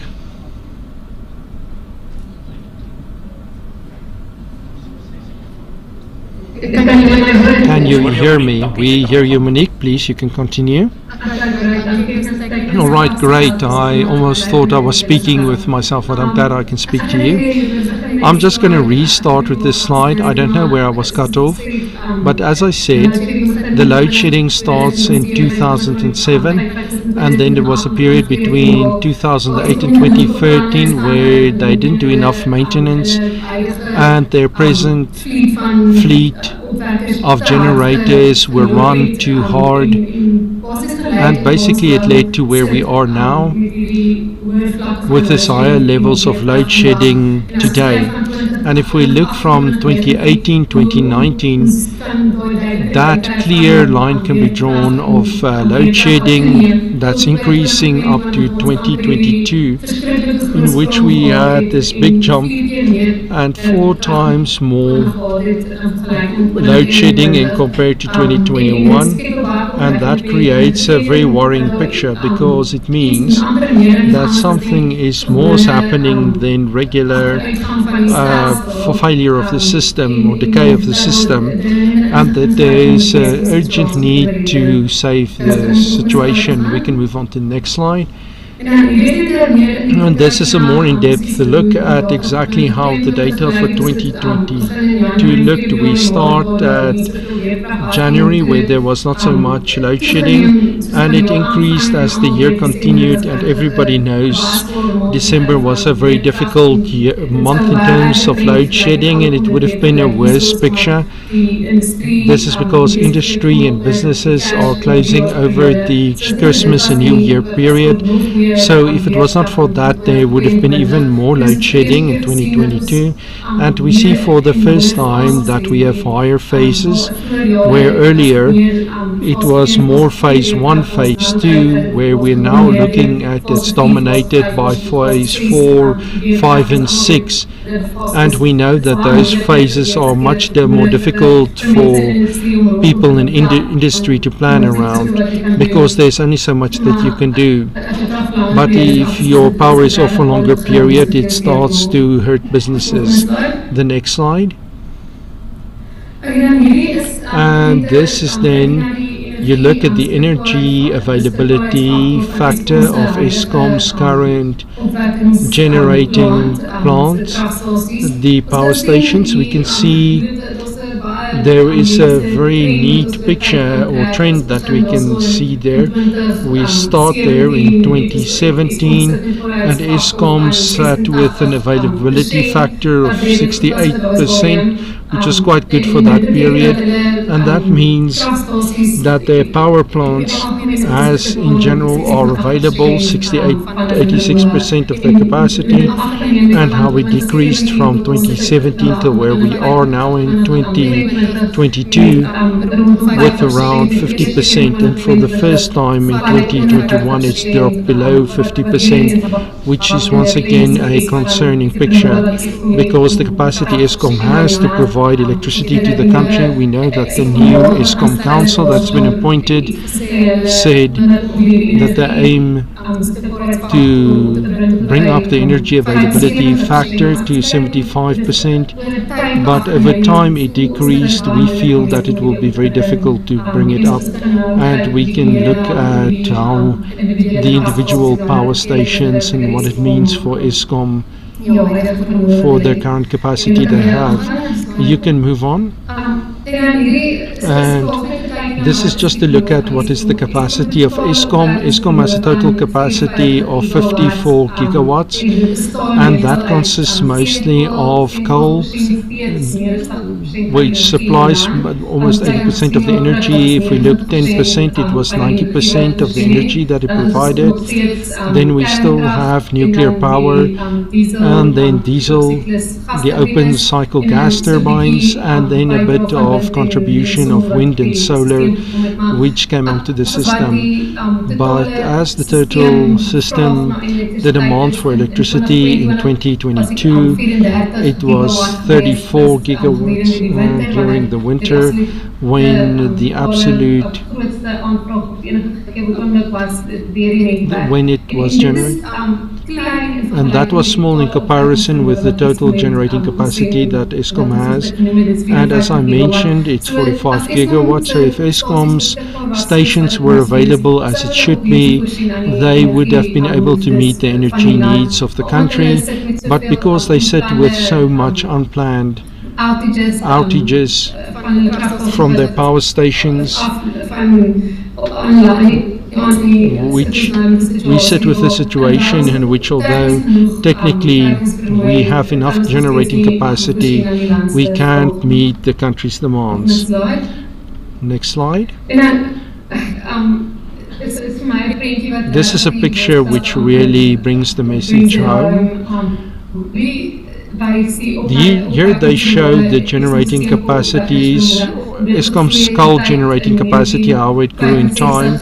From 1965, the government started with a very aggressive building program, and new capacity was put on the network and were commissioned. Right up until 1995, more than 30 gigawatts of power stations were built and were very well maintained and worked very well with it to have a sustainable amount of power for the country at a good price. And then we see the period between 1995 and 2015 in which no new capacity was built, and we sort of have between 2022 and 2025, this is where we are now. The only new power stations that were brought online was Kusile and Mudipe, and even those two stations have their own problems. None of those stations, since they have been commissioned as or brought online, have worked optimally, and currently Kusile only has one unit that provides electricity. 3 of the units last year had to be taken offline because of the shaft that collapsed. So even that new stations that were brought in is giving trouble, and now we sit with this big downwards tip that's waiting for us, and that's Eskom's coal emission schedule over time. And it just creates a good impression of the amount of new power that we will have to couple to the network if we really want to get out of load shedding. We can see over time that the current power stations are between 40 and 50 years old. They don't have very good maintenance for the period in which they were online. So everything contributes to the fact that you sit with an energy availability factor that is under 50%, and why it's improbable that that factor will be brought up or increased in the next few years or for the future, along with the fact that most of that stations will get to the end of their lifespan and will be decommissioned. All right, next slide. And if we look at the media, a lot of questions about renewable energy. What does it look like? Can the situation be solved there? Is that the solution that we can look at? And if we look here over time, this shows the amount of new solar and wind power, the CSP coupled to the network from 2013. and we see that we started about 400 megawatts of new power right up to 2022, in which we currently have 6,000 megawatts of new wind and solar power connected. And that may sound impressive, but unfortunately that is a drop in the bucket in comparison with the amount of power that we need. Please go on to the next slide. That shows it in perspective. The brown is a representative of the total coal generating capacity that we have, and there we have the amount of renewables power that is coupled to the system and how it grew over time. But it sets a clear picture of how much power we need if the coal is to be replaced, or if we really have that impact on the network which the coal can bring. And we can see over time how the top dots are basically the load shedding that fills that in where there's no available capacity, and how that has increased over time, and how there really is urgently needed to couple new power to the network. Next slide.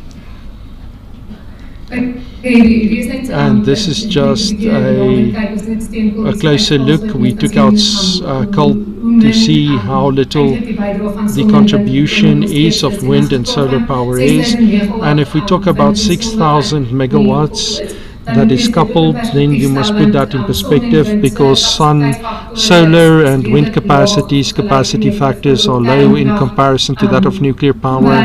Kuiberg is the best station with an availability factor of in 2022 of almost 90%, but wind and solar power has an availability of 20 to 30%. Just because of the fact that wind and solar power is not available throughout the day. It's not inputs that you can predict or store or dispatch as needed.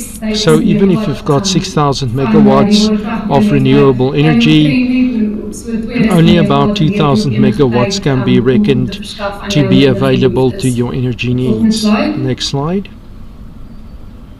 And then this is just a look at the network. The middle map shows you this comes from Eskom's G68 report.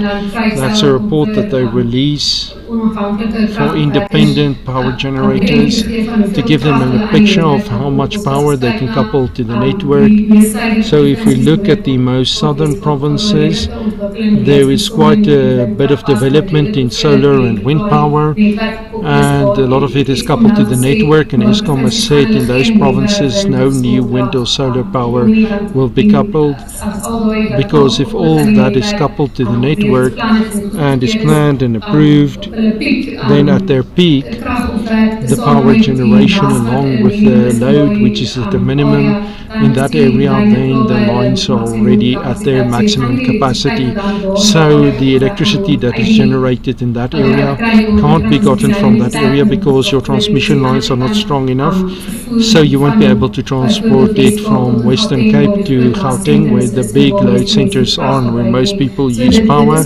So that is a sort of a problem that is hit the energy. When Eskom said Northern Cape and Eastern Cape, we will not couple more capacities, because we had long discussion with about Eskom what can be done there, and our opinion is there is not much that you can do. It will be very difficult to put big scale new projects on these provinces, and it is unfortunately, along with the resources, the wind and solar, it is just those two pictures there at the bottom, the solar resources and wind resources. Unfortunately, that's the provinces in which the good resources are. If we look at the northern part of the country, there's much less wind versus the coastal areas. The sun is in the Northern Cape, is the region with the best sun capacity. To expand those projects and to couple it to the network in the northern part of the country, availability factors will be even less, and your input costs and your capital costs will not necessarily be as well attracted as in the southern provinces, where there is better capacity and more power available. And in Bird Window 6, there was 8,000 megawatts projects that wanted to be coupled to that provinces, and none of them did because the network can't handle any more projects in those areas. And this slide shows the projects that Eskom has done from their transmission plan, and that's the projects that Eskom says is needed to do developments in those provinces. And we're looking at 400 kV long 760 kV lines that must be built from the north to the south, and unfortunately to start these projects from inception to where it is ready to be coupled to the network, you're looking at a timeline of approximately 10 years. So it will mean that for the next 10 years it will be very difficult to do new projects in the province and to couple them to the province. Sorry, just quickly. You're welcome. We will convert to an alternative network here with us. So I'm just waiting for the good news that you will bring, but we are just listening. All right, I just quickly want to... So as I said, the only new option that Eskom has is that the new capacity must be coupled to the network. Most of these 10-year timelines, that the situation becomes more horrible, and we don't want to wait for 10 years until there is a solution. So the list of things are there, but the only big solution that we have at the moment in the short term is to do your own generation by way of solar power. And we can go over to the next slide. And here is just a study case study that we did. We have a spreadsheet. We set up this spreadsheet in which all these variables can be filled in, and we can look at what it means for a business in a specific area with a specific energy capacity, and how much it will cost for them to put in a solar system, and what is the saving on their Eskom account at the end of the month or end of the year. So this is for a farmer in Bloemfontein. If we look at solar capacity in Bloemfontein, for somebody who's got a 5 kVA supply point with a load factor of 60%, and that is the generating capacity over a year, and then you just have to build it through to how much their Eskom account will be in total, in this case 4.2 million rands per year. And if they install a solar power system of 300 kVA, then the load factor that they can expect in Bloemfontein at the capital cost of that type of system is 3.75 million. So there's a saving of 700, almost 800,000 per year on your Eskom account. So the repayment period is 4.7 years. That's without the increase of power from the 1st of April and the new increase of 18.6%. And if you bring that in, your repayment period will be 3.9 years that it will change to. So it makes sense for people to convert to their own alternative energies, and all the costs will be deducted from taxes. So we expect to see that there will be a large-scale investment in solar power for own use, and the numbers that we have definitely make sense for people to do that. Next slide, and that's my last slide. This just shows how the Eskom price has shot up.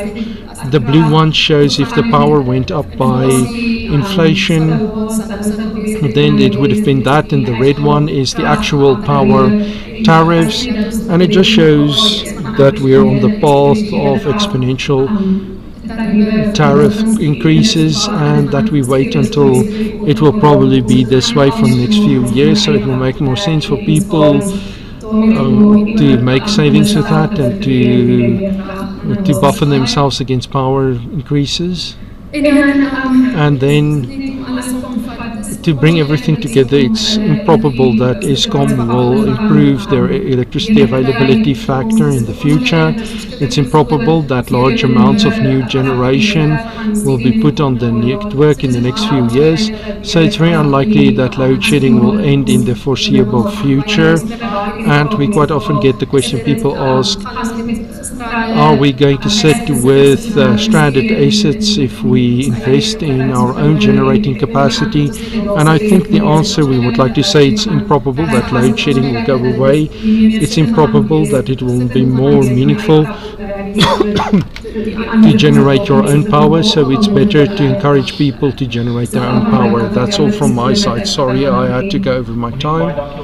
Thank you. We will lose you. I'm sure you will be questioned, so we'll get them to you. We have a question, but if we switch over, yes, a lot of guys of asking questions in the dark, so we can continue with the questions. Just speak up loudly. So I just want to invite the Congress to ask questions. I see Frank, you're standing up. You're welcome. The other guys can go and move to the microphones if you'd like to ask a question. Can you hear me? We hear you clearly, Frank. My question is for Monique. I'm actually a tech logistics entrepreneur, and the City of Cape Town have told us that they are planning for a stage 8 load shedding from the end of April to the end of August of this year. Can you confirm that? It's very difficult to confirm that, to definitely say that it will be that way. If we look at planning, and we have our own forward planning that we did, how do you look at specific scenarios and you look at how much power will be out? Nobody can say exactly how much of Eskom's electric power stations will be available at any given time. But if we look at how we've trended in this year in terms of unplanned outages and what possibly can happen in the future, there is definitely a big chance.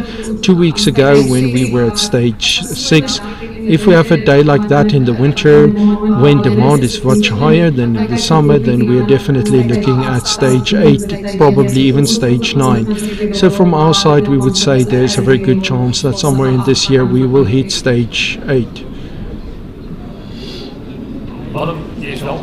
Willem, you're welcome. Can we get this front speaker on, please? There's Foster and I see Joseph. Monique, I just have a question. The example of the Bloemfontein farmer that you put down there, what is the battery capacity of that scenario that you created there? So that we looked at just at solar panels. We did not take batteries or inverters into account. So that is just that simply solar panels that are installed and power that can be used directly from the solar panels. So if you're on the spreadsheet, you can play around with when your power use happens, and you can adjust it, and other costs can be obtained, but that is specifically just done on solar panels. And we're looking at the profile of the solar panels, how power is generated through the day, and how the possible demand from the farmer through the day, and how it's offset, and what they get from the solar panels and what they get from the grid. Thank you, Monique. We would like to circulate the spreadsheet. Foster, I see you there. Peter, my question is to Monique as well. Can we just get one moment?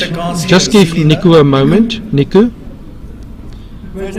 Chairman, for the announcement, our Eskom load shedding starts in 2 minutes. So the lights in this venue is going to go off in 2 minutes to give our delegates a chance and our team a chance to convert their machines to the emergency system. The team is already at the generator, but at 2 o'clock the power is going to come off if Eskom is on time today. But I've got good news as well. Congratulations. We have won an election, Derek Matthews. He's the only person for the chairmanship. Derek, I don't know if you would like to say something, or else I'll continue with the next announcement. Thank you, Congress, for your trust that you're placing in me. I'll do my best to not disappoint you. I would like to tell the Congress and the Executive, I would like to bring it under your attention that we pay focused attention to a successor. We can't create a situation in which a big number of members of the leadership at the same time will resign or go off. So I think in the coming year it is necessary that we will think carefully about this and the succession in this organization. Thank you once again. Derek, thank you and good luck for this task. Now, Chairman, a task for Congress. If you look at page 2 of the documentation, that's a nomination for the Vice Chair that we elect first. We are going to ask you to submit that right after the lunch, and we're warning you beforehand on that. And if power going off, directly after this we will go for lunch. You go and stand at the back in the queue for and you'll get a nice hamburger, but you and the panel members at the media conference in the VIP, so you're gone. And Chairman, now we have to fight back for time. Can we ask that at 2:30 you have to get back? We'll take this. Thank you for this. Thank you, Congress. We have to make up time, but you will agree with me that we do, that the presentations are valuable. I see Joseph is standing there and waiting. Joseph, we're listening to you. Mr. Chairman, me and Peter had the discussion about a farmer in the Eastern Cape who generates power with gravitational forces. We did investigation into dams because all of them have slices. They all can turn turbines. Can't we activate that? There's a student last year who did his doctoral at Tikkies, which had a 0.5 meter stream of water, was dropped 25 meters and developed 25 kilowatts, and it was not controlled, the current.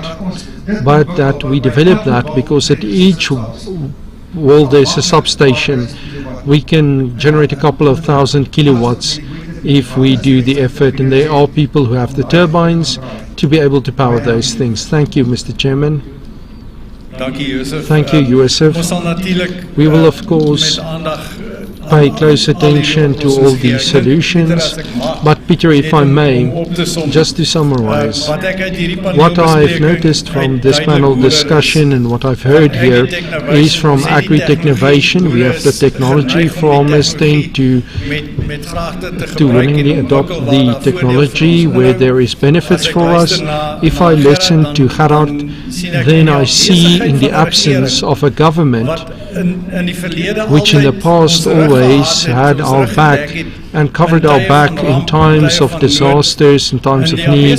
In the absence of that, it's becoming more important that we look after our own, that we will look and make sure of finding ways in which our own risks can be covered, and for that we will continue, and we're going to see how we as Grain SA as a collective, that risks can be addressed. If I listen to Monique and the power environment, then it reminds me of Kali's words, where the people lead, the government will follow. In this case, where there is an absence from the provision of power, our duty lies that we must look after ourselves and we will be self-sufficient.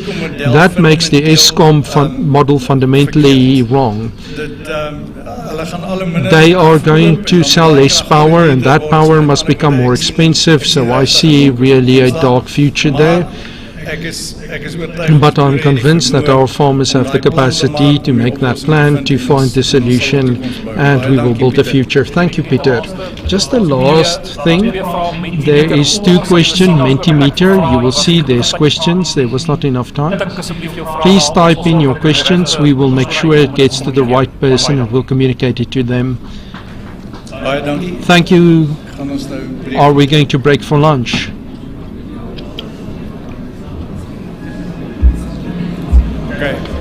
All right, Congress, can we just one moment, Jeremiah? Just hold on that video, please. Jeremiah, can we ask you to say grace so that we can enjoy lunch? And then we'll watch the corporate guarantee video after grace. Can you bow our head? Thank you, Father. That is because of your grace that we're sitting here today and we're ready to take and to eat our lunch together. Thanks, Father, for the food that has been prepared and the hands that have prepared it. Bless it in the name of our Lord through Jesus Christ. Amen. Amen. Amen. Baie dankie. Geniet die ete en ons sien die 2:30 terug. Dankie.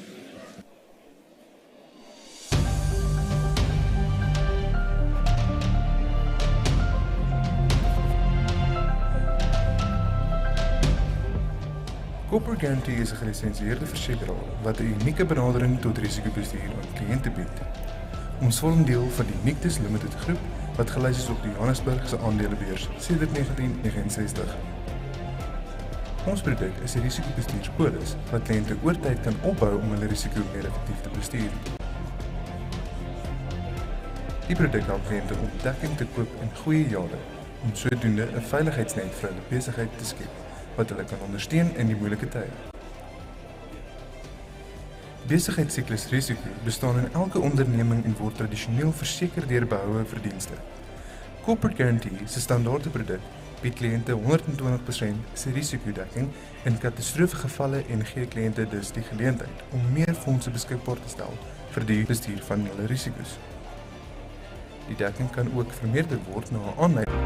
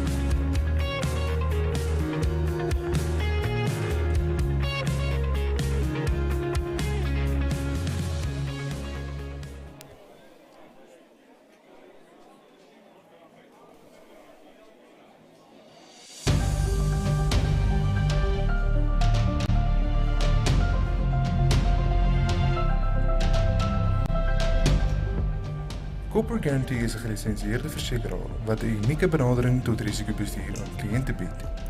Ons vorm deel van die Nictus Limited groep wat gelys is op die Johannesburgse aandelebeurs sedert 1969. Ons produk is 'n risikobestuurspolis wat kliënte oor tyd kan opbou om hulle risiko meer effektief te bestuur. Die produk help kliënte om dekking te koop in goeie jare om sodoende 'n veiligheidsnet vir hulle besigheid te skep wat hulle kan ondersteun in die moeilike tye. Besigheidsiklusrisiko bestaan in elke onderneming en word tradisioneel verseker deur behoue verdienste. Corporate Guarantee se standaarde produk bied kliënte 120% se risikodekking in katastrofegevalle en gee kliënte dus die geleentheid om meer fondse beskikbaar te stel vir die bestuur van hulle risiko's.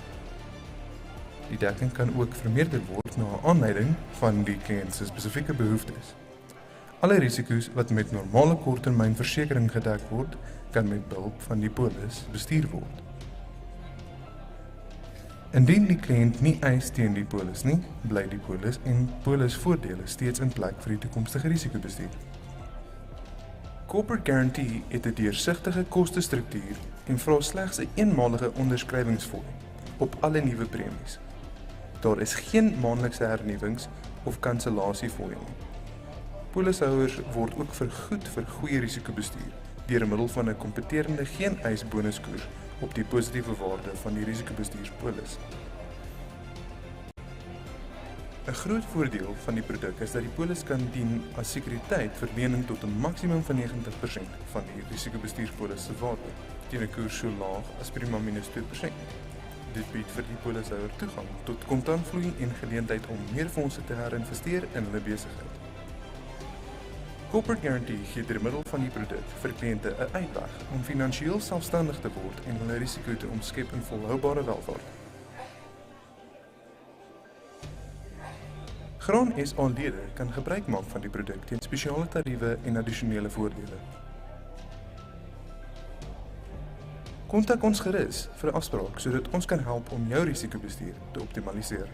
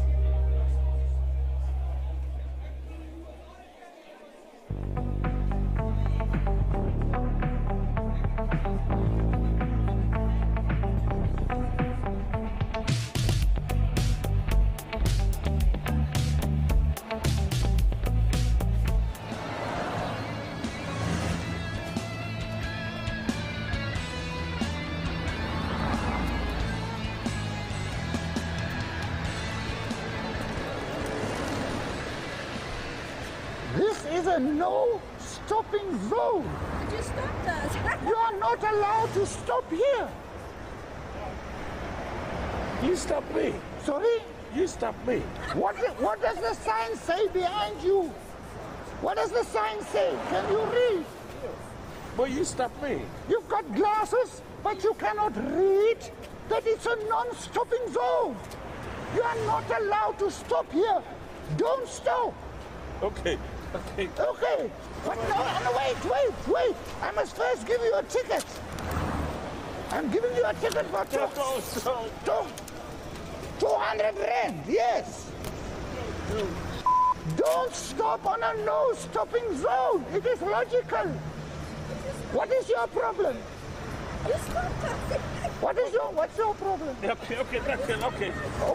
Okay, you know what? You see, you know sharks. Oh, sharks. There's a camera there, look. If it's no stopping, why'd you pull me over? Listen. I don't have time for this. I'll give you, what do you want to do?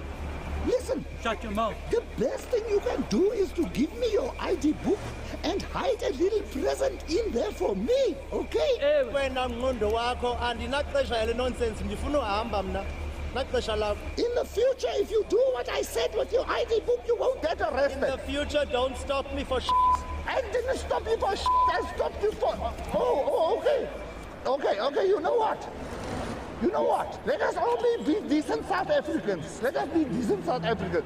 Because you've just been shaxed by Leon Schuster. Mnqondo wakho Leon. Funny camera. Je hebt mij amper geplukt, sorry.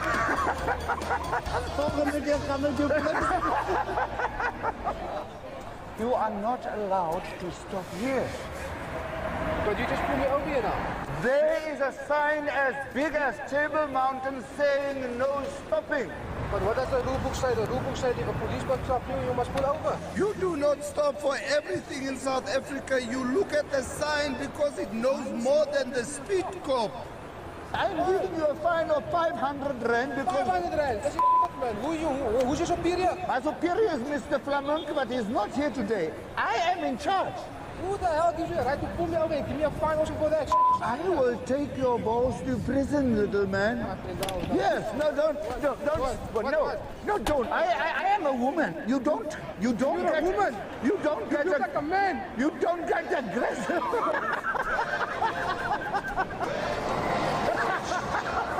Leon sister.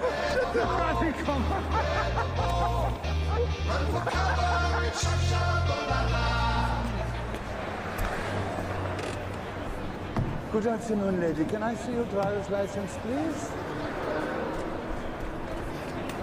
Oh, it turned out to be not such a bad day in Cape Town today, eh? It's all right.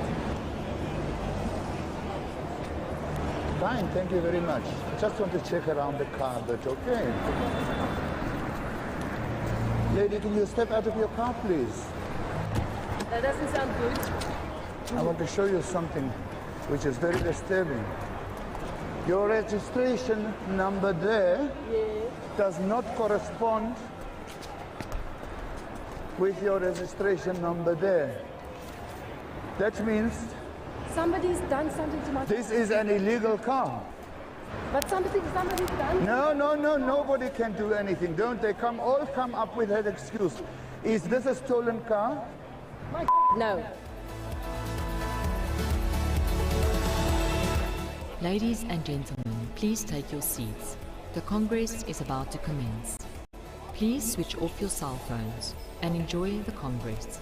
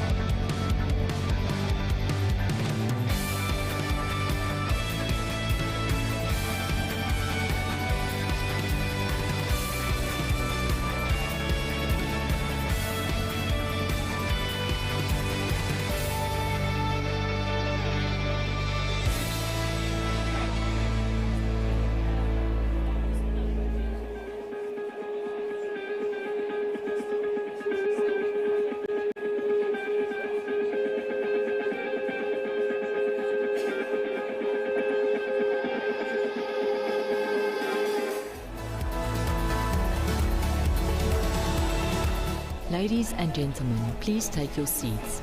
The Congress is about to commence. Please switch off your cell phones and enjoy the Congress.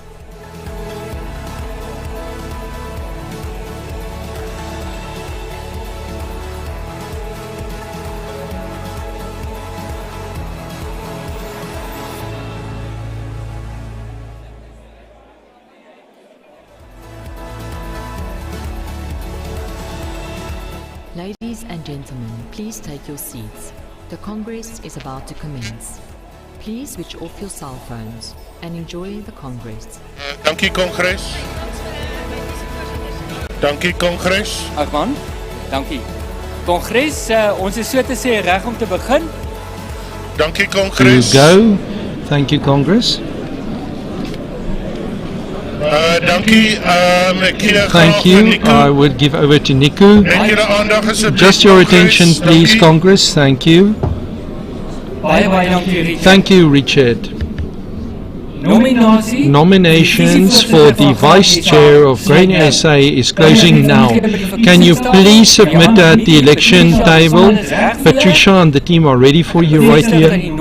I confirm that the nomination for the Vice Chair will close now. Chairman, back to you for the approval of the minutes and the financial statements. Thank you, Niku. If you'll give us an opportunity to conclude some of these formalities, I request your attention. It is important issues that will be handled now. It's our finances of our organization. Derek earlier this morning said about the difficult period that we've gone through as a result of COVID. And I would like in this process to get your attention established to the team that joined us, that you are confident of what is happening in our finances and that you take the necessary notice of our finances. Firstly, Niku, I would like to ask that the minutes of Congress 22 and 3rd March 2022 is approved. That is left over to you as members and Congress and delegates. That's been circulated to you as part of the registration process. Can I ask that the minutes as presented to you is approved, please? Are there any questions which you have for approval takes place? Are you comfortable that that is a true reflection of Congress as held last year? If there are no objections to the approval, then by way, I'll ask you to just clap your hands so we can approve it.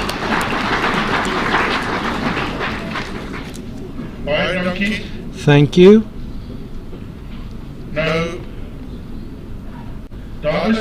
Now, there has been stated previously that the process that is followed to approve the financial statements, the council and regional representative that make up the council is responsible for the approval of the financial statements, and we would like to present these statements for your approval so that you take notice of it. So the signing of the statements are done by the council, and then we normally approve.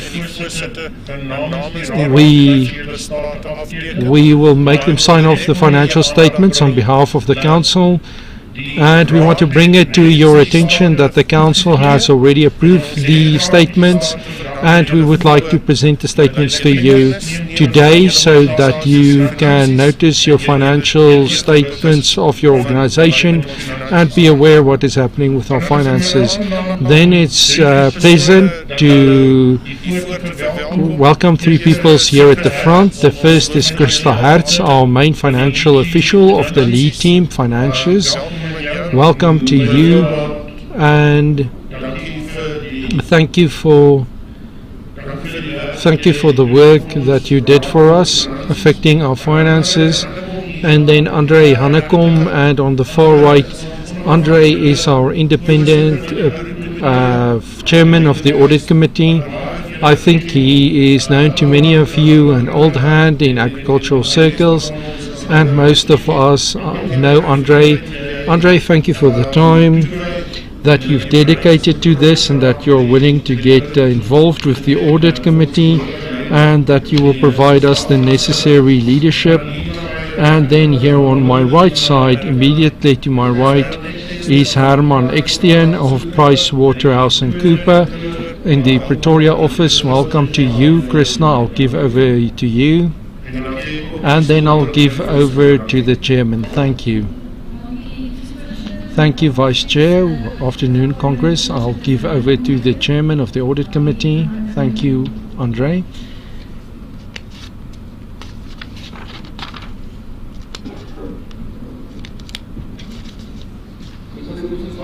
Chairman, thank you. Before I start, I will ask you to do the welcoming as I continue with my presentation.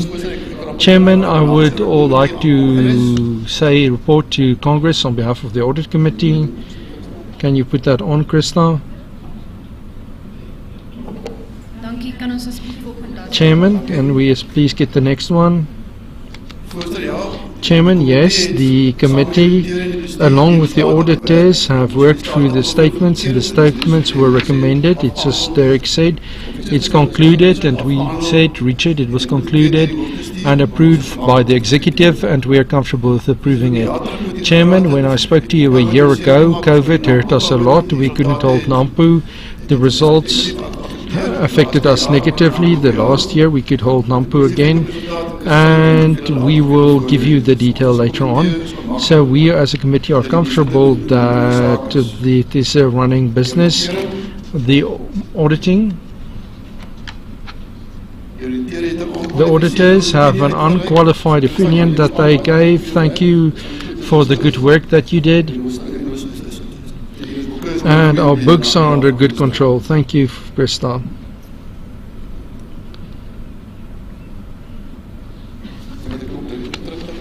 Can we just go back?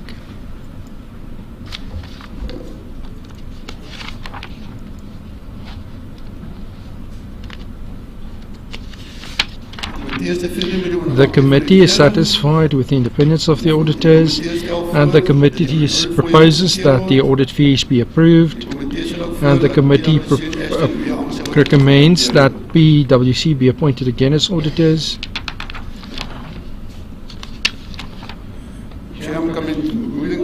Moving on, Chairman, to the topic that's kept us very busy in the past few years, and that's tax exemption status. Independent legal opinion was obtained a few years ago that confirmed that the tax law was not transgressed, but the Grain SA tax exemption status is at risk. What's made things more difficult is the new rules by SARS. They made more difficult by strictly applying the letter of the law in funding limitations, in determining the 1585% rule. And I've mentioned some of them there. So what's positive for the last few years is that in 2020, the tax exempt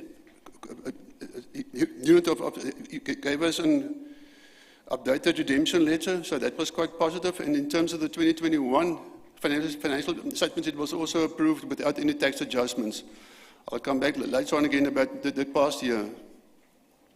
So what have we done?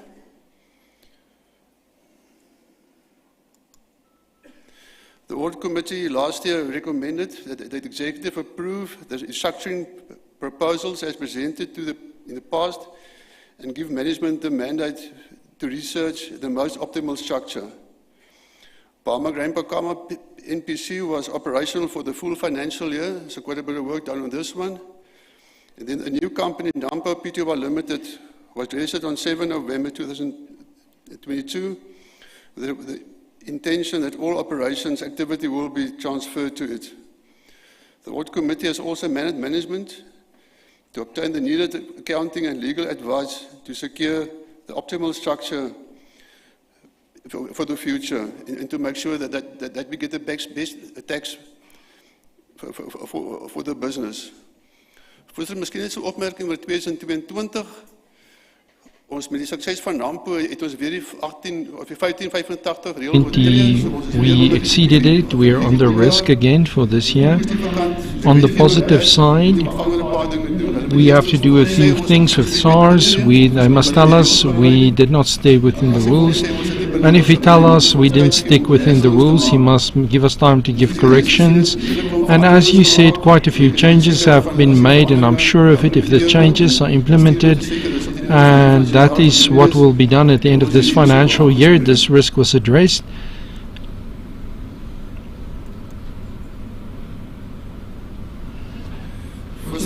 Chairman, just a comment on extended projects. As you are aware, management of Grain SA has a lot of funds and from third parties, and one of the requirements of these donors is that independent oversight must be done by an outside party. The auditors, Ashton, was appointed to do the oversight. We have concluded all of it in the past year and there was no significant deviation. So, Christoph, thank you for the very good work that you and your team did. It's very important that the payments be made within the schemes. Chairman, and just a last comment on all the assignments that the committee did. Here's a few big ones. We have quite a big agenda that we work through. So from my side, thank you for all the committee members for your contributions through the year. Chairman, it is my contribution. If there is any questions, you're welcome to ask. Congress, are there any questions to Andre Hanekom, the chairman of the Audit Committee? Thank you, Andre. It seems like you explained well. Congress are satisfied.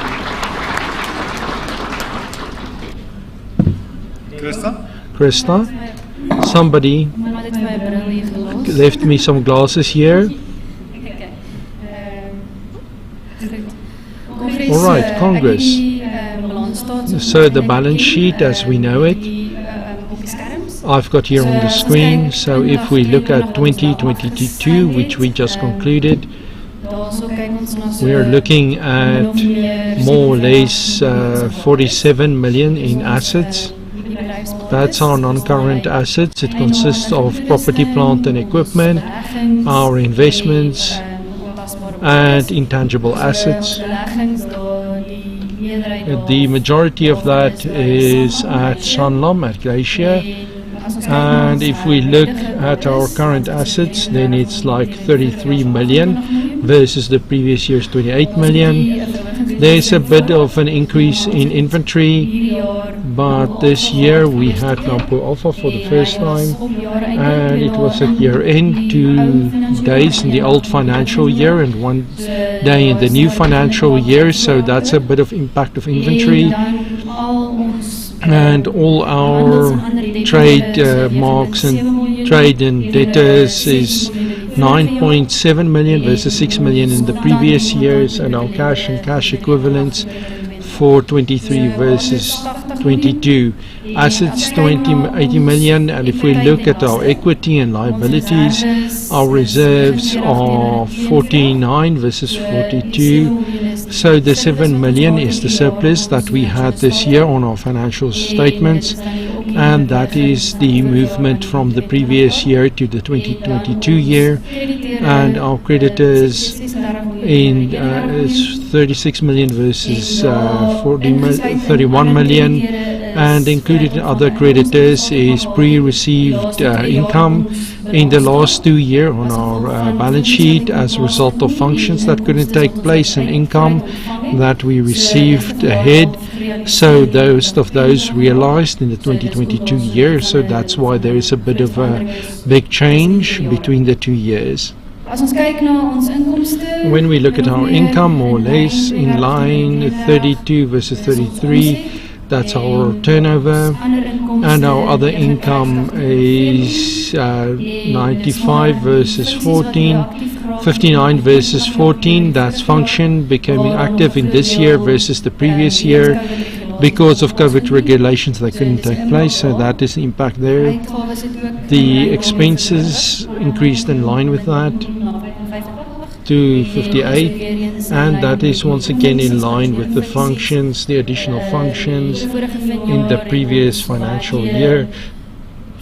We had meetings, online teams, and because we could not really travel, and most of our meetings have been normalized. And if we look at our investment income, that consists of dividends, interests, and it's 1.2 versus 1.1. And then the fair value adjustment is actually our adjustment, so that's the market movements on investments. It's very volatile. So from negative from one year to the next year, which is clearly indicated there. So if we look at our surplus for this year, 7.1 million versus 5.4 million of the previous year. And once again here, I would just like to thank our farmers.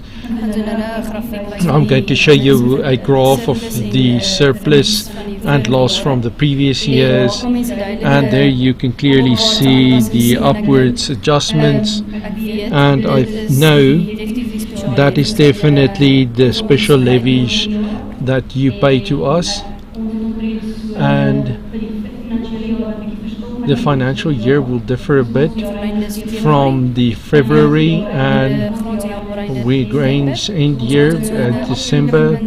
So we have 9.8 million that we got in special levies in the financial year, not in the levy year, and I think a combination of that, the functions that we could hold could help us out with this, and as long with that, our chairman and our CEO mentioned 8 million that we put back from the 20 million that we withdrew. So it was done before the levy year was over, so February 2023. So we have 12 more to go. If we look at this, the graph I referred to, so you can see there our trend for COVID is we are break-even because we are a non-profit organization, so we do not chase profit.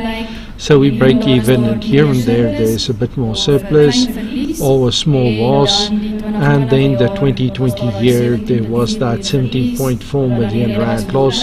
That was the consequence for the withdrawal of the 20 million. And then 2021, the special levy carried us and we couldn't hold NAMPU. And 22 is a combination of a percentage of NAMPU and additional NAMPU alpha that came in and a part of the special levies. So that's nice figures to report for this year. And if we look a bit of detail on the income statement, its member contributions, the rent that we received, those three lines make up our input. And if we look at other income, commercial income and investment income, that makes other income up. And you will see that the commercial income is actually where the function takes place, so you can clearly see the upward trend there. And if we look at the expenses, as I mentioned, in line with the income that increased, there was expenses that you have to generate to release the income, and our personnel costs, the total grouping of that, it's 27 million. And it's in line with the previous year, and commercial expenses a bit down with everything that we could put on and activate again. So that gives us a total expense of 58. That's normally where we get to. And then as well, this financial statements or the first year in which it is split with Grain SA and Palhama Grain Pakama. So that's the impact of that, of the figures. And I think that's about my presentation slides. So if there's any more questions you may ask, or else I will give it over to PwC. Herman, thank you. Thank you, Congress. Any questions to Krista while she's there? Nothing, thank you. Herman. Thank you, Chairman. Good afternoon, Congress and delegates. In terms of PwC's feedback to the Audit Committee, it's related to the year ended September 22. As a reflection of our audit, which was already taken into account as part of the annual report, we have an unqualified audit opinion that we gave, and that's related to that all reasonable grounds, the financial assets and liabilities have been complete and accurate. At the same time,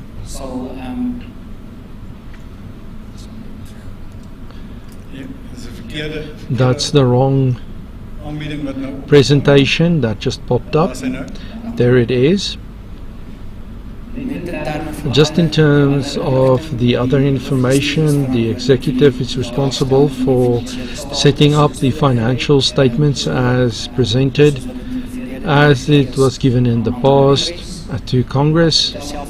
At the same time, we just indicate what is our responsibilities.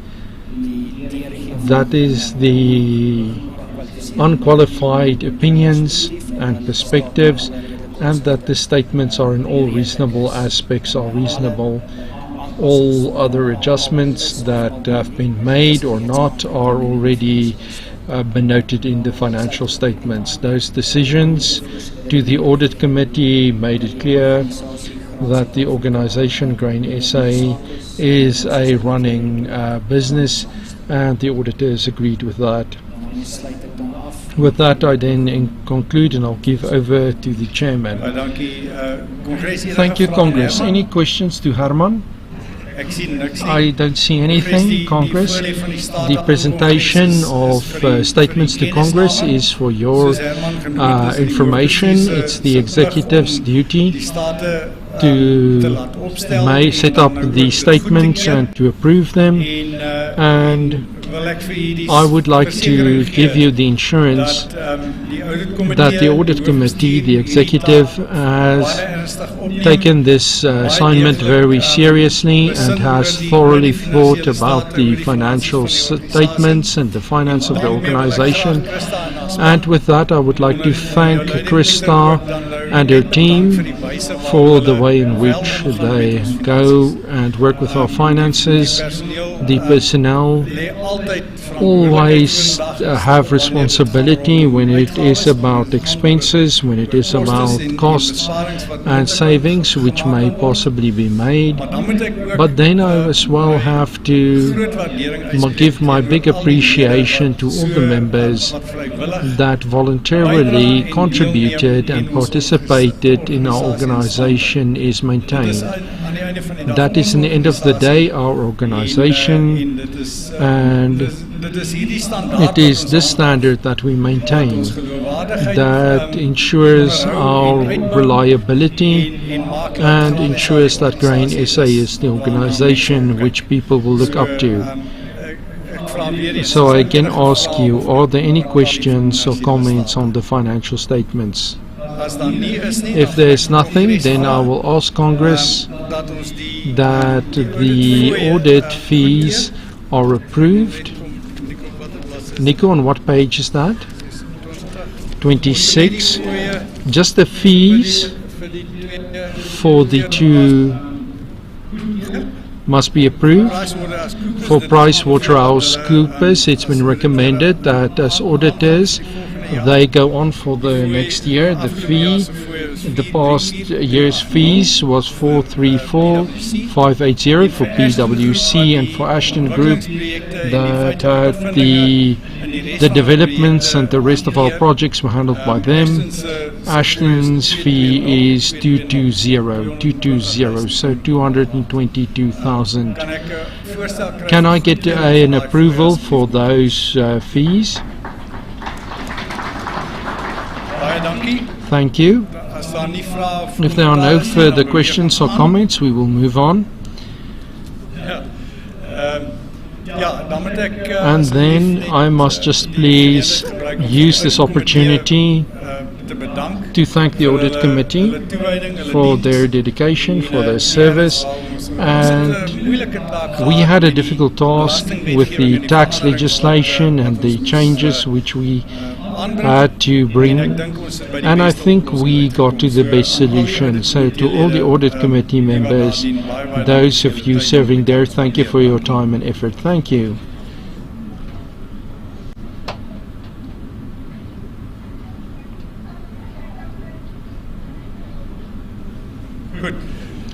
All right. Richard just showed me the fees have been approved. Can I get a proposal that we continue with PwC in Ashton? Congress, thank you. Thank you. Can I call Reinhard Rich to the front? Oh, Peter Moller. And Reinhard. Okay, so Peter is totally unknown to us. We don't know him here at Grain SA or in the Free State. So Peter, can I ask you to properly introduce yourself to Congress? Thank you, Peter. Thank you, Congress. Thank you, Chairman. I will be very short with the short introduction.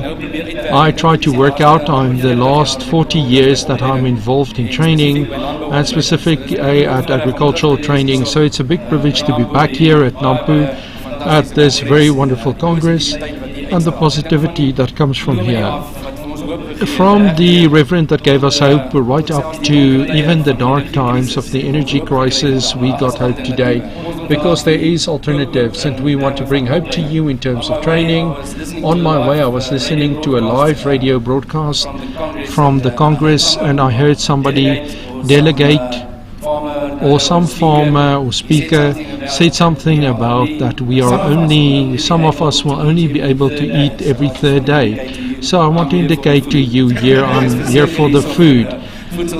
I'm here for food security, and that is in this time needed to bring hope.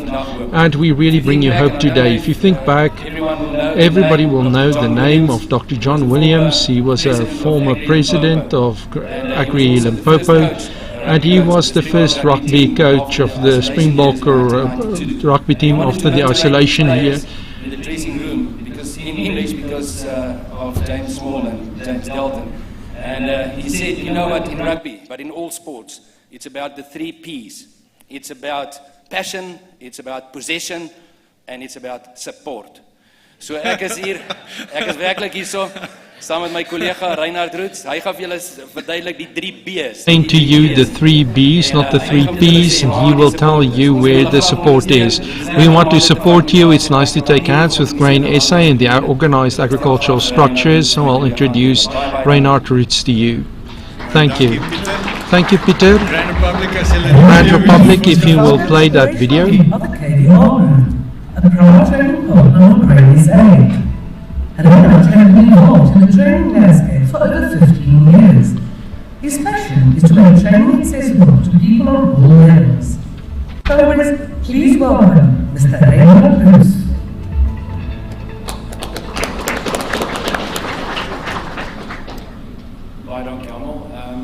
Thank you, everybody. Thank you, Congress. It's a wonderful privilege to be here.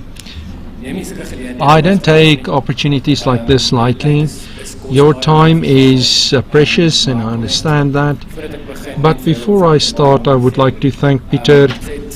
We have late in November had a very quick appointment with one another and things quickly developed from there on in.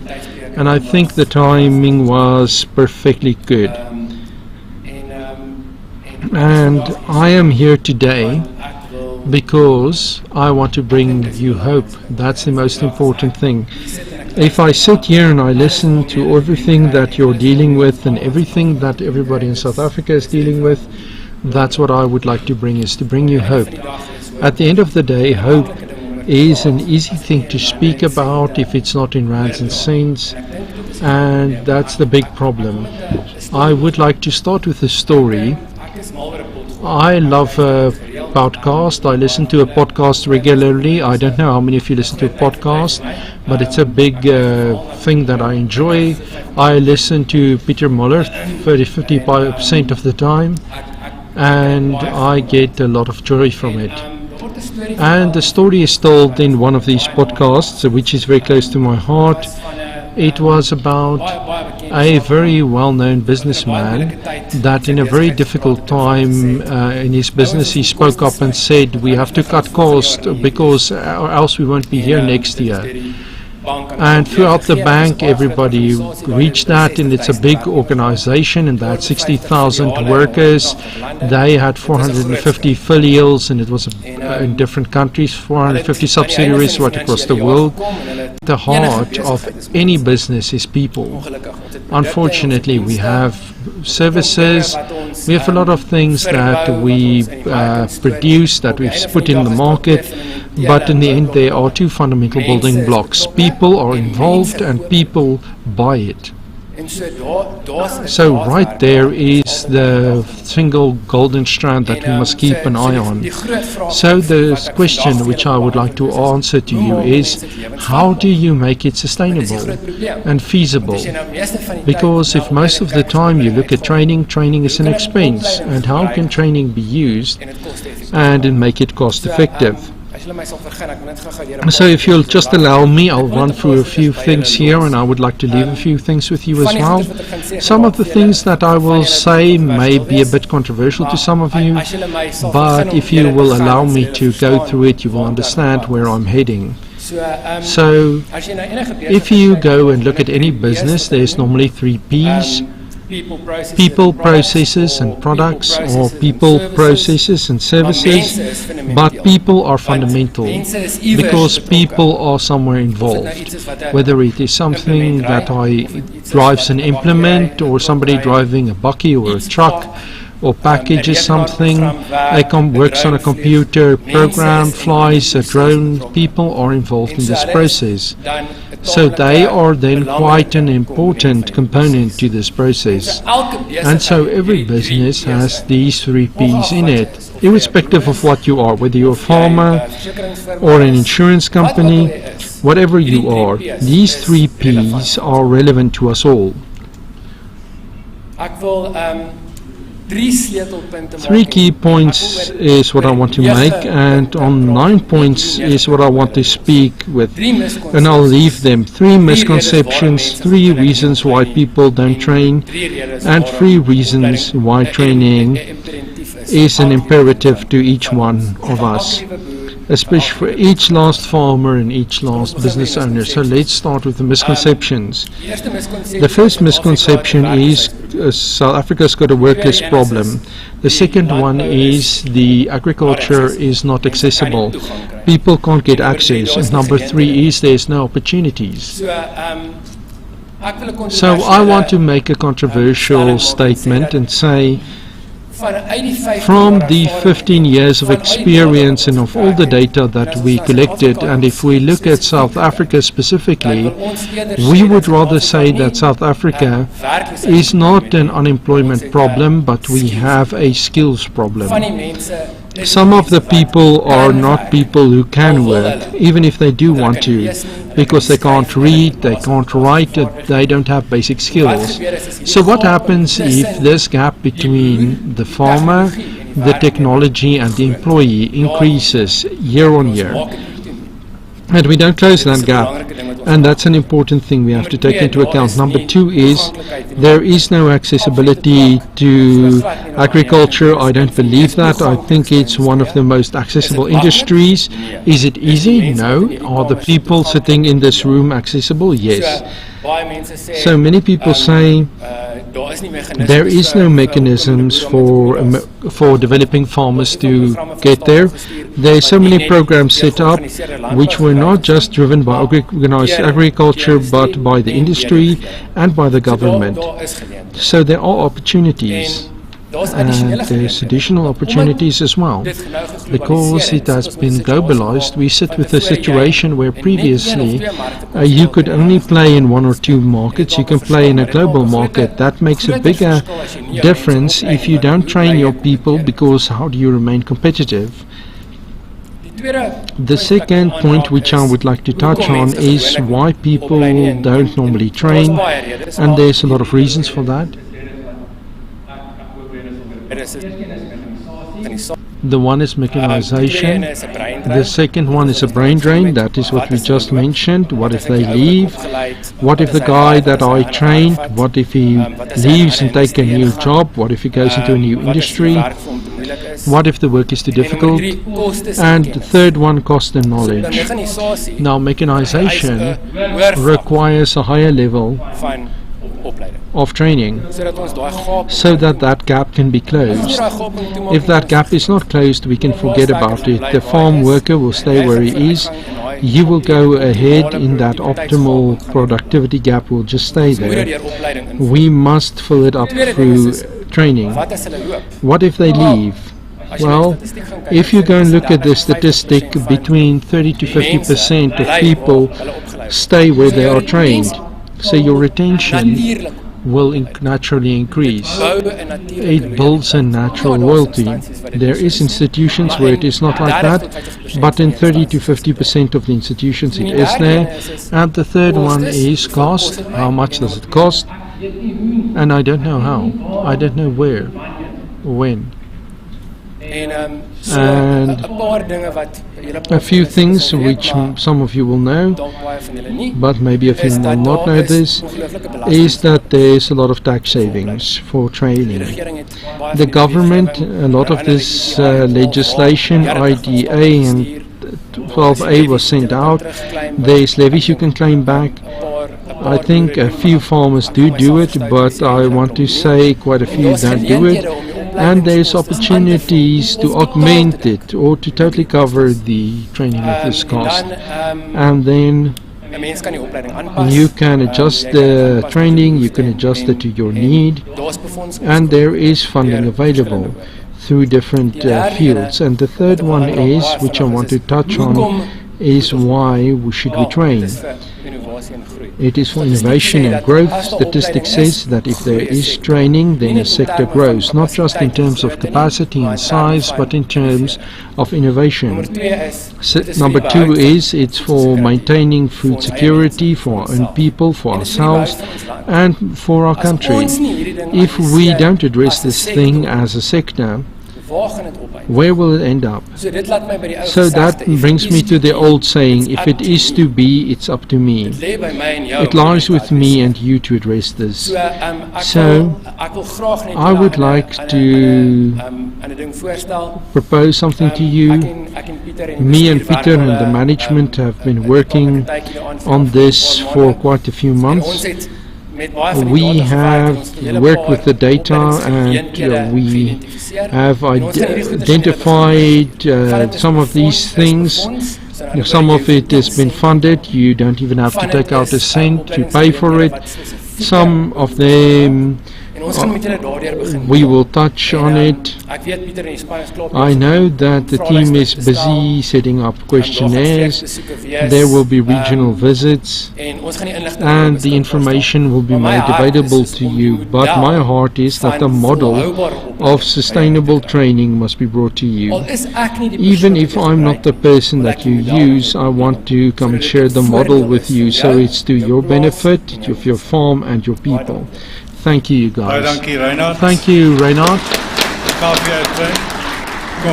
Congress, I think what is important here, which we have to understand in here, last year at Congress, Dion Berg from Region 3, is it Region 3? Region 3 stood up and asked that we have to look at training, that the need is there. This is an example of where Grain SA as normally is meeting that need, and we're looking at KVR to as a partner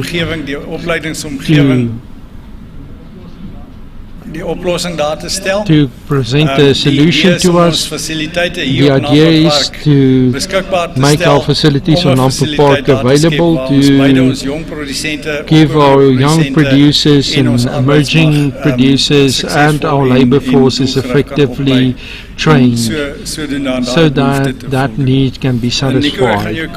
Nico, I'll give you a chance to make an announcement on elections and then we will give our panel a chance. Thank you, Nico. 1 2, dankie. 1 2, thank Ons loop soos 'n you. Congress, we are running like a steam train. And with this, congratulations, Vice Chair, which was firstly elected. An unchallenged nomination is Richard.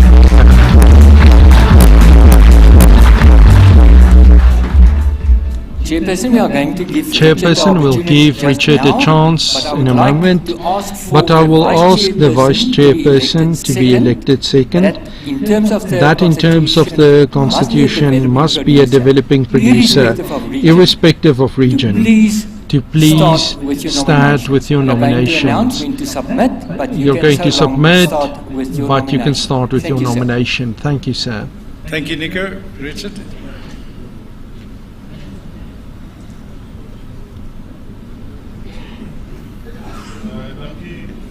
Thank you.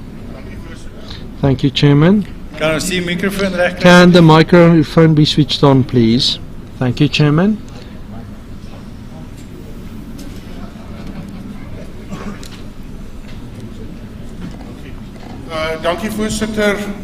Thank you, Chairman. Thank you for the trust you put in me. It's truly appreciated. I can assure you that from my sustained commitment with the uppercase K to the organization and the trade name, Chairman, my Nampu socks, if the camera can capture that. Did you have it? Did you get it? There it is, my Nampu socks, and then I will show you my Nampu underwear as well. Thank you. Thank you, Congress. With team members like this, who can go wrong? Then we have our panel there as well, which we really tired out. Thank you for your patience. We are looking forward to what you will present for us, and I just ask that the introductory video is played. Brand Republic, please.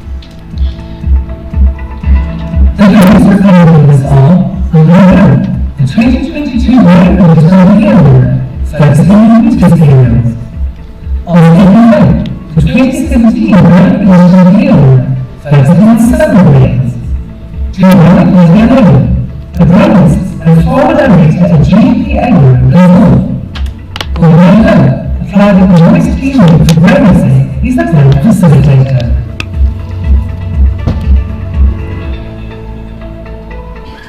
Baie dankie, oor na jou Corneille. Thank you, Corneille. Over to you. Thanks, Chairperson. Sorry about my back, but I have to look at the panel members. Corneille, they tell me the back end of a donkey is the best end.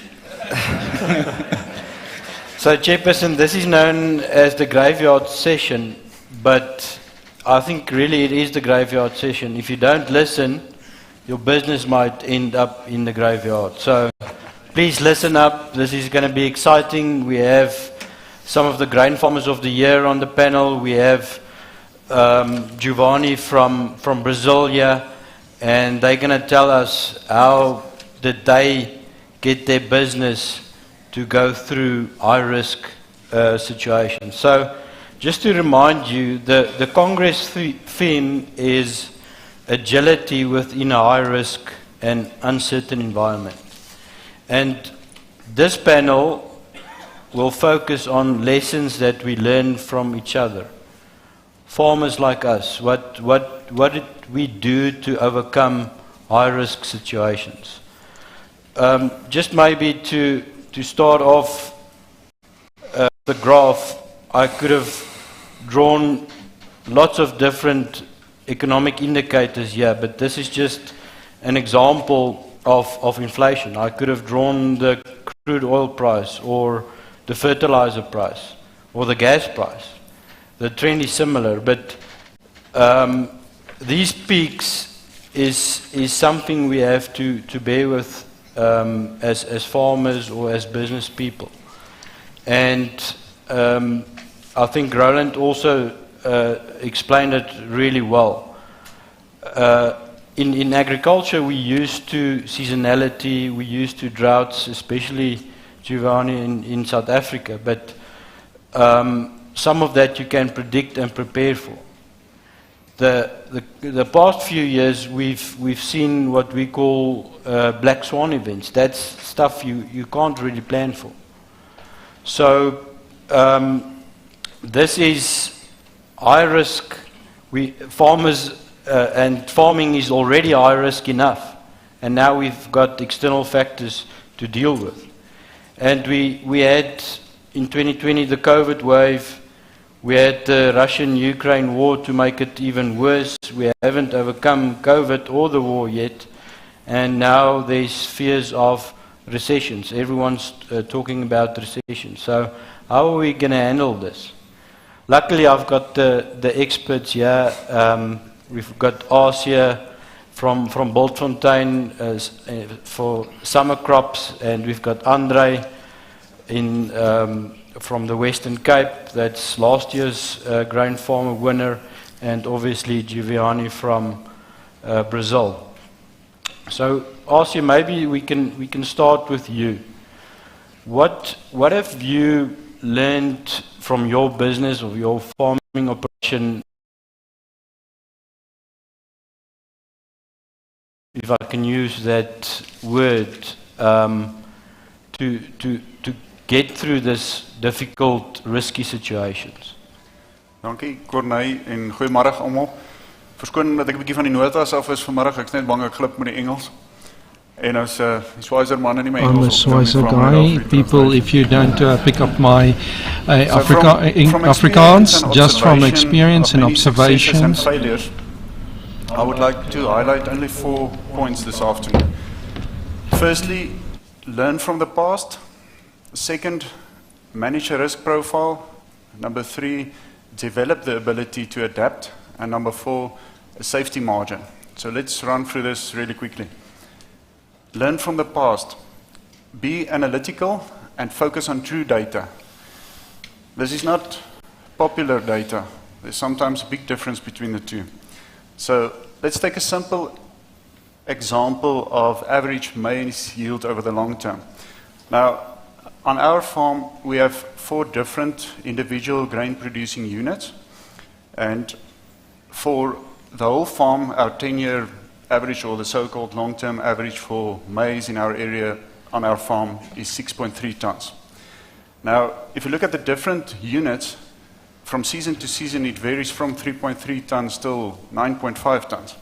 So you'll already see that it is a really volatile game that we're in.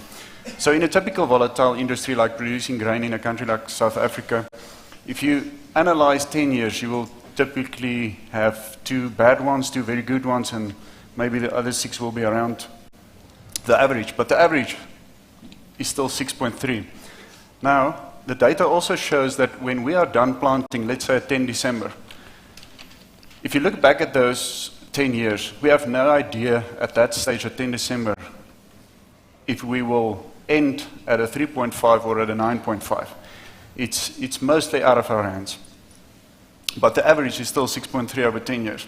So, another interesting fact from the data, if we look back 20 years, then on our farm, the first 10 years actually outperformed the second 10 years. It's against popular belief, isn't it? With better genetics, better high precision technology, precision farming, etc., that made huge leaps forward over the last 10 years, we still outperform the last 10 with the first 10. And it's just because of very unstable climate. Furthermore, it's easy for us as grain farmers to focus on the good years. We love to linger on the 10-ton farms, but we try to forget the 3 or 4 tons as quickly as possible. Now, if you really look at the 10-year data, you will see the 4-ton year, and you can ask many questions, and you can learn a lot from that. What happened there? Could it have been managed better? What were the lessons to be learned? So, to conclude this one, if you follow popular opinion and you're on water table soils, you will be tempted to go for 8 tons per hectare every year. But from the data, as long as you're on a 6.3 average, you will overshoot and your cost structure will be inefficient. On the other hand, if you're over-conservative and you go for 5.5 to over-manage your risks, actually, it's obvious that you will let a lot of potential go to waste. So this is just a simple example, but my point is to try and prove that you can learn a lot from history, and especially when you get it from verified, accurate data. Second point is manage a risk profile. I think you should choose a risk profile that suits the stage of your career and your specific circumstances, and maybe most of all, your personality. It doesn't pay to follow a risk profile for someone else's personality. If you succeed in managing a risk profile for yourself like this, it obviously leads to less stress, and it will make you at your sharpest, especially if you have to take tough decisions in really challenging times. The third point is to develop the ability to adapt. Now, we can say over the long term, there's maybe a good example will be the appearance of soyas in the Western interior, like Joseph du Plessis' 15-year timeline this morning. That's a textbook example. Or look at Argentina, where soya totally changed the landscape over the last 25 years. That's typical long-term trends that we adapt to. Over the medium term, we can adapt to farming practices or cultivations leading to better fuel economy, sustainability, etc. And over the short term, maybe that's fresh in our minds, we can look at the way we adapt to a specific planting season that turns out totally different from what we have planned. And those actions and plans are sometimes implemented in a matter of weeks or even days or hours. And it's also important, of course, that you must have a good theory or plan in these cases. But it is equally important that that plan is efficiently and effectively and on time or timely executed, and that all brings you to a good ability to adapt.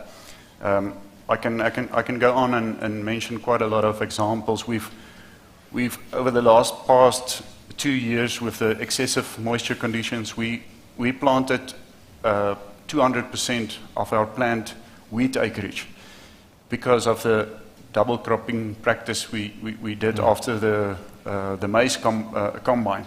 That's what Giovanni are used to. And but it was a quick decision.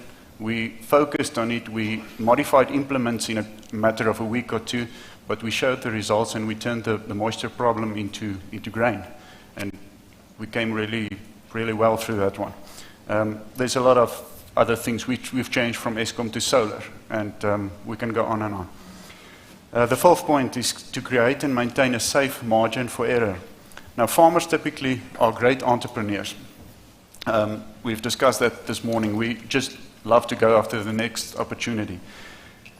But sometimes we're not so great at clinical management, and that is the very thing that keeps us from maintaining this margin for error.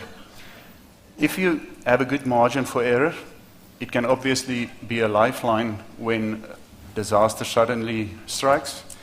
And over the long term, if you have the discipline in maintaining that margin for error, it does have the potential to turn you into a buyer when everyone is selling. So to conclude, all these points are interconnected. You can't really stress one without focusing on the other one. And it all comes down basically to knowing your numbers. It's hard to do these assessments it's really hard to make these plans and do accurate assessments if you don't have a good set of data and numbers that's reliable and that you can work with. Ossie, great. Yes, thank you for that. That's really great learnings and wisdom. We've had the local guy now the two farmers that flown in. The Western Cape is almost like a country on its own here in South Africa, Giovanni. But let's start with Giovanni first. Giovanni, welcome to South Africa. Maybe you can quickly introduce yourself to the Congress? Sure. So everybody's hearing me. So I would like to introduce myself. My name is Giovanni. I'm from Brazil. So I work for a family business company. So we farm in Brazil in a middle state, and we have a farm there of 11,000 hectares, and we have another one up north in Brazil, about 16,000 hectares. So we plant about 27 hectares of soybean, and we do plant about 20,000 hectares of corn. So you guys are probably asking, how do you do that if you have 27 hectares of physical land? Yeah, we double crop. So I guess we are lucky to be doing that, but there's a lot of challenges on doing that. So I'm gonna briefly explain how farming in Brazil works. So we do have stable rain, I could say that, but we do have short windows of planting. Since we are doing double crop, we do need to be fast.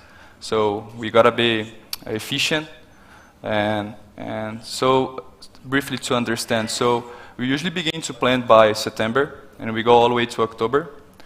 And so our soybean takes about 100 days to be ready to be harvested. Different than you guys. I heard you guys take about like 150, 140 days. Ours get earlier. And right after, so the combine is literally harvesting, and our planter is following the combine to be as efficient as we can. And so that's the picture of how we work in Brazil. And the rain starts by September-ish and goes all the way to April.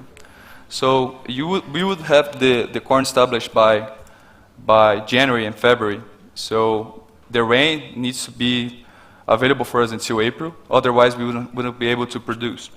So that's one of the risks of our business. We do need to be inside of that window, the planting window. Otherwise, we're not going to be able to plant. Like you guys sometimes struggle with rain, and we do struggle with rain on our second crop.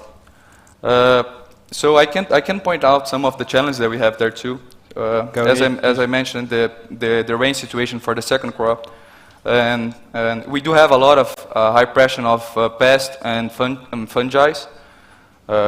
We do about in soybean we do about like 5 applications for fungicides. So it's quite a lot, and for corn we do about 3. For pest management, that's another thing too. We do have many type of worms. I think the one that you guys had to do here the most is the bullworm. We do have a lot on others ones. So like Spodoptera, I don't know if you guys heard about it. So we got to deal with that too, and we got to spend a lot of money on that too. So another struggle that we have in Brazil. From what I heard so far, government is not a friend of you guys. They don't help us. They don't help you guys at all. So we have the same thing in Brazil. We are all by our own. So we literally do everything by our own. So that's another problem too. Labor is a problem too. We do have labor available, but quality becomes a problem. So I can go on and on. It sounds like we have a lot of similarities, right? Yeah. Okay. And I mean I can go with the answers. Have you got Sclerotinia there in Brazil? Say it again. Sclerotinia. What does that stand for? Safrinha. No, Sclerotinia. Sclerotinia. Sclerotinia. Yeah. No. So that usually is located in south of Brazil, which has cold, I would say colder weather there. So we deal with Diplodia in corn, anthracnose in soybean, and Cercospora too. The reasons why we have 5 fungicide on 5 applications of fungicide in our crop, and that's quite expensive, I would say so. Yeah. And how do we manage all those risks? As I mentioned, only a few of them, but mostly. Let's start with the government part. All right. So we lack of roads. We don't have railroads at all. So what we do on that matter? So we invest a lot of our money in infrastructure, and that goes for machineries and silos. So all of our farms has its own silo. in order to protect and storage our crop, and be able to sell it and on the right time. And what we do usually, we sell to the big companies as you guys, and we do FOB, so they go there and take it. So we don't care if they, I mean, it's their matter, right? So our crop is on our silos. So from the silos to whatever they are sending the soybeans, not our matter. So that's managing one of the risks that we struggle there. Machineries. Always try. I don't tell people to buy new machineries. Of course, if you have money to buy it, go for it.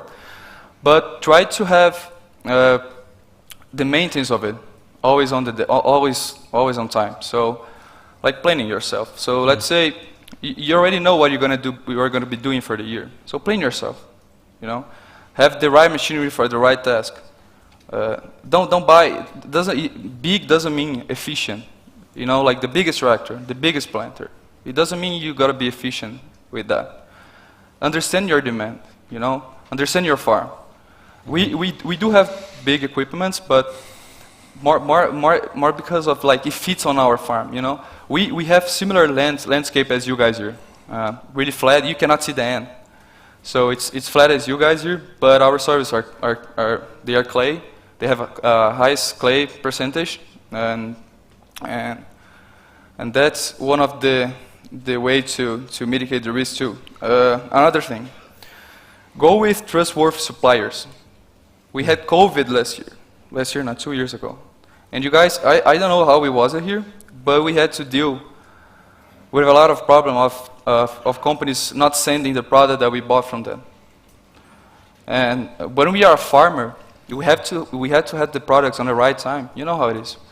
When you have oppression of a bollworm or a fungus or whatever, you need to have the product on the right time to deal with that. So work with well-known companies. I don't need to mention the companies here. You guys know the well-known companies. It's worth to work with them. It's worth it. Share the risk with them. Bring them to your business. You know, bring them to show them how your business works. You know, they're going to be concerned because they want to be part of that.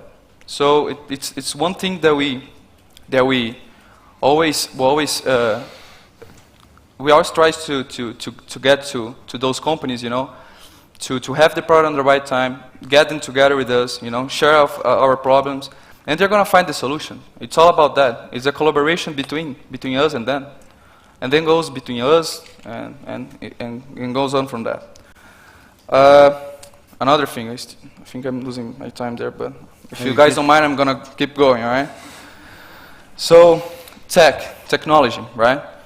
So in Brazil, that's another struggle too. So we, from what I saw here, you guys get to have data, internet, all over, right? In Brazil, we don't have it, honestly. So we do have offices in our farm, which has a Wi-Fi, but besides that, we don't have connection. So work Sounds with, like yes. South Africa. Yeah, but like I went to a couple farms here, and all of them had internet, so. I think they're the lucky ones then. All right, so yeah, so you guys know what I'm talking, right? Yeah. So you have a lot of like application or whatever softwares available to use on that matter, but you do need connection. Otherwise, what's the point of it, right? So go for that, you know. Try. We do have a lot of companies that's doing that business now, and we do have companies coming to do that business too. An example is from Elon Musk, the Starlink. It's already available in Brazil. So you can literally like take the internet and put it like in any place that you want. So we are doing that in our properties too. So we want connection. Connection is necessary because you can get to see whatever is happening on that right time, you know. Another thing that you guys deal with too. So invest in your labor. Labor is the key of our business. We had a discussion with, I forgot the name of the mister that was presenting. So, but he was right on most of what he said. So labor is literally the key of our business. We need them. Otherwise, we're not going to be able to deal with all the tasks that we have in our farm. Imagine myself with the land that we have I love to be on a combine. That's the thing that I love the most, honestly. Be inside of a combine, listen to country music. What else do you need? Right? But I can do that because people need me outside of the combine. People need me to guide them, to show them where to go, what to do. And when you have a position like that as a leader, you do need to be prepared for that, right? And so how do you prepare this labor? Show them the new perspectives. Make them part of the business. Train them. Make them capable to fulfill their tasks. And how to accomplish that? It's not easy as it sounds. You guys know.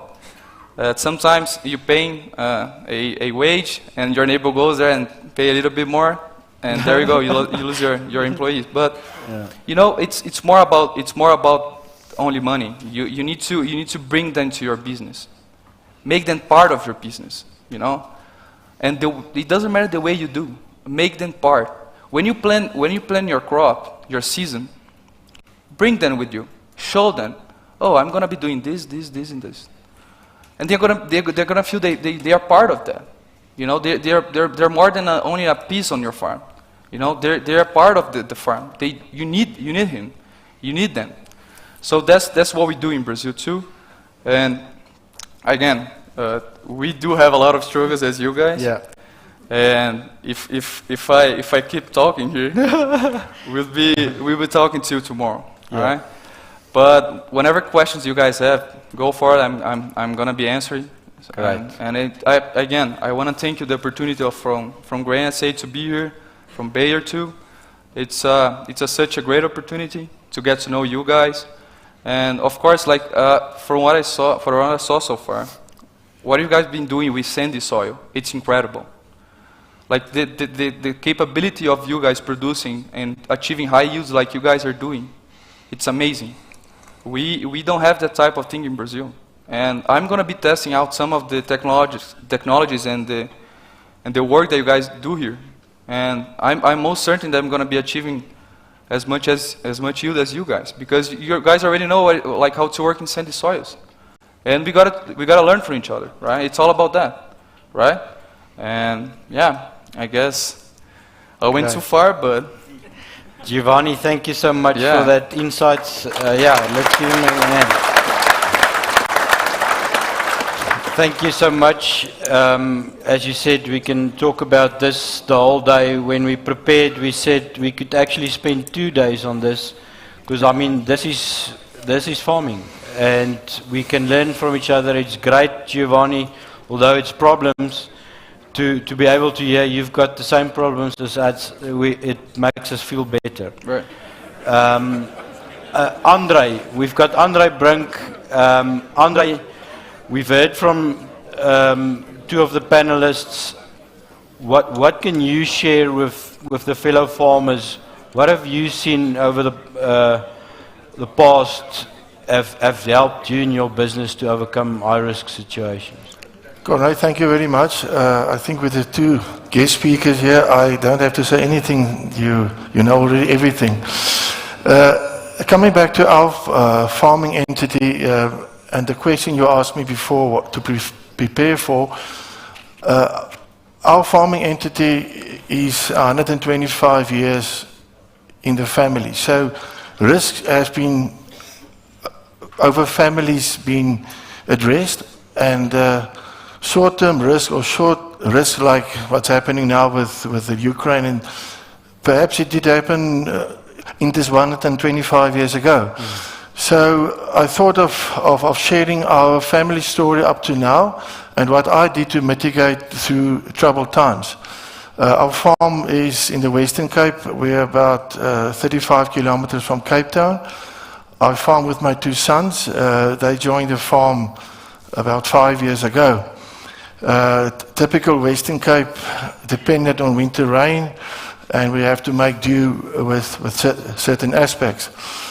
And I like to divide if I look back to my business, I see it in front of me with 4 legs. The legs don't have to be the same in strength, but they are there to keep the table to be a table. And I divided the 4 legs into categories that you can change and categories that you maybe can change, and categories that you address to come to survive you at the end of the day.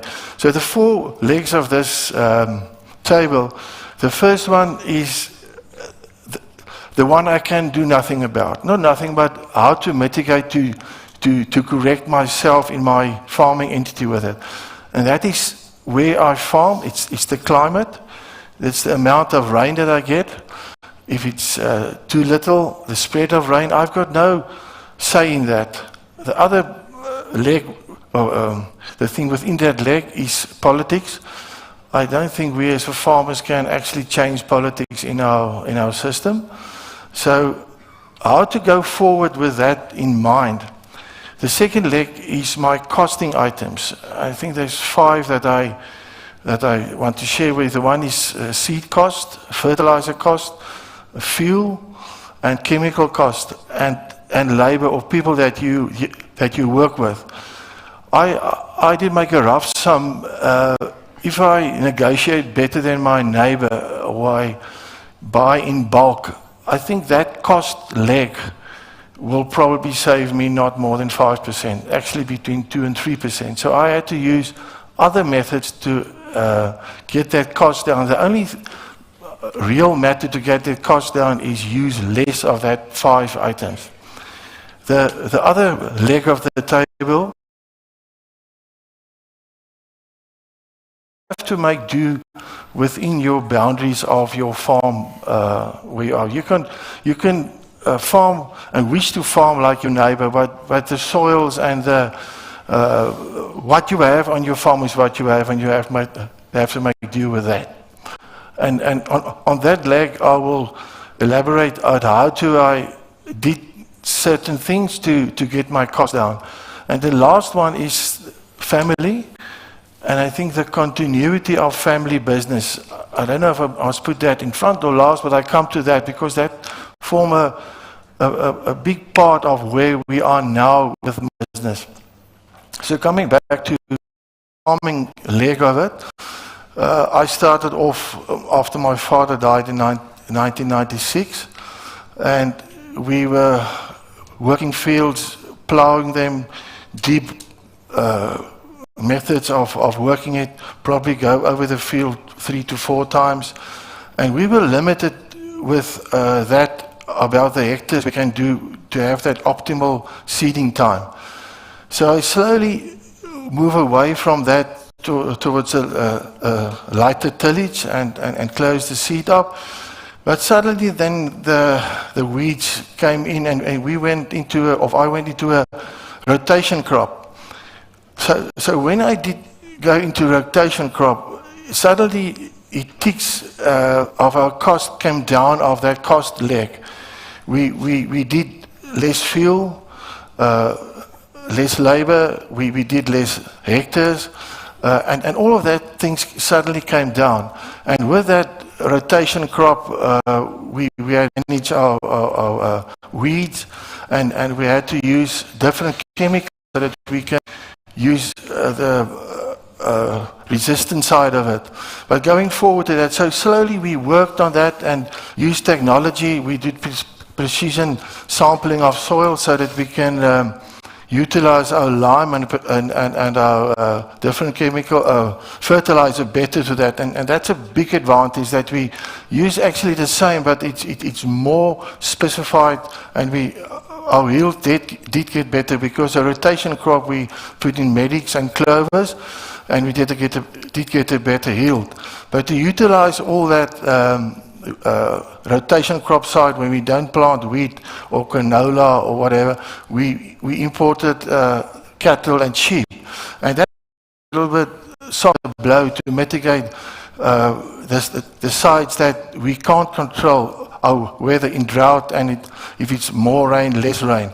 And another thing we did is we opened up we did an open contour system to get, in the winter when we get soils, it's too wet, we get some drainage in it, and that also helped at the end of the day to use our planters better, because we go bigger, and then we take out the old contour system and we get more effective to operate at the end of the day, to utilize that cost items all the way down, the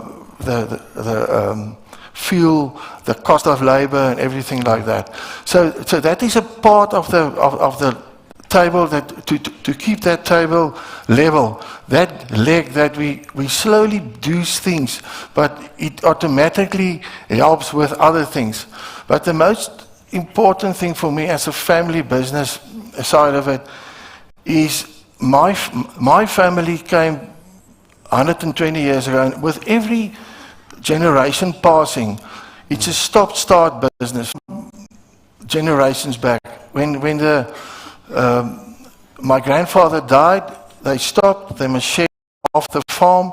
They normally have to divide income between all the children. And the same with me. I have to start from beginning. When my dad died, I said to me, that is one of the risks of farming. If we grow and grow and grow, after I died, we have to share everything. And so we moved into the idea of it's our farm. The whole family has a part in it, and we begin the cake at the end of the day. So if we share, not share, but we share the wealth of the entity. And our biggest threat is the stop-start now with our farming entities.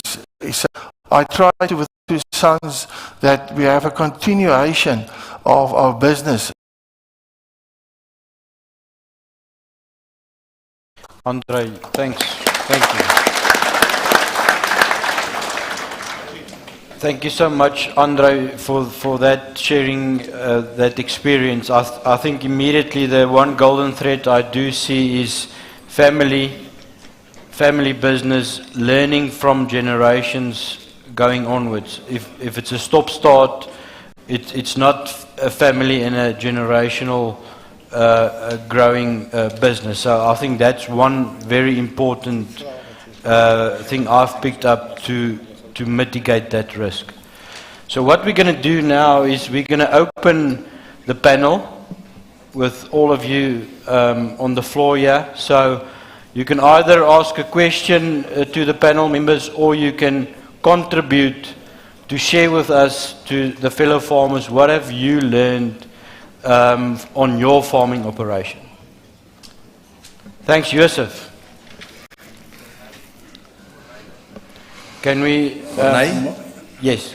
Can we ask Giovanni, what on earth is wrong with Brazilian soccer? That's a low blow. Any less sensitive question? That's not on me. That's not on me.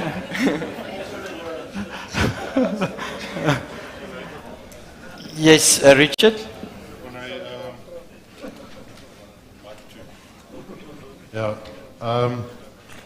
Giovanni mentioned that his soya is 100 days in the ground. How many days to flowering? And then he mentioned 5 fungicide applications.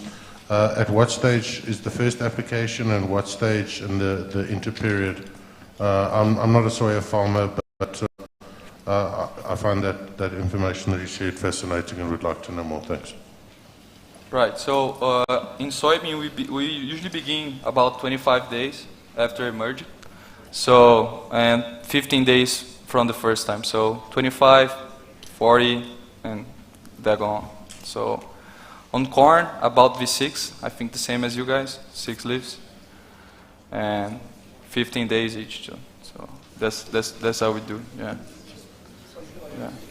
Some people in Brazil are doing even like early applications. Like they are doing shorter gap, like 12 days. And what would the typical active ingredients be of those sprays? Do you limit it to one of the groups? Are you using SDHIs, or what is it that you're applying then? Thanks. Oh, so most of them we work with triazole. So you can get from many products that you guys probably have available here. So on soybean, we usually work with, so it's a triazole called proticonazole. I don't know if you guys heard about it. So yeah, most of the applications are with that. And for corn, we do work with triazoles too, usually with the buconazole. you can find that in many products available, and along with I don't know if I'm going to be able to translate that. We call it carbendazole. Yeah, we usually use that for diplodia. I heard you guys deal with that here too, so we do have that available. Until yesterday, I would say, because our government, as I mentioned before, they don't help us at all, so they block the use of it. Don't ask me why. So I don't know how we're going to be dealing with diplodia for the next year, to be honest. And we do have some products available, like thiofanato methylic. I guess that's how you guys call it, thiofanato methylic. No? Yeah, so, yeah. Great. Thanks, Richard, for that question. Any other questions from Congress floor? Allow me to summarize, and first of all, to thank all the panel members. Right now, I think we need to specifically thank Asia, since he's come to spend his birthday with us. So happy birthday, Asia.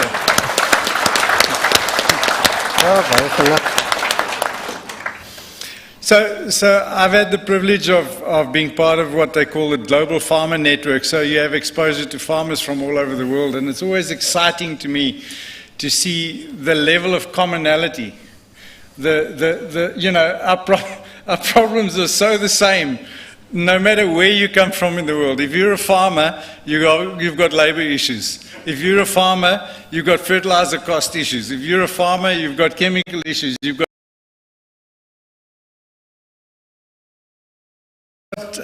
makes up the characteristics of a farmer or a good farmer is the tenacity and the ability to apply your mind to rise above these issues and find the solutions. And I want to thank this panel really for sharing with us, for giving our whole Congress something to take home, something that they can actually go and apply. Maybe it's the next drought that's coming down the line, whether it's 2 or 3 years from now. Just that, they heard Asia telling us how to manage your risk, or to have a risk margin management in there, and you apply that on your farm. That's what the value of a Congress like this is. So thank you very much for your contribution, Giovanni, all the way from Brazil. Yeah, absolutely. We look up to the Brazilian farmers. Just purely by virtue of the size of agriculture in Brazil. And I had the privilege of chatting to you last night, and the excitement with which Giovanni shared with me the benefits of Intacta that's coming in our soybean industry next year. That really makes me excited. So I'm ready to take on anybody that has a SACTA question for us today, and the SACTA levy questions, because if that's what's coming downstream, then we have absolutely no reason to worry. Then we will get value for money for what we are doing in our industry. So to the panel members, to Corneille, the way you managed it, thank you very much. We appreciate it, and have a great, enjoy the rest of the Congress with us. We look forward to chatting to you. Thank you very much. Well done. Thanks. Now we're going to ask Peter to, there are a number of questions on the Mentimeter system. So Peter, if we can run through those quickly and get our Congress to participate on that level, please. Dankie voorsitter, ons is weer terug by Menti. Hulle het ook daai QR code op die tafels gesit vir die wat hom weer wil scan.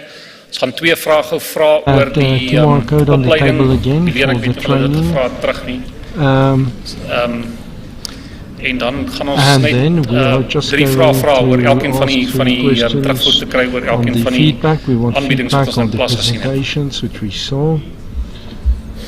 Eerste vraag daar, wat is jou grootste risiko? What is your greatest risk on the farm level, on a micro level? I see 10 people already answered.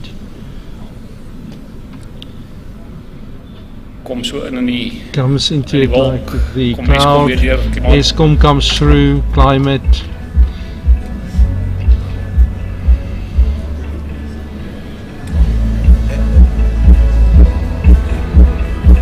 Dieter.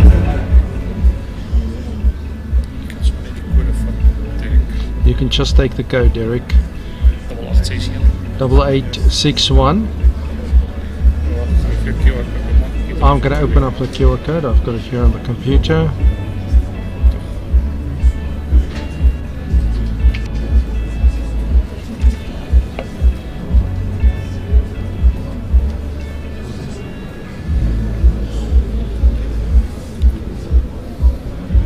Okay, strek by 160. All right, we are at 160. Eskom remains central. Labour, climate, input costs. So 10 secondes oor vir die wat nog nie geantwoord het nie. Ek dink jy kan 2 of 3 noem daar. I think you can name 2 or 3 more.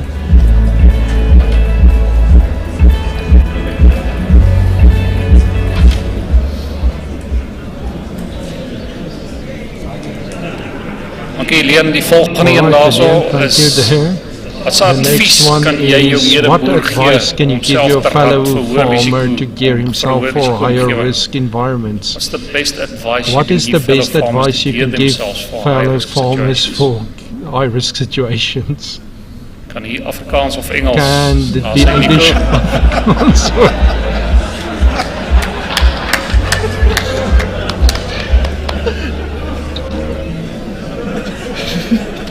Spaar.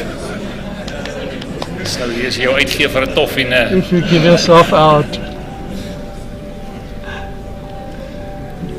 Plan, diversifiseer. Plan, diversify. Ons gaan hierdie antwoorde deel. We are going to share this answers with the Congress 10 seconds left. Keep going. Keep going. Planning, diversity. Planning, diversity. Conservatief. Conservative. Geloof. Faith. Wow, dankie. Thank you. Klomp wyse woorde hier. A bunch of wise words here. Wise words. Lovely. Lovely.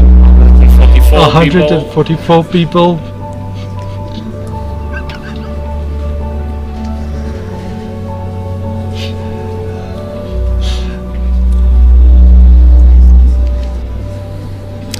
Dankie Leon, volgende ene. Thank you Leon, next one.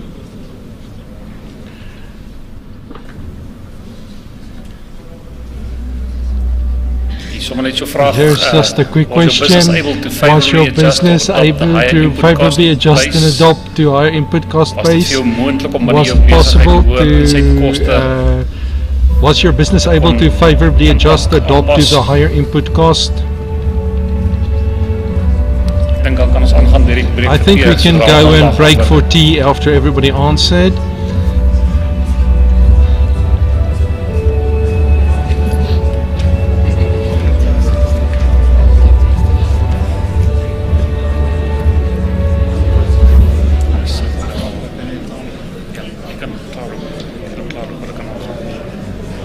They can go on. Okay, Congress, kom ons gee net gou 'n bietjie aandag. Attention, please. I would like to invite to the stage Dr. Klaus Eckstein of Bayer. First of all, just to thank Dr. Klaus and Bayer for assisting us in bringing Giovanni out from Brazil and enabling us to glean the value of a fellow farmer internationally. Thank you very much, Klaus. We're keen to listen to you. Thank you. Thanks a lot, Derek. Thanks a lot, Grain as a member. Honor for us here to about agility, uncertainty, volatility, and of course complexity that we are all faced currently in the world. It is about the topics that Derek spoke this morning and various speakers about inflation, about uncertainty in planning, about supply chains that are breaking up. And of course, the climate that is becoming an event that's more frequently unplannable. These are things that we are used to. I mean, our seed production plants are in South Africa using fertilizers, using diesel, using manpower, using that inflation that every employee is suffering from today. The translation is still, we need to perform, but we also need to transform in this changing environment with high speed. But that's not good enough. We need to do it together, we need to do it quickly, and we need to adjust in order to remain profitable in farming. And I think this brings us together here. If I speak to farmers over the last 5 years, there are 3 words that are coming out, and they start to shift. Initially it was about yield, then we started speaking about profitability and yield, and now we're speaking about yield, profitability, and adaptation to risks. So how risky is a crop? How can we actually do it? And we can go quickly back and say, look, where do we play and what do we do from our company perspective, and it's happening in the market already. Farmers are not looking at a single crop. They're looking at a crop rotation system. Let's start with a single crop and maybe take maize as an example. We are investing heavily, and our company is investing more than 12% of our global turnover back into R&D. And we're looking here into not only germplasm that is suitable from South Africa, that's made in our breeding stations here in South Africa, but is also planning the next levels of traits that go into 2035, more than 12 years ahead of us now, today, in order to continue innovating and keeping farming competitive. And obviously what's on top of it is the crop protection products that keep on averting the risks of climate and putting it into a space of digital. And here I'm really appealing to all of you, specifically young and old, that digital technology is a topic that we're trying to understand, we're starting to understand, and I think you as farmers are giving us the right challenge. When we're coming with a climate field view model and say we can deliver you a yield end-to-end from planting, that's not good enough. We would like to have profitability. So the profitability, of course, is a different matrix and a different layers of our systems that are going on top of each other, but the fact of having that engagement with you and getting your feedback makes us confident because you're using the technology. You're applying it in order to address square meter per square meter the need to be more professional, more agile, and more profitable on farming. We can extend this, and that's the comment that Derek made just now, on a crop rotation system with soybeans. And we're looking not only at a maize crop, but we're looking into crop rotation. How can we maximize this for the farm? And again, I mean, in Takta, that's a technology and germplasm that's reaching you in the next planting season, if everything goes well, will give you a 15 to 20% advantage on yield. That's what we would expect from new germplasm and a better affinity of a trait platform that absorbs less energy from a plant. So highly expected.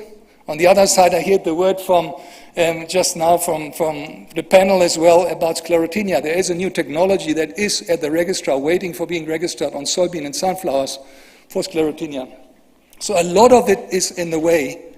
We can expand crop rotation still into corn, soybean, sunflower, cotton. Or we can go to the Western Cape. We've seen just now the canola, cereals or wheat and medics. And I think it gives us the opportunity to really start integrated crop systems. What are we missing? We're missing the two factors of, on the one hand side, people, and of course farming, and the engagement of farmers. And I'm talking about commercial and smallholder farmers, all have a role to play. We're just rolling out biotechnology in Africa. We're having smallholders in South Africa that are using biotechnology for 20 years. And there's uncertainty in the rest of the continent whether this technology can address the need of food supply. So a lot of opportunities to learn.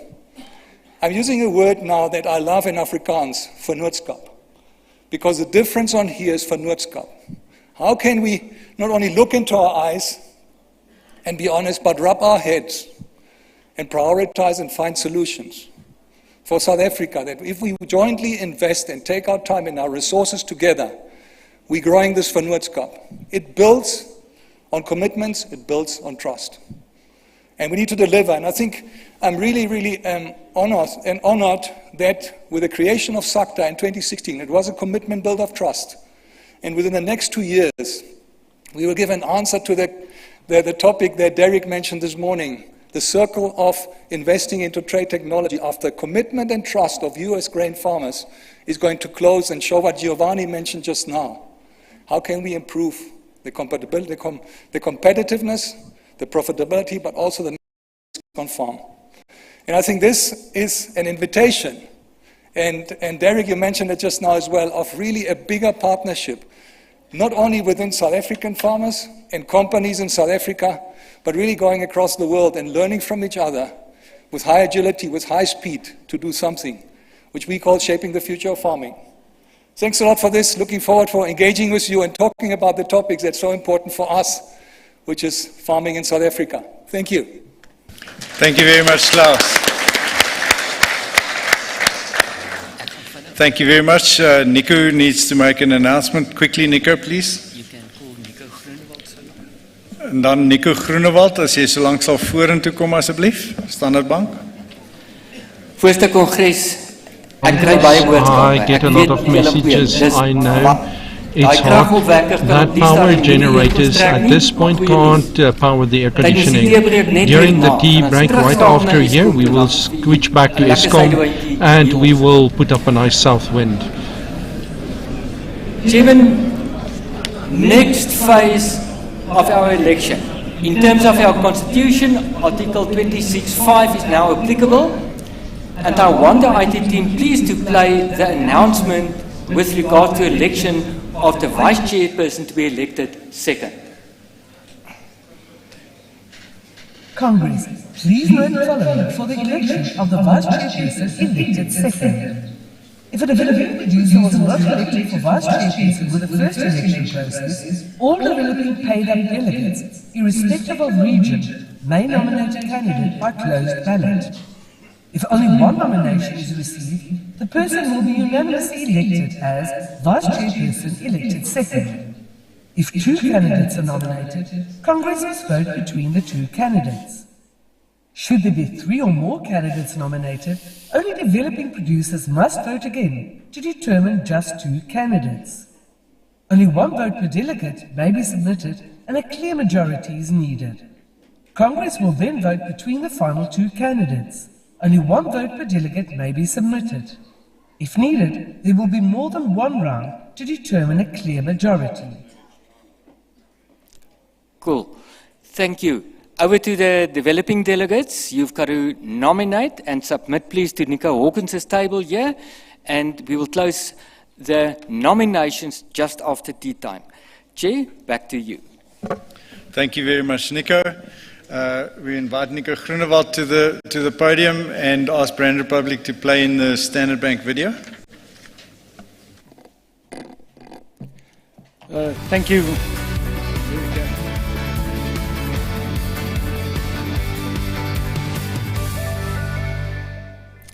Thank you, Mr. Chair. I'm going to be quick. I know you've been sitting for a while. When I look at the theme of the conference, I thought it looks like the first page of our credit analysis, the theory that we have to go through in banking in terms of agility and high risk. I guess the question from a banking perspective is, and if this is a closed system and you have only those 2 variables, are you going to reduce the high risk environment, or are you going to increase your agility, and specifically in our case, your financial agility? If I look at, if I think about agility, I'd like to use this analogy again. I've used it in the past, a couple of years ago, and I specifically looked at Muhammad Ali. To me, that's probably the most, or the best example in terms of agility. That whole statement of floating like a butterfly. In the past, I used a portion about that rumble in the jungle in Zaire, but that was more about resilience and his changing of tactics. For this specific purpose, I think what I specifically want to highlight about Muhammad Ali and his ability to be agile was that fight in 1977 against Michael Dukes. In 1 minute 56 into that fight, he started dodging 21 blows in 10 seconds. That is unheard of, and what makes it extra special is that happened when he was already 35 years old, and Michael Dukes was 19 years old. So that to me is a demonstration of agility, and I think what we've done in the past is we stop there when we talk about agility. I'd like to add an additional portion to that. Behind that agility is a corner, and the analogy for me there is you need to pick your corner right. And there's a lot of interesting people sitting in a corner of a boxer. But every high performer needs a corner, and you need to make sure that your corner will determine your resilience. I'd like to think that from a Standard Bank perspective, we can be in that corner. We're a 160-year-old business. We've got 160 years experience in agriculture. We're the biggest bank from an asset perspective on the continent.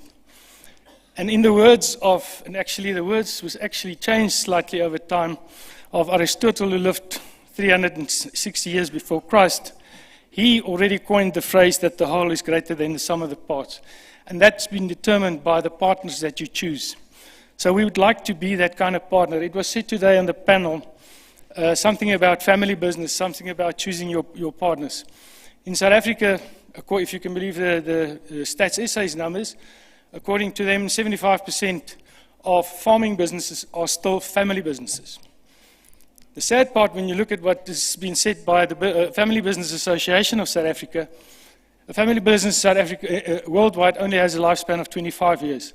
And only 30% of a family business gets to the second generation. And if we are agile enough, we can defeat those facts. With that, thank you very much, Mr. Chairman. From Standard Bank perspective, we'd like to be in your corner.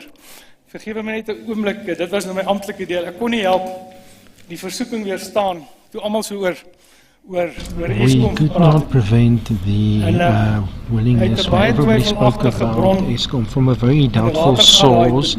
A water holder in Pretoria, a guy told me that apparently the HAT, the guys writing the HAT, one of the benefits of load shedding is that it expands the Afrikaans language. And there's a new word in the HAT called electrogasm. It's that wonderful feeling you get when the power goes on after load shedding. Thank you.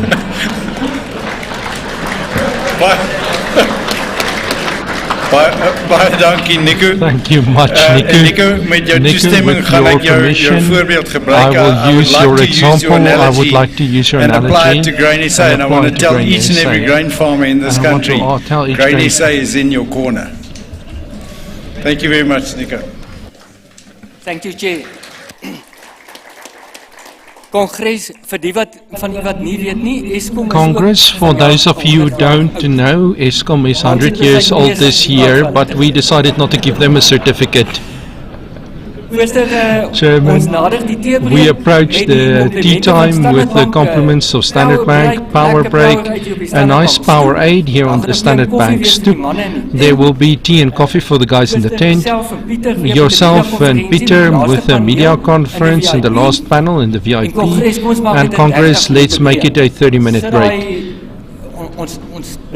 We fight back for the time, so we don't lose too much on our drinking time. Thank you, Chairman. Thank you, Congress. See you in 30 minutes.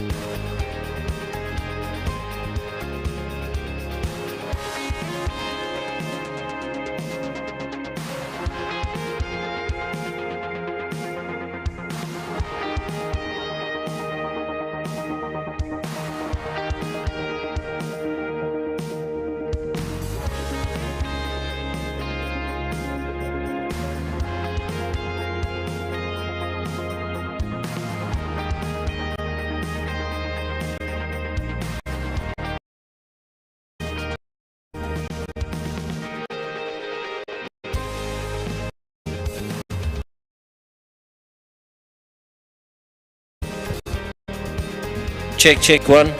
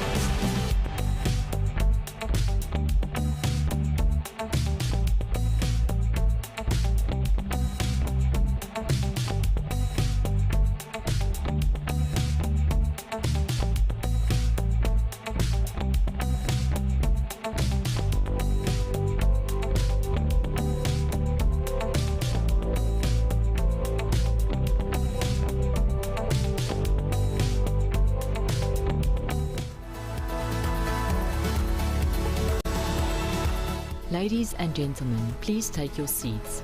The Congress is about to commence.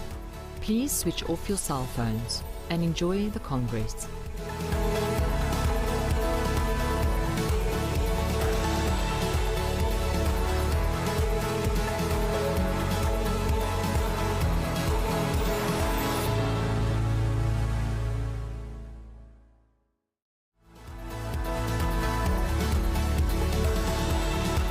Ladies and gentlemen, please take your seats.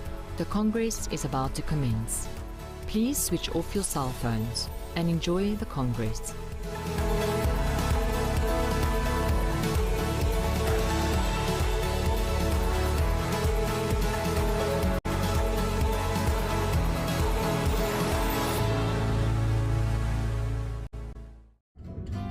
Dirk Conradie van Ermelose Hond, Samuel, is net so keelvol vir beerdkrag soos die res van ons.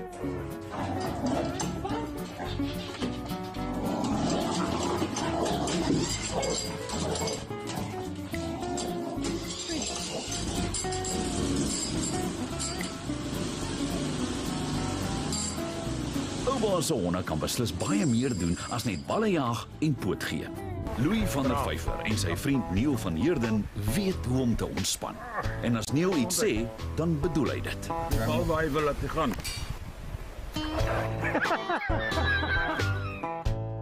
Hy wou duidelik in die water val. En hy het ook.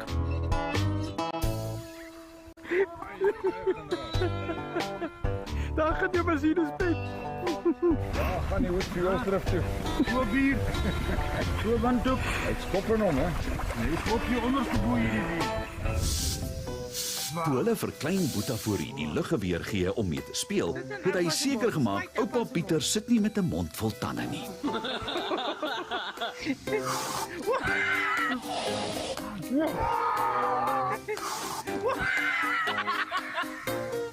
Iets sê vir my daar vind moontlik 'n loopbaan in die tandheelkunde.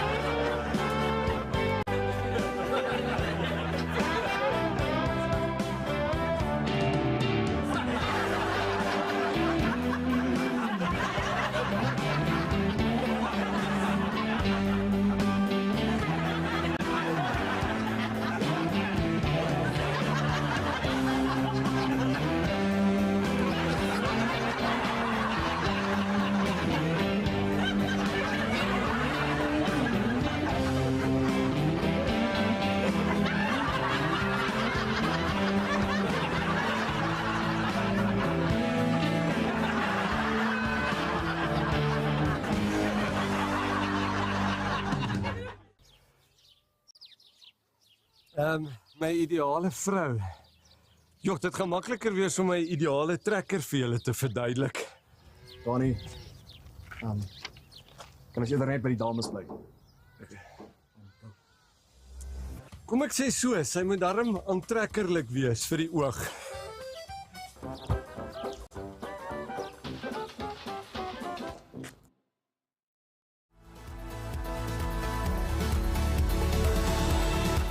Ladies and gentlemen, please take your seats. The Congress is about to commence. Please switch off your cell phones and enjoy the Congress.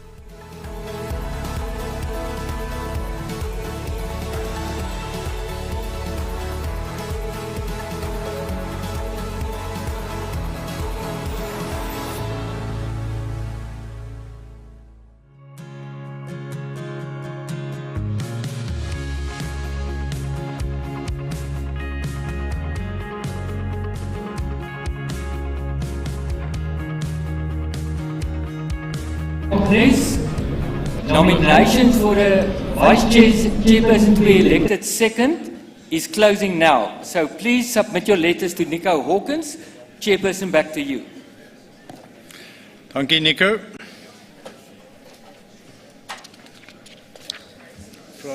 Is dit nou Dawie? Kan ons vir Dawie Maree van Eerste Nasionale Bank, Dawie Maree from First National Bank, if you come to the stage, please. Come to the stage, please.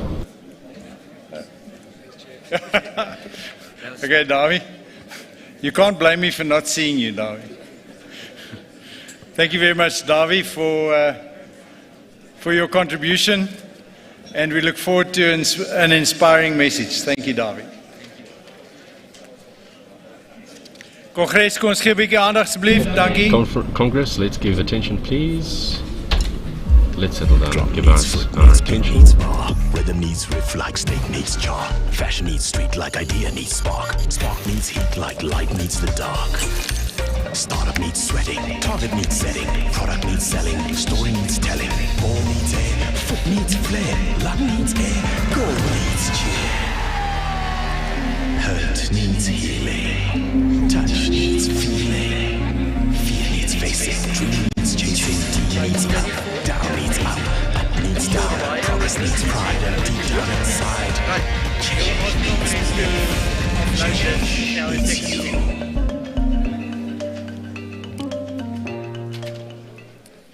Chairman, thank you for the opportunity to address Congress again today. FNB is proud to be associated with Grain SA and this grain value chain. For the 44 Afrikaans-speaking people in the audience, I will now switch to that.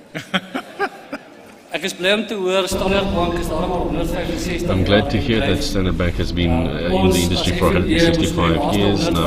Us as FNB over the last 185 years had to have made a few changes over the last time to make adaptations in the market. Now about 6 months ago we also ran through a rebranding, and our lovely tree was trimmed down into a Wi-Fi symbol. So I can ensure to you that in the agricultural sector it's not an easy thing to experience, but I don't think that we lost any clients because of it. Well, at least I hope we didn't. No. It's not the strongest of the species that will survive, nor the most intelligent. It is the one that's the most adaptable to change. So just a quick question by show of hands. Who has Nokia cell phones in the audience? Didn't think so. The year 2000, Nokia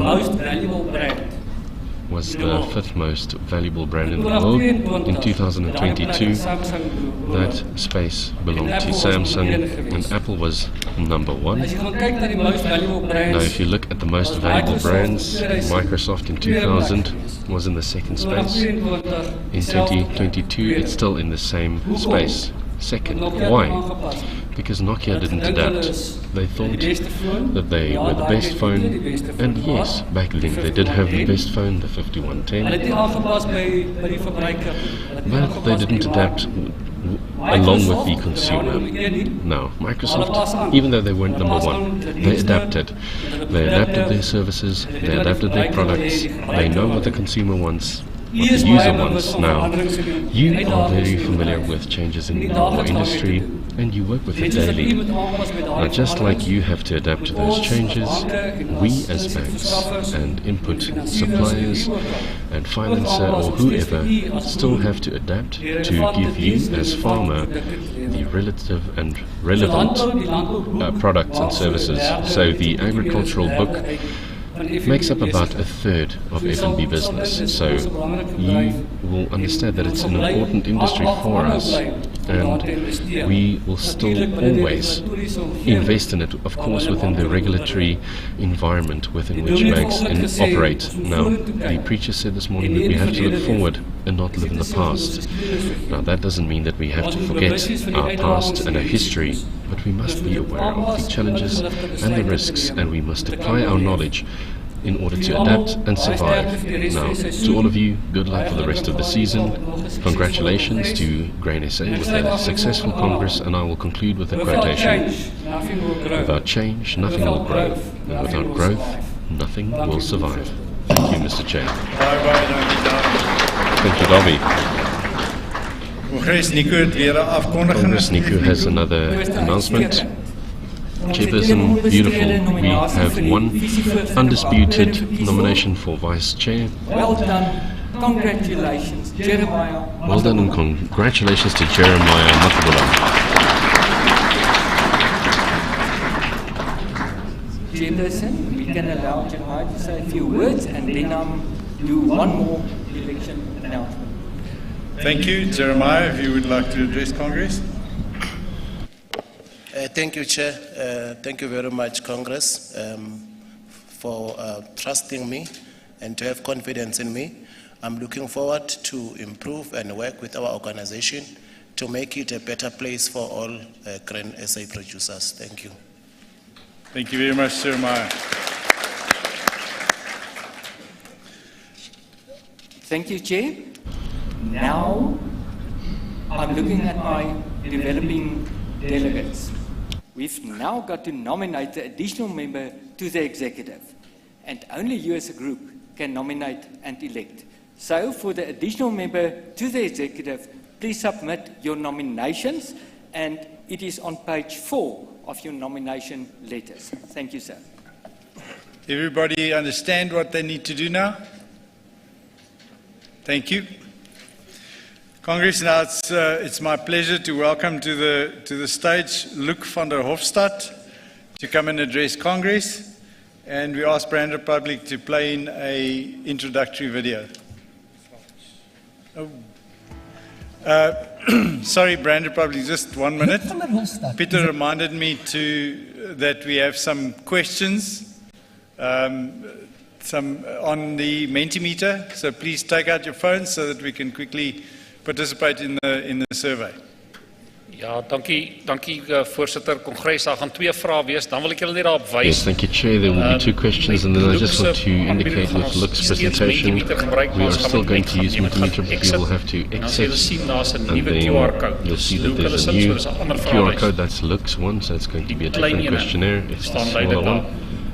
It's indicated very clearly, so the one that we are using now is still the old Grain SA. It's the big one that we've been in. You use a commercial bank overdraft for production finance. You use a commercial bank overdraft for production finance. I see that there's already 85 was answered. There's one more question. Give feedback to Standard Bank and FNB our finances, requests and things that they want. 15 secondes oor, asseblief. 15 more seconds left, please. Mooi, kom in, waarde 50, dankie. Vote, please. Interessante tendens kyk hierso. An interesting trend shift that we can see over here. 2/3 ja, 1/3 nee. 2/3 yes, 1/3 no.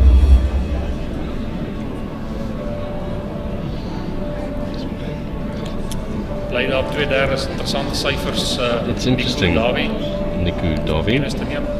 Interesting numbers to take note of. Dankie Leen, ek dink as nog die laaste ene. I think there's one more. So om aan te pas, wat het jy gedoen? To be able to adjust. Produksiepraktyke aangepas. Did you change your production practices? Did you apply cost saving? Did you switch to a different crop? Jou kapitaal and did you reduce or delay capital investments? You were able to adjust. What did you do?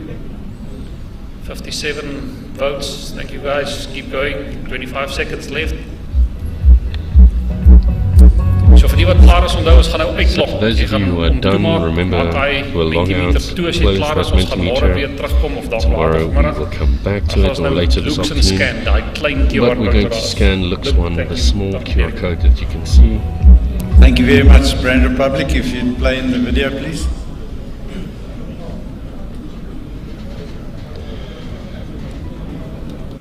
Luc van der Hofstadt is an executive business.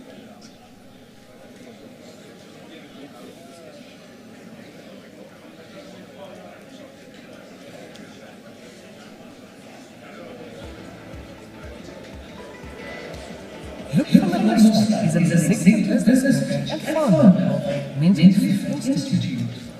He holds a master's degree in law from the University of Antwerp and an MBA from Vlele Management School in Belgium. Further qualifications include human resource management and strategic management. He is also a certified coach in neurocognitivism and a Belgian team accredited trainer. He teaches at various international business schools such as INSEAD in Paris and regularly directs sessions for corporate and institutional clients around the world. As a facilitator and motivational speaker, Luke coaches and inspires our team members in a diverse world. He is known for his expert advice to individuals and leaders on how to manage their own energy, as well as navigate team meetings and organization. Congress, please welcome Mr. Luc van der Hofstad.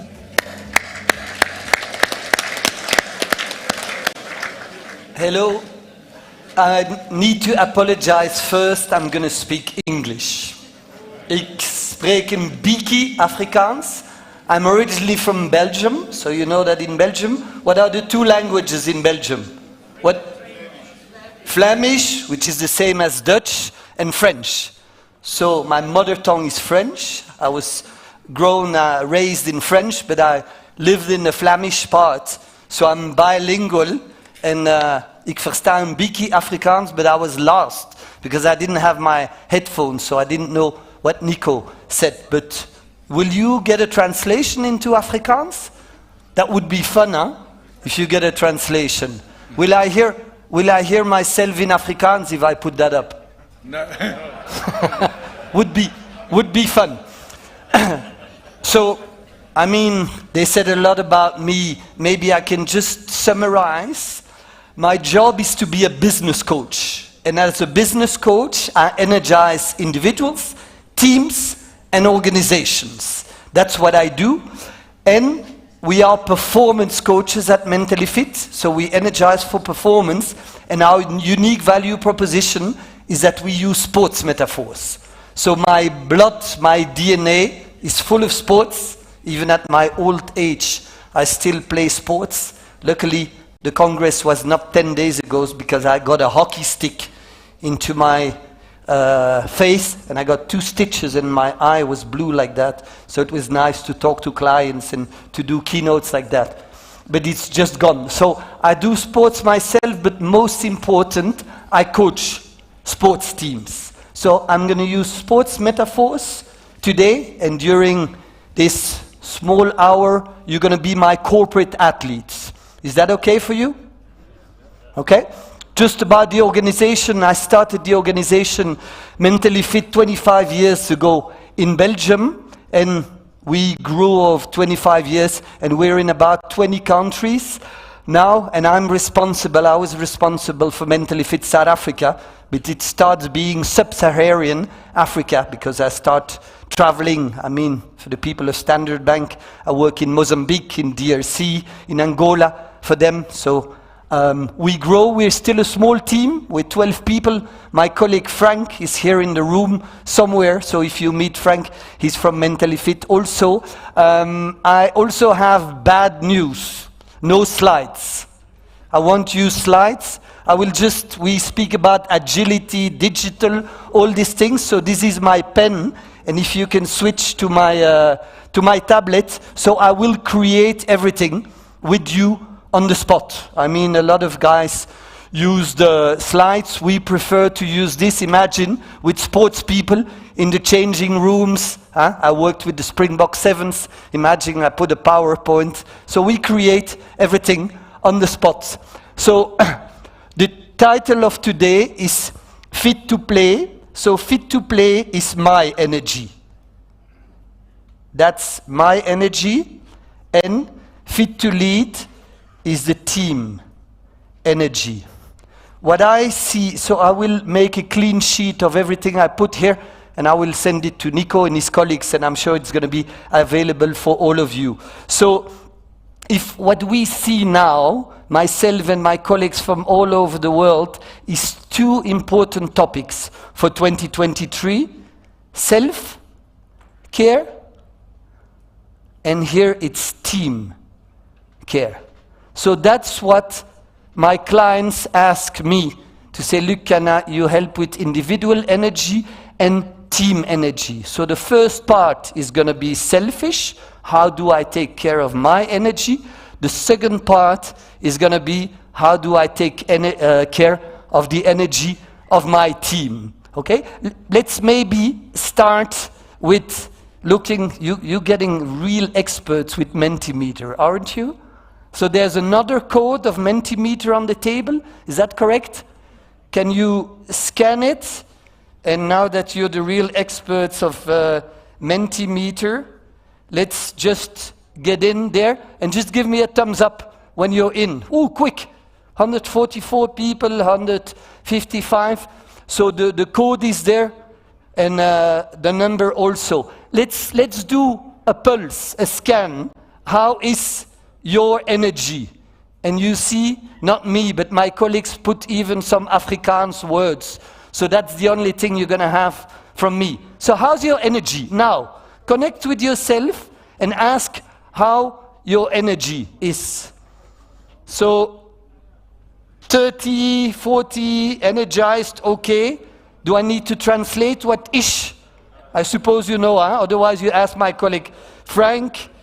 9% are tired, 2% are drained, and 2% are in burnout. Okay? So imagine, so we have 200 people that voted. Imagine I take this team. This is my team, and we go to Paris in July, August 2024. You know what happens in Paris? The world, what's your name? Machil say the World Cup in Paris. Which World Cup, Machil? Netball or what is it? Olympic Games, Paris 2024. So I take my team to Paris, Olympic Games 2024, and I have 13% that are ish, 10% that are tired, 3% drained, and 3%. Do we have a chance to win gold with that? Machil. So what are we going to do? Kick ass? Work on ourselves. So let's, before we start looking at our energy, let's look at agility. So we speak a lot about agility. A lot of presenters have spoken about agility, but what is agility? Any idea? What is agility? Anybody? Move quickly. So if we start maybe down here, that's rigidity. Rigidity is yes, but. Oh, coach, I see you work with a tablet and with a digital pen. That's for coaches, for sports coach. It's not for us. We need to stay with PowerPoint. So that's rigidity. It's the yes, but. Some people think they can get away with flexibility. Flexibility. So flexibility is, let's wait. Oh, coach, I see you use a tablet. But if Nico or if Peter uses it, we're going to use it also. And the agile people here, so the agility is let's try. So ask yourself, where are you? Rigidity, we cannot change. Flexibility, let's wait. Or agility. The world asks the agility, okay? The people that cannot accept, deal with change, the person from FNB talked about it, they will disappear. Huh? Darwin said survival of the fittest. What did he mean with the fittest? What did Darwin mean with the fittest? It's not being physically fit, but fit, in English, you speak better English than I do, is your suit fits you. So the one that fits you, okay? In sports, in companies, we say what got you here will not get you there. So you need to adapt as much as the world and as quickest. as the world. But we need to be courageous for that. And I heard the speaker this morning saying, like, talking about, was it St. Luke? So it's me, St. Luke, that got transformed into a salt statue. So I often compare it when you drive your car. You have a big windscreen, that's your future. And then you have a small mirror, that's your past. So I encourage you, look into your small back mirror to learn from it. But the future is there. And often I say I'm more interested in the future than in the past, because it's in the future that I will spend the rest of my life, not in the past. Okay? So the past is only useful to learn from it. If you cannot learn from the past, don't bring it up. Okay? You know how we look at the past in sports? What do we do? For instance, we worked a lot. Some field hockey players here? Can I see some hands? We don't play field hockey in the Free State? You know what it is? It's with the stick, the one that I got in my face. Do you know who won the gold medal at the last Olympics? In field hockey, men's. Belgium. Okay, so Germany won the last World Cup, Belgium won the previous one. But so in field hockey, we constantly need to adapt also. So the team that we helped in Belgium were nowhere in 2007 before Beijing Olympics. In Beijing Olympics, they were in participation culture, just happy to be at the Olympics. There's 12 teams at the Olympics. It's like South African hockey now. They're happy to be selected. So that's participation culture. They were selected again for London Olympics in 2012. They were in between participation and performance culture. They ended 5th. In Rio was definitely performance culture. We want to be on the podium. They won silver. Tokyo was winning culture. If they wouldn't have won gold, they would have been disappointed. So they won gold, and now we're working on the legacy culture. They want to leave a legacy. So this team here, are we in before participation culture, you have silo culture. It's all about me. You know do you know about soccer? Cristiano Ronaldo, you know Cristiano Ronaldo? I see some women smiling. Is it for his soccer skills or when he lifts his t-shirt and you see his... So Cristiano Ronaldo, when he scores, what does he do?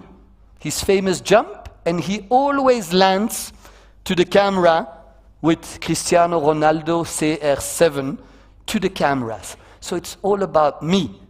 When Lionel Messi scores, what does he do? Lionel Messi. He kisses the badge before of Barcelona, now of Paris Saint-Germain. So the one is in silo culture, it's about me. The other one is in team culture, it's about the team. So where are we? Silo, participation, performance, winning, legacy. Can we speak as an organization? Grain SA. Are we just happy to be one of the associations? Is it all about us? Are we in winning performance? Do we want to leave a legacy? Mr. Chairman. Most definitely. And how will we do that? They will do that all by themselves, no? No. They need you, huh? It's an interesting setting, huh? Usually I talk to Standard Bank, or Net Bank, or whatever.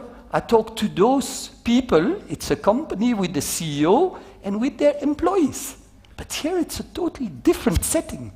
You guys fund the association, but you're only gonna do it together. Have you seen at the last, we talk about the Olympics, have you seen at the last Olympics that they changed the motto of the Olympics? it has been, the motto of the Olympics has been for years, Citius, Altius, Fortius. Since Tokyo Olympics, they added the together.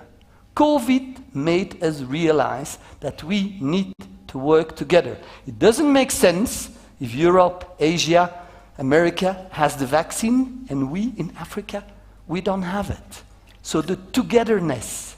So it's as a team here, as a team, as a producer, as a farmer, that you will win.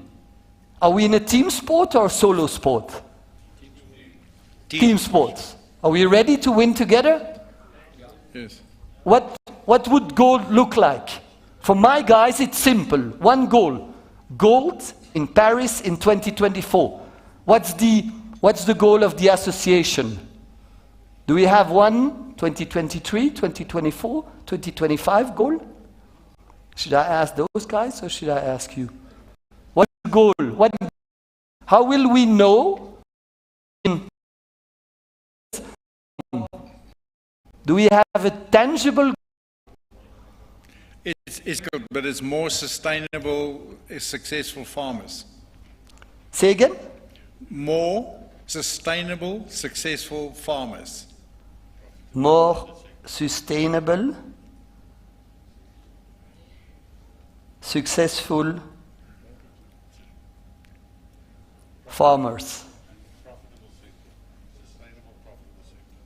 Sustainable, profitable sector. How are we going to measure that? How many? Oy, I'm not sure I'm going to come back next year. I ask difficult questions. But that's sports. In sports, we measure everything. We tend to say what we cannot measure has no importance. Okay? In sports, some of my players come to me and said, Coach, we nearly won. What's my answer? You lost. You lost. You win or you lose. Okay? We measure everything. I don't know if in your sports you can measure, but we need it. And we need this aspirational goal. Okay? Good? Questions so far? Are we awake? Yep. Okay, you know what? Let's do, stand up. Let's do some exercise. You can put the camera on me. Again, stand up. Everybody stand up. Let's do some physical exercise. Look at me. We first start stretching. We stretch to the left. We stretch to the right. To the left, turn the hips. Turn the hips. Okay? Let's stretch the neck. Left, right. Okay, make some space. We're going to do jumping jacks. Okay, let's start. Come on. 1, 2, 3, 4, 5, 6, 3 more, 7, 8, 9, 10. Okay, now something very difficult. Richard, can you come with me? Something difficult. We're going to clap 2 times in the hands to the left and then 2 times to the right. With me, ready? First to the left, clap 2 times, 2 times to the right. 2 times, 2 times, 2 times, 2 times. Last one, 2 times, 2 times. Last exercise, shadow boxing. Let's do some shadow boxing. Come on, shadow boxing. Move, move. Okay, punch, punch, punch, punch. Let's sit down.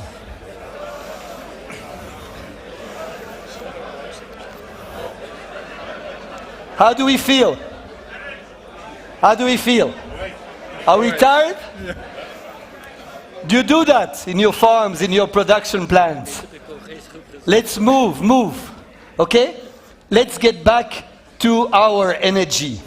So if we look at our energy, we sometimes we recharge energy and sometimes we discharge energy. My tablet doesn't always work. It gets hot, I think. It's hot in here. But, and here, okay? So, imagine this morning you wake up, the sky is blue, You have a nice breakfast with the family or here. So you recharge energy. Okay? Then you take your car. You hit some traffic jam. You have some conversations with your people.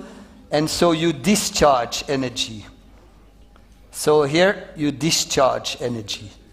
Okay? Then you get to this presentation. You get to this presentation and you recharge energy. You have an energizing coffee. I can't get the green to work. Okay, anyway. So we move. That's how we move. From green to red and from red to green. We call this the vital oscillation. It's like my heartbeat. It goes beep, beep, beep. It's good, huh? If it's flat, not good news. So we have some bankers here. Imagine this is a bank account. And imagine I always go to the ATM and I take money. And I never add money to my bank account. What's the bank going to do with my account? They will close it. Yeah. With this machine, it is the same. If I keep on taking money, taking energy in the red and never adding green, it's also going to close down. When this machine closes down, we call it burnout or depression. Okay? But we discussed with Nico and Peter said, look, after this conference, I want all my members only in the green. So blue skies, white beaches, nice water, no more stress, no more pressure. Would that be possible? No. Would that be good? Yes. Are you sure? Why do we need the red? Why do we need the red? To make us appreciate the green. We love the nice sunny sky because we, especially in Belgium, now they have snow for the moment, we have a lot of gray skies. We love the daylight because we know the night. But also, imagine I'll take another metaphor. I put myself in the red there, like this. I take, let's imagine this is 2 kilos. How long will I last like that? How long for the ones that go to the fitness? 2 minutes probably. And then I'm going to start shaking. And if I continue, my arm's going to go down. After an hour or two, what's going to happen with my muscle? It's going to break. Okay? Now, if I go back to my diagram there, and when I feel it's tense, I'm in the red. Can you put my screen again? When I feel it's tense, I'm in the red, and I go back to the green. When my muscles feels better, I go back into the red. How long will I last doing that, you think? Maybe the whole working day. If I oscillate, like the kids, they go to school every hour. They have a break. They break for lunch. So by going from red to the green and from green to the red, I'm going to last much longer. And what's going to happen with my muscle if I do that? Get stronger. My muscle will grow. Okay? I see that when I do that, my muscle will grow. Now, Peter is my CEO, and Peter tells me, look, a new challenge here. Said Peter, no. No new challenge for me. I want to stay in my comfort zone. But Luc told me I need to oscillate. So I put my arm out without the 2 kilo, and when I feel it's a little tense, I do that. And when I'm okay, I do that again. What's going to happen with this arm? My specialist there. Sorry, I don't have your name. What's going to happen if I don't take that, I just do that? What do I do with my muscle? I will maintain. Means I stay where I am. Now, 13. I'm a very good tennis player. What is your name? Ernst. And Ernst is my tennis coach. And in 3 weeks from here, final of my life. And Ernst said, look, you're right-handed. He's a protective coach. He said, you need to keep all this energy in the arm. He goes to the apteke and buys a cast and put my arms in a cast. I'm like this, the day of the match, he gets me in 3 weeks, 2 minutes before the match to make sure that we keep all the energy. He cuts the cast. How's my arm, Ernst? Atrophy. Okay? So if we put this in here, so if I go into the red here, I need to compensate. Let's see if my green works. Yes, my green works. I need to compensate. If I go deeper into the red, so the tablet doesn't always work. If I go deeper into the red here, I need to go deeper into the green. My hockey players, usually they play 1 match a weekend. Sometimes due to World Cup, Olympics, they need to play 2 matches a weekend. After the match, we put their legs into an ice bath. They sit in an ice bath. So they recover more. And we see here that if you're in your discomfort equals growth and development. Okay? There is no growth without discomfort. So if you want to grow, get out of your comfort zone. It means change. If we take the second example here, I make small waves without the weight. So that means I stay in my comfort zone. Comfort equals maintenance. Maintenance equals status quo. And status quo equals suicide. Nokia, other companies, Kodak, they didn't move, they go there. And the last one here, protection equals atrophy. Okay? So stop protecting yourself. Stop protecting your kids. Stop protecting your partner. Stop protecting your colleagues. So if you want to grow, get out of your comfort zone, but make sure that you recuperate enough. So oscillate from green to red, from green to red. That's how you grow and you develop yourself. And maintenance, if you continue to do what got you here, will not get you there. You will be outdated. Okay? Questions about that? My players, I map them. I know exactly where they are. Some are too much in the red.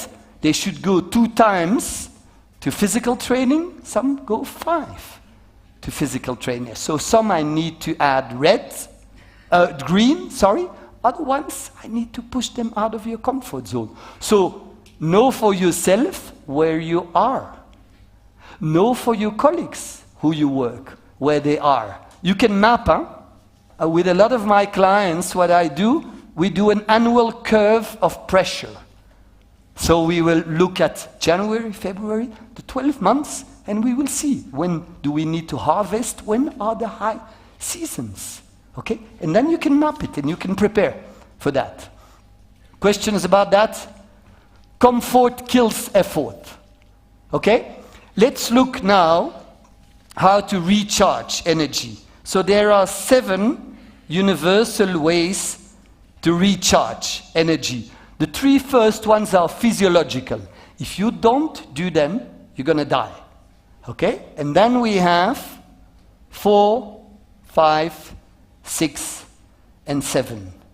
So what are the universal recharges of energy? What's number 1? That recharges mental, emotional, and physical. What is it? Sleep. It's sleep. What's the minimum sleep to recharge your batteries? It's an average, 6 hours. 6 hours. Okay? Bad news, there's also a maximum. It's like my cell phone, my computer. I put it in the charger. When it's full, it's not going to add additional energy. What's the maximum? It's 9. 9 hours of sleep. So if you want to stay in bed longer than 9 hours, maybe you want to do things that I don't want to know about, know that you won't recharge energy. Why are you laughing? I was talking about reading a book. Or what's number 2? Whoops. My whiteboard is gone. Here it's back. What's number 2? We call it nutrition. Eat. Okay? So sleep is 50%, nutrition is 25%. So one night of bad sleep, 50%. And if you eat bad, it's 75%. In nutrition, we put water also. How many liters of water per day? 2 liters. So drink a lot of water. My sports people that don't drink enough water, they start injuring themselves. Their articulation don't function. Know that you are, when you are thirsty, you are already dehydrated. 1% dehydration, 10% physical capacity is less. 2% dehydration, 20%. Okay? So drink. Not too much coffee or too much beer, only at night. Okay? What's number 3? What's number 3? It's physical activity.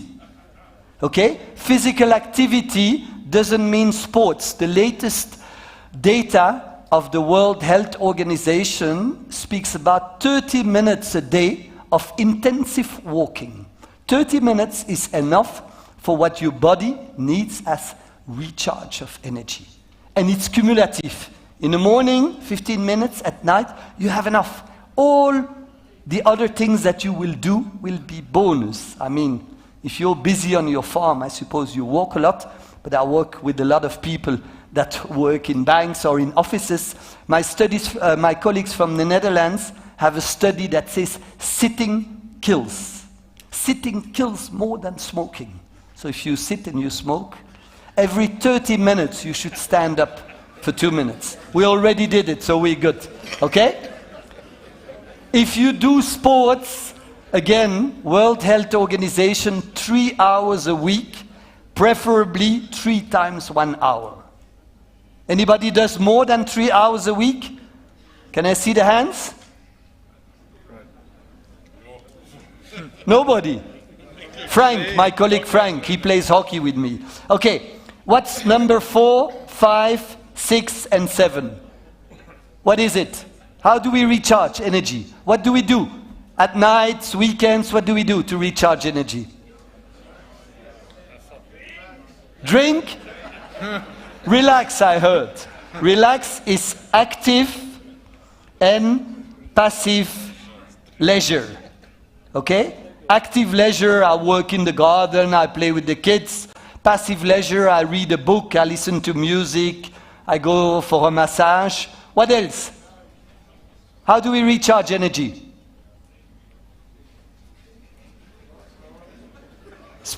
Speak loud, I can't hear you. Have fun. Have fun. Fun, which we call it humor. Okay? Laugh, humor.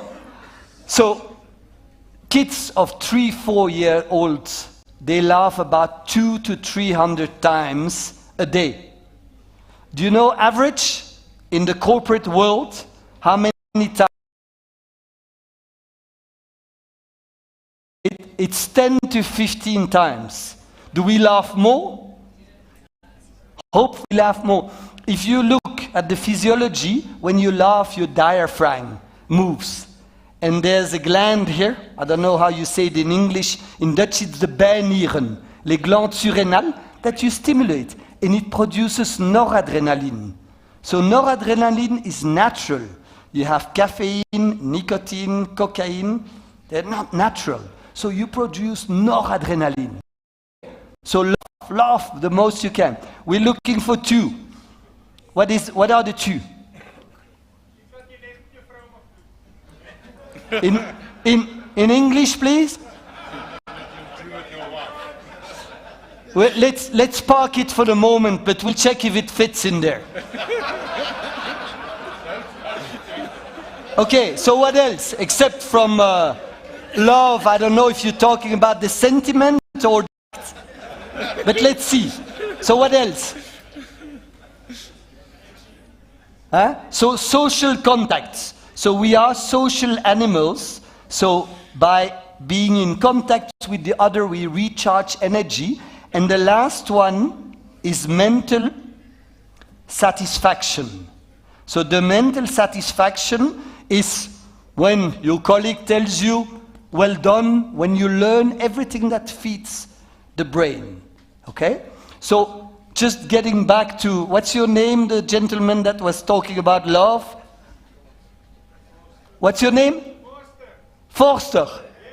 So Forster, let's see. So after the act of love, you sleep well. Some people are hungry. It depends, you call it physical activity or passive leisure. What do you call it? And maybe you laugh. You don't do it by yourself, so it's social contact.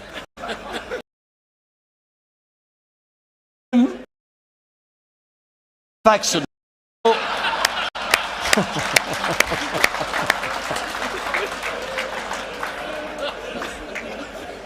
If it's film, please cut it off. Huh? I don't want this on the film. So now, on a more serious note, so often they ask me, look, stress management, energy management, please reduce the red. But we don't have a lot of impact on the red, and we see that we need the red to grow. Who decides on the 7 energy recharges? Who decides on that? You. Me. For how much percent? 100%, except if you have small kids, number 1, they decide. But it's 100%. So instead of fighting against the red, put more energy in the recharges of energy. Good? Let's do a quick poll. Go back to Mentimeter and tell me what's your best recharges of energy. Sorry, the Forster, the one you mentioned is not on there. I'll add it for next time. What's your best? Okay, we sleep well, we laugh, social contact. Okay, so a lot of good sleepers, great, 50%. We don't eat very well. Physical activity, humor. And the good news, usually when I have a CFO in the room, I don't know if he's here, no cost, huh? We don't need money for that. So I encourage you, put more energy. If you do a lot of physical activity, it's easier to build on more than if you don't have a lot of social contacts. COVID was hard with social contacts there. Okay, let's look at the next one. What's your flop? Where do you struggle the most with your recharge of energy? Forster again, sorry. I know you struggle, but it's not in there. Okay, now I'll stop. Okay, so physical activity. Okay, so physical activity is the biggest flop. I'm a little surprised. I would say, do you guys don't have an active job? Are you sitting behind desks or? No, we do. In the bakkie? Okay. I live since 8 years in South Africa, so I don't yet have a Fortuner, but I think my next car will be a Fortuner, but not a bakkie. I don't really need a bakkie. I love the expression a bakkie. I think it's the only country in the world that speaks about bakkies. Okay? So again, physical exercise, please move. Walk the dog, go for a walk. One of my clients at Standard Bank Angola lost 14 kilos only by walking. He said, look, I was walking all the time. Sometimes I do one-to-one coachings and we just walk. The brain works differently when you walk. So please move, stand up, move, do everything that you can. Good, do we have questions about this? Any questions? Are we good? Yep. Okay, let's look at team energy. So you all lead teams, and so if we look at what does a leader do? I think before COVID, a leader was mainly focused on performance. Now, after COVID, I think leaders see that next to performance, they need to also focus on energy. Okay? So you are responsible as leaders for the performance of your company, but also for the energy. If we look at the energy, it's my energy, it's the individual energy of your team players, and the energy of the team. And leadership is here, in the middle. Leadership equals creating positive energy. Okay? All my colleagues, speakers spoke about it. Get the people involved, get the people energized. They will make the difference. What happened with, let's talk about the Springboks. How long did Rassi Erasmus had to prepare the World Cup? 18 months, I think. In 18 months, do you think he made them better players, technically? Were they physically stronger? It was all here. Okay?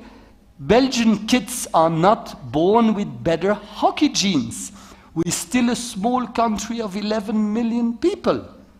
But it's the culture, the mindsets that change. And who changes the mindsets of a company, of a team? Where does it start?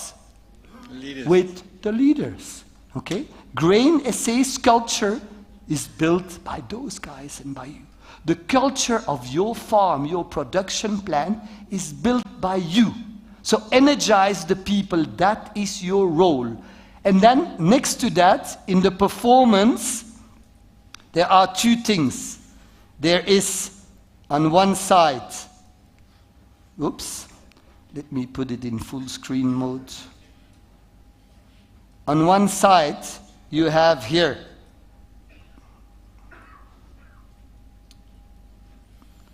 okay, on one side, you have, I often call about efficient imperfection, but this is really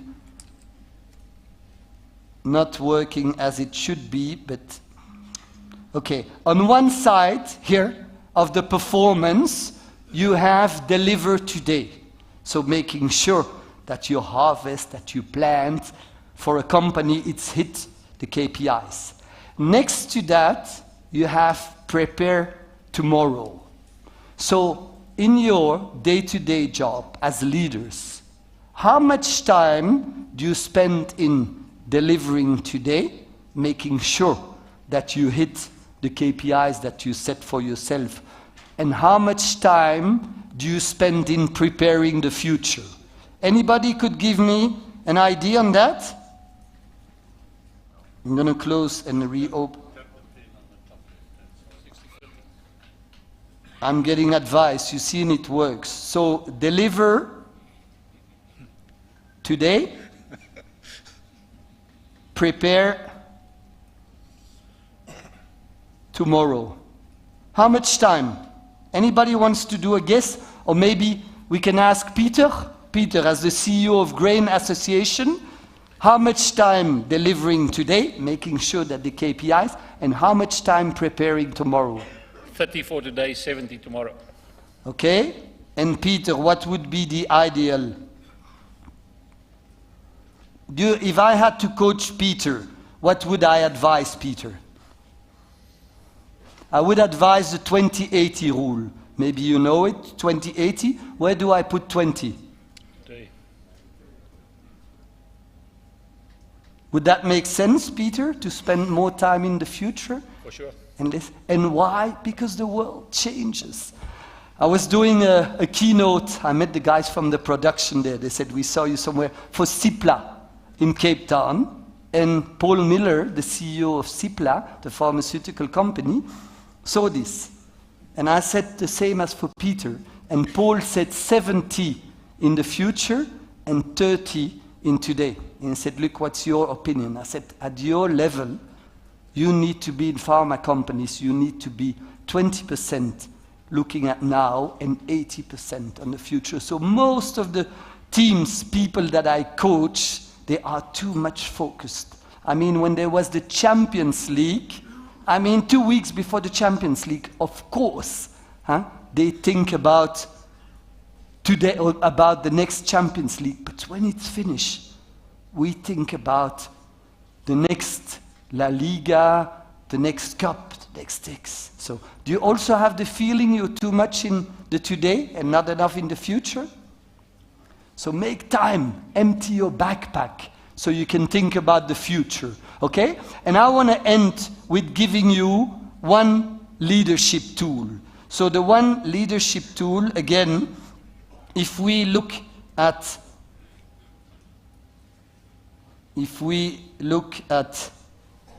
this, let me close it and reopen it. Okay. If we look at a timeline here, next time I promise I will not work with slides, but I will put a cooler on my computer. So if we look at the line here, and if we look at your leadership here, so leadership is here. And in leadership, you have two roles. So one role is to stretch the people, put the people out of their comfort zone, but you need to also care about the people. So you stretch for performance, and you care for energy. And again, you need to oscillate. So you need to oscillate between the top and the bottom here. And you need to oscillate, you need to give things to people as leaders, and you need to give them the right to. So the first thing you need to give them is sense. And the sense is not only IQ, rational, it's also EQ. So it's the why. Why do we do what we do? That's what will motivate the people. Why do you wake up every morning to come and work at the farm, in the production? So link the people with the why. The second thing is focus. There are too many things out there. We need to focus. We call it the magic tree. Gold, silver, bronze. Top three. Three things you need to focus on for today, for this week, for the month, for the year. Then you need to give the people proximity. You need to be close to the people so you can give them support. But if you're too busy, you cannot take time to talk to them. So you need to be close to the people. And the last one here, you need to praise the people. So you need to give the people recognition, and you need to celebrate. Okay? Sports people celebrate. They celebrate the goal. They celebrate the match. So these are the four things. You can stretch the people, but you need to give sense, focus, support, and praise. Stretch plus support needs to grow. Stretch without support leads to depression, burnout. Okay? On the other hand, you need to oscillate, and you need to give the people a voice. Okay? Before, I don't know if it works for you, but there was one saying, management from the top floor. A lot of my clients, they have a high building, and executives are on the 22nd floor. Management from the top floor.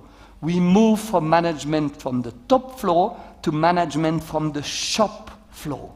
You need to give the people a voice. You guys that are on the field, they know what's happening. So listen to them. The companies that I work, the banks, I love to take the executive committee, sit underneath here, there's a branch, let's go. And not only the CEO, this all together. We go and listen to our customers, and we go and listen to our people. So it's management from the shop floor. You need to give the people the right to decide. So give the people autonomy. Okay? If I don't give the people autonomy, nothing will change. Okay? Everybody should be the GM, the general manager of its perimeter. So that is my perimeter. I mean, when we have the Champions League, and Vinicius, when he's ready to shoot, he's not looking at, I think it was Ancelotti. Ancelotti, coach, should I pass the ball to Benzema or should I score? He's the GM of his perimeter. His perimeter is the field. So when you have a clearly defined frame, give autonomy to the people. Okay? The next one is the right to fail. Okay? If you don't have the right to fail, there will be no experimenting, no curiosity. I mean, I know Elon Musk is controversial, but how many failures did he have? He said when he started with SpaceX, he said, I thought I had 1% of chance of success. He had money for 3 launches. Huh? Who can have this crazy idea saying I'm going to be competing with NASA? My brain cannot even think about that. Elon Musk got blood and like all of us. But he does. He's got big, sorry ladies, big cojones. And they have the right to fail. So my players have the duty to try and the right to fail. Just a little story, anecdotal story. We had a problem with our Belgian national hockey team with the strikers.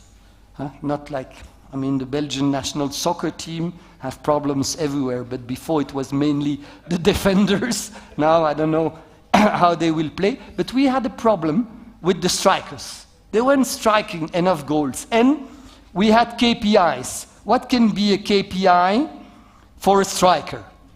What's a KPI for a striker, you think? Goals. Huh? One, number of goals. We have 3. What would be number 2? Number of goals, passes, assists. Okay? And we were struggling with number 3. What can be number 3? For what Ronaldo hates to do. Defend. Okay? So we tried, we will measure the number of times that you defend. And one time we changed this. And we changed the KPIs in KDIs, key development indicator, and we said we will measure the number of attempts to dribble. So the number of times you will try to have your magic work and pass the defender. I mean, I want to be safe as a striker, I pass the ball backwards, maybe sideways. But when I want to have my magic work and pass, and we said not the numbers of successful attempts, just the number of attempts, and that's where it changed. They had the right to fail, and it's fun. For a striker, it's fun to try to dribble. So try to change KPIs, key performance indicators, in key development indicators. Where should you be? What should you try?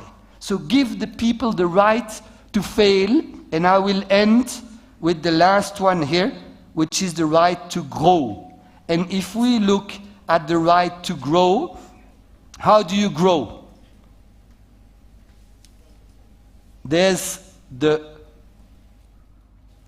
70, 20, 10. Anybody knows 70, 20, 10? 70% on the job. So that's why you need to be present to give the people feedback. My players don't learn anything on the pitch, but they learn into the debriefing. So always stop, analyze, and give the people feedback on the spot. 20% is social interaction, so I learn from my colleagues, and only 10% is formal training. Okay? Okay? So give the people to grow, the right to learn, to develop themselves. I mean, some companies still participate in best employer. It shouldn't be best place to work. It should be best place to grow, best place to drive. Youngsters that start working with you, they want to learn. They want to grow. Okay? So ask yourself, how good are you with these 8 things? Stretch, sense, focus, support, and praise. How good am I giving a voice? Decide, fail, and grow. Shall we do a last Mentimeter on that? And then we'll close up, because I think my time is up. So go to Mentimeter, let's measure. How good are you at giving sense, focus, support, praise? Let's have a quick look into Mentimeter. Is it still on?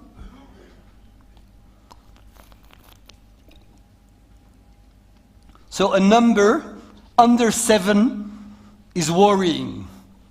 I cannot win a gold medal if I don't have at least 7. So the priorities are good. We're good at giving sense. Praise is not great. Okay? And again, no cost in there. So we are priorities, the rest we should stretch a little. So just think about what can you do to give more praise, to give more sense, but you need time. And then the last one, how do we give a voice? How do we give the right to decide, to fail, and the right to grow? For the moment, it's pretty low. Can we fail in your domain? Or is it catastrophical if we fail? Nelson Mandela said, sometimes we win, sometimes we learn. Okay? You learn much more. The kids, when I coach them in sports, focus more on progress than on winning. You can play a lousy match against a lousy team and not learn anything, you can lose. So focus on progress, not on winning. Okay? Last thing I want to do with you.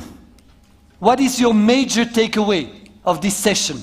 If you have a word, a sentence that you can put into there, and then the last thing we will do, we will look at ourselves and ask ourselves how we can energize ourselves better and energize our team.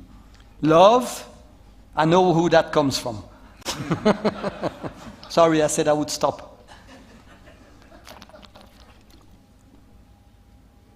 Energize, energy, plan.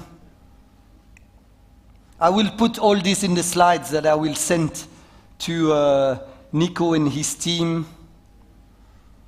Okay, energy comes up a lot. And then maybe for the ones that are finished, you don't have to do it, but I would suggest that what can you do to energize yourself and your team? And as you know, Mentimeter is anonymous, but we'll make it public. If you would be okay, put your name on there. I don't know, I'm going to work out more, I'm going to do this, I'm going to give a voice to my team or whatever. So if you would be okay to put your name and an action to energize yourself and to energize your team. If you feel you don't want to put your name, don't put your name on there.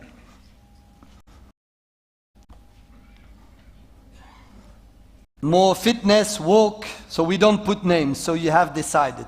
Lead by example, exercise, relax more, listen to Jappy Grobler. Sorry, I don't know who he is, but I'm sure I will. 2080, give a voice to my team, sleep, exercise, motivate, walk. Tabo, thank you for putting your name, walk more, sleep. Beweeg, vinnig en door voorbeeld. That I understand. Move, positive energy, KPI review, laughing, allow room to fail, exercise, smoke weed. That we will keep that one. Is that from you, Foster? Drink net wrinkles that I don't understand, but you understand. Energy from shark, praise more, fitness, making jokes that cost nothing, humor, exercise, enjoy life, leading to the future, walk and smoke, why not? At least you walk. Okay, so I will put all this in the slides that I will send. I'll show all of them since they make you laugh. Energize others. Okay, I want to end maybe on that. Your farmer's producer, what's the best moment to plant a tree? What is the best moment? Now. 20 years ago. Yeah. What's the second best moment? Now. So today, I didn't give you any rocket science here today. It's all things you know. But there's 7 universal recharges of energy, and there's 7 things you need to give to your team. And that's how you win gold at the Olympics. So thank you for Nico and Peter for having me addressing this great crowd. Thanks for laughing. Thank you, Foster, for making us laugh even more. And just go implement and start slowly. Start slowly. If you look at the program, start to run. They said the first day, just walk 500 meters and try to measure. I mean, the guy that lost 14 kilos, he said, I was constantly on the scale. And when you see it works, you will continue. That's all I wish you. Good luck for the Olympics and keep the energy up. And thank you to my colleague Frank also that's there, because he was the one that met Richard here. Thank you.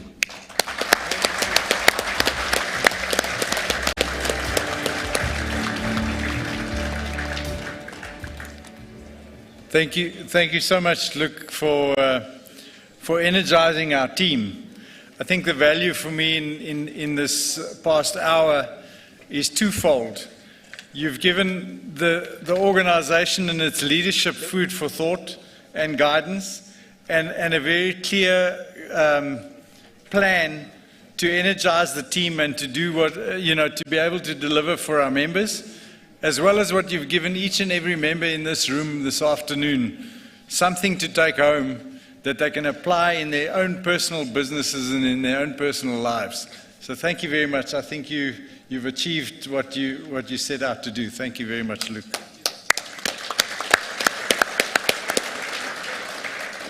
Nico, what's next? Announcement, election. Nico, kom ons gee vir Nico kans om Let's give Nico a chance to do an announcement for the elections. Chairperson, thank you very much. We are nearing the end of day 1. Help me to try and find the Afrikaans for that. And that's the tenacious. Frostbite.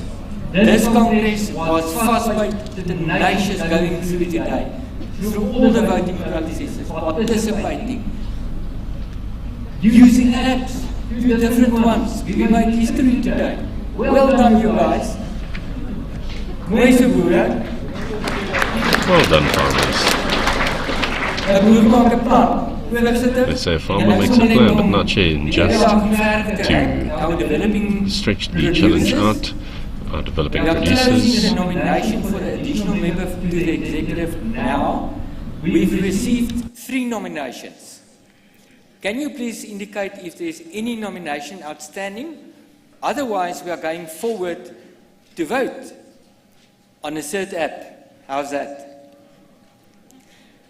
But that voting will be closed to the Farmer Development Group only, irrespective of region, to select their additional member to the executive. So please give me an indication by means of hand. Any nomination outstanding? I'm closing. From my right to my left, I see nothing. Bot toegeslaan. You have your 3 nominations now. I'm now. going to ask the team to show the 3 names on the board, but only Farmer Development is going to participate, but on the Grain SA app. And I'm going to ask the staff team to support the team to make sure that they can use the Grain SA app for the election. Is the names up? There it goes. First nominee in alphabetical order, Ramoso Polo, then Musa Thomas Sibia, and last nominee Patrick Stuurman. And remember, now only the developing producers can vote with the Grain SA app. I'm going to leave you to that. But Congress, we've got another challenge. Ek het nog 'n uitdaging vir julle. Laaste een. I've got another challenge for you, the last one. Can I please request, I'm just going to name on the screen Etienne, on the cell phone screens of the developing producers, irrespective of region, they will see the 3 names and they can submit 1, but the team will assess them. Now, Mariska, is the regions. Die hoofbestuursverkiesing. I want the regions. So the main management, we have elections, there are 2 vacancies and only the regions will vote. We are going to ask you to do it by means of a nomination. The nominations page number 5 of the nomination letters, and you will then hand that in at the election table before adjourning today. Regions 1 and 5 are vacant, so we're asking for nominations for regions 1 and 5, and after that it's easy peasy. We have an even number of regions, the rest of them are on the board, so those regions all together, let's do it. Give a nomination to Nico and Viana at the election table before Congress disperses for the day, and tomorrow morning we will announce whether it was unanimous or not. Chairperson, I'll hand over to you. In the meantime, we will look at the Farmer Development team submitting their votes. We will see if there's a clear majority for an additional member, and then we will announce it. But Chair, in the meantime, back to you for John Deere. Thank you, Congress. We will then move on, and then I'll ask Anton van der Westhuizen to please come forward and to share a few words with us, and to give us a little bit of a taste of tonight.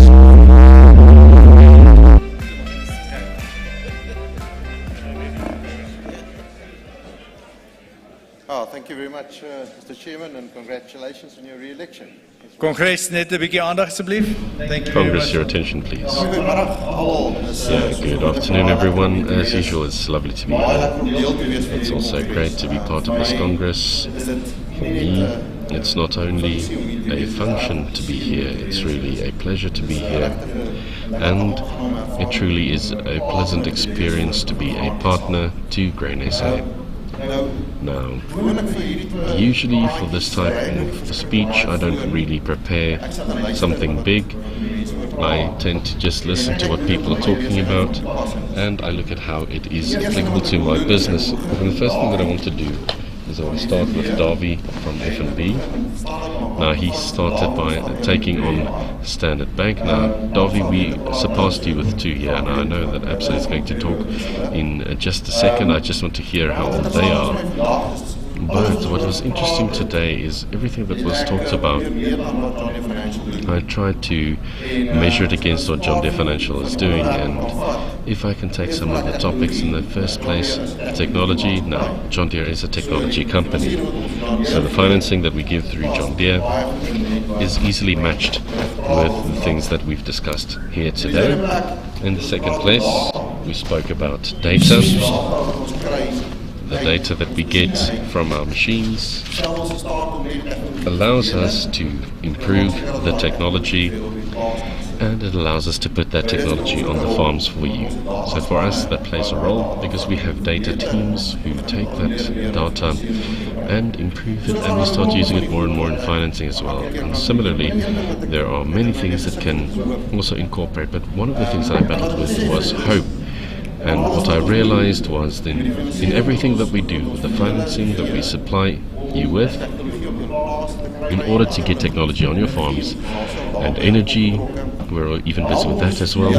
We help you to create hope, because at the end of the day, it's not us doing it, it's you farmers, and I want to say thank you to all of the producers for the hope that you create for your farm workers, your families, the communities that you move in, and also for the country, because what we've learned from 2020 is that if we take you out of the equation, we always knew it, but we saw it. If we take you out of the equation, everything falls apart. So you create the hope, and it's really nice for me to be a small part of it by what we are doing as a company to help bring that hope into our country.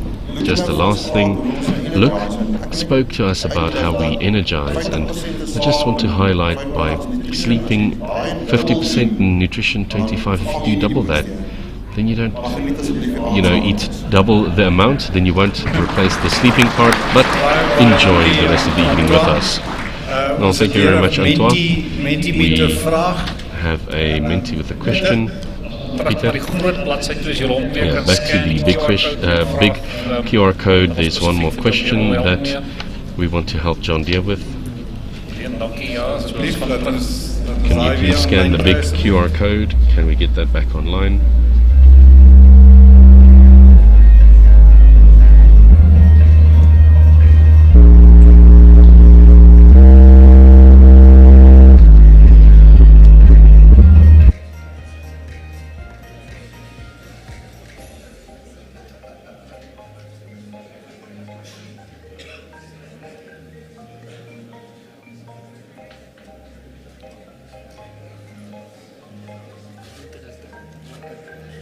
Ja, is kost.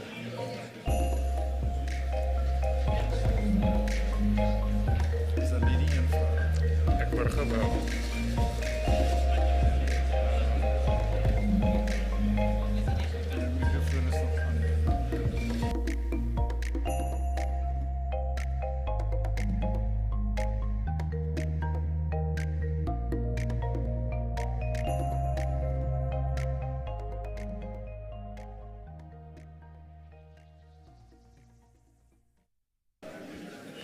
Baie dankie Kongres. Kan ek nou vir Loffie Brandt vorentoe nooi van Absa asseblief? Loffie Brandt forward from Absa, Loffie.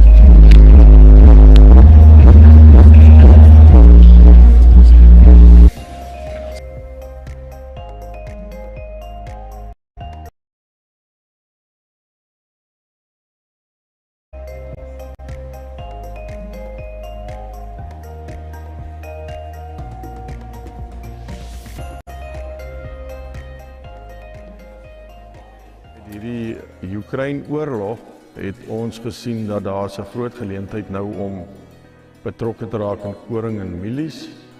My naam is Andries Botha. Ek is 'n boer in die Kooikhuis area.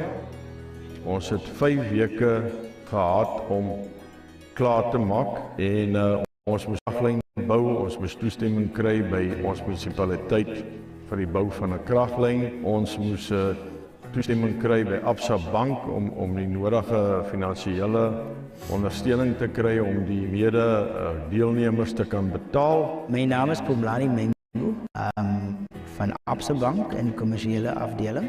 Andries het toe vir my gebel. Sommige maak dit nie. Hy het vir my gesê ons moet by mekaar kom. Toe het ek onmiddellik in my kar geklim en 'n draai gemaak na Andries toe. Ons het na die kliënt se belange gekyk en sy versoek na ons toe. Toe kon ons met 'n produk kom wat na die kliënt se belange dan nou kyk. En daarvoor het ons vir die kliënt termynlening toegestaan waarvan hy kon al die ander projek-insetkostes ook kan dek as gevolg van hierdie een spesifieke produk wat na die hele projek se kostes kan na kyk. Ons het basies almal op risiko begin. En 5 weke later toe is die saad in die grond en Absa het ons die geld betaal om ons mede-deelnemers te kon betaal. Die kliënt was baie beïndruk met die terugvoer wat hy gekry het, want ons kon ons belofte nakom. Met die kennis wat ons het met boerdery en seker maak dat ons na ons kliënte kyk, het ons hierdie projek binne 'n rekord tydperk bereik. Wat vir my riem onder die hart was, is die feit dat Phumlani, wat Absa verteenwoordig op Kraddock, dat ons 'n baie goeie vriendskap opgebou het en dat hy uitkom plaas toe. En ons sit om 'n tafel en gesels oor voor- en nadele, wat ons wil doen. Ons kyk na wat is die lewensvatbaarheid van wat ons wil doen en dat ons 'n vriendskap het en waar ons werklik ware hande vat om landbou te maak werk. So ons sê baie dankie vir Absa en ook vir Phumlani vir sy ondersteuning en belangstel.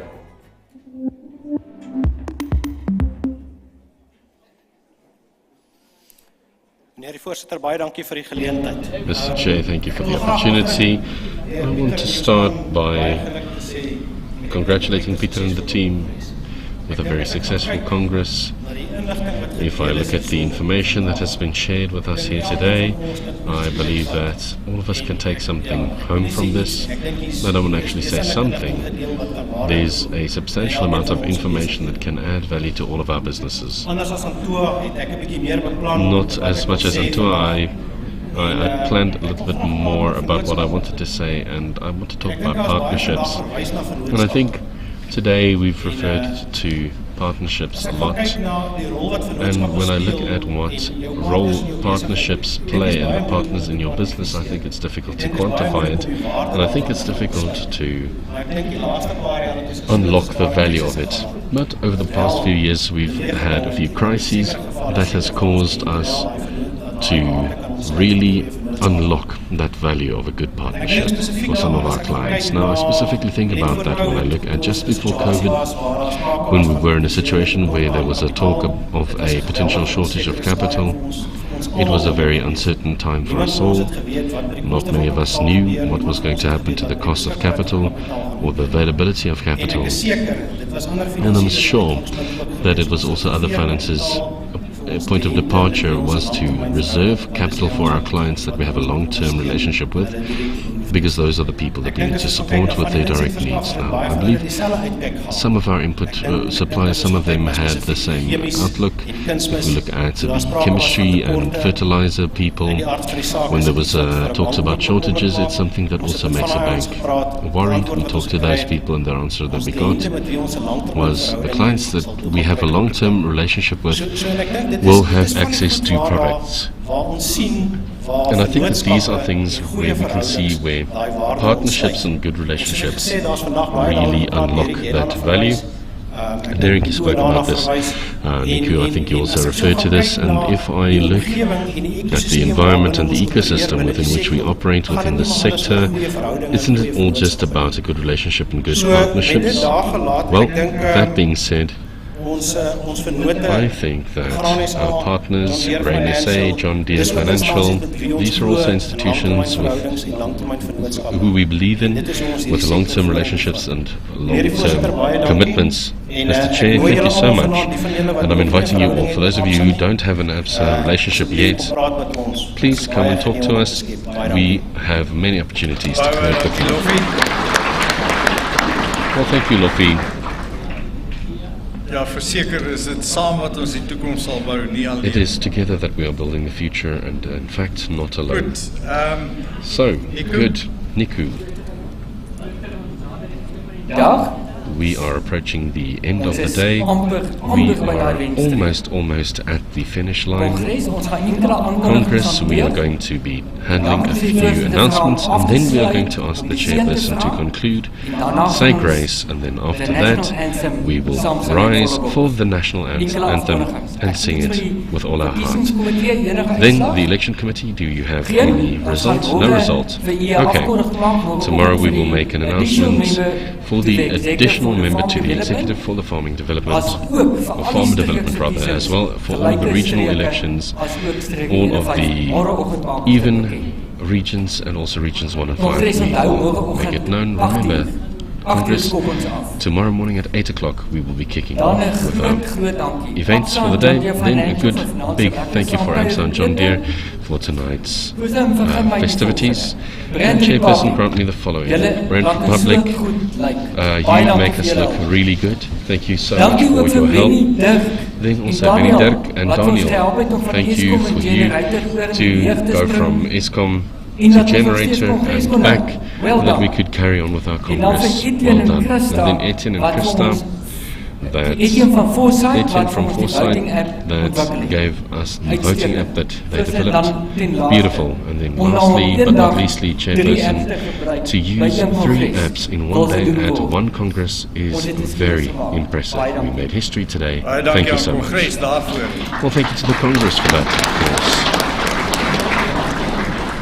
Ek het 'n paar gesprekke gehad in die afgelope dae. I've had a few conversations in the past few days where we discussed how quickly farmers accept and use and utilize technology, and of course today is one more such an example now. Let us just sit down and be quiet and ask for a blessing on what we all eat. Our Lord and Heavenly Father, we just thank you for your presence today.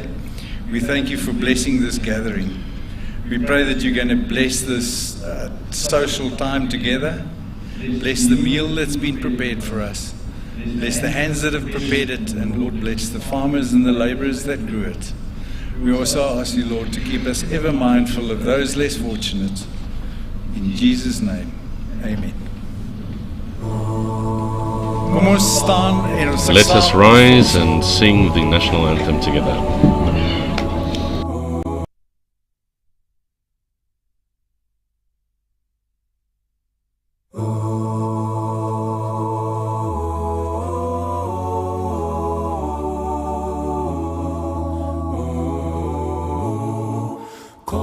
Sikeleli Afrika Malu pagani supondolwayo Israel mitanda zoyetu Kosi sikelela tina lusapolwayo Murena buluka se chavasa Yesu Ufedi se dintwale matwenye Use buluke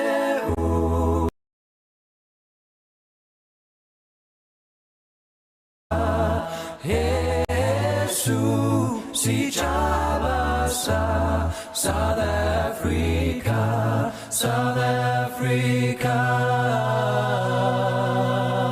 Lady blow van onze Heer Liefde van ons Heer Oor ons Heer Waardes wat die krasse antwoord Heer Sounds a call to come together And united we shall stand Let us live and strive for freedom in South Africa.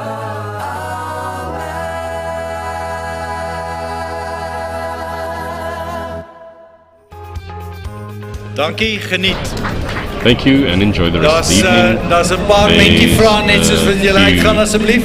Questions just as you leave, please answer them. Also, ladies and gentlemen, if you don't mind, either leave your headsets at the table or, if at all possible, please bring them to the interpreters right behind the main screens on the right-hand side of the panel. Ek hoor al name in my huis en vrees is ons vyand. So moenie bang wees nie. Wees 'n wagter vir Daar's geen plek vir die duiwel. As jy kyk oor jou land, weet God het dit geleer, sodat jy die kan meer. Jy is sterker as jou Goliat, jy is groter as jou berg. Die Here gee nooit meer as wat jy kan hanteer. Hier sal jy boer. Dit is jou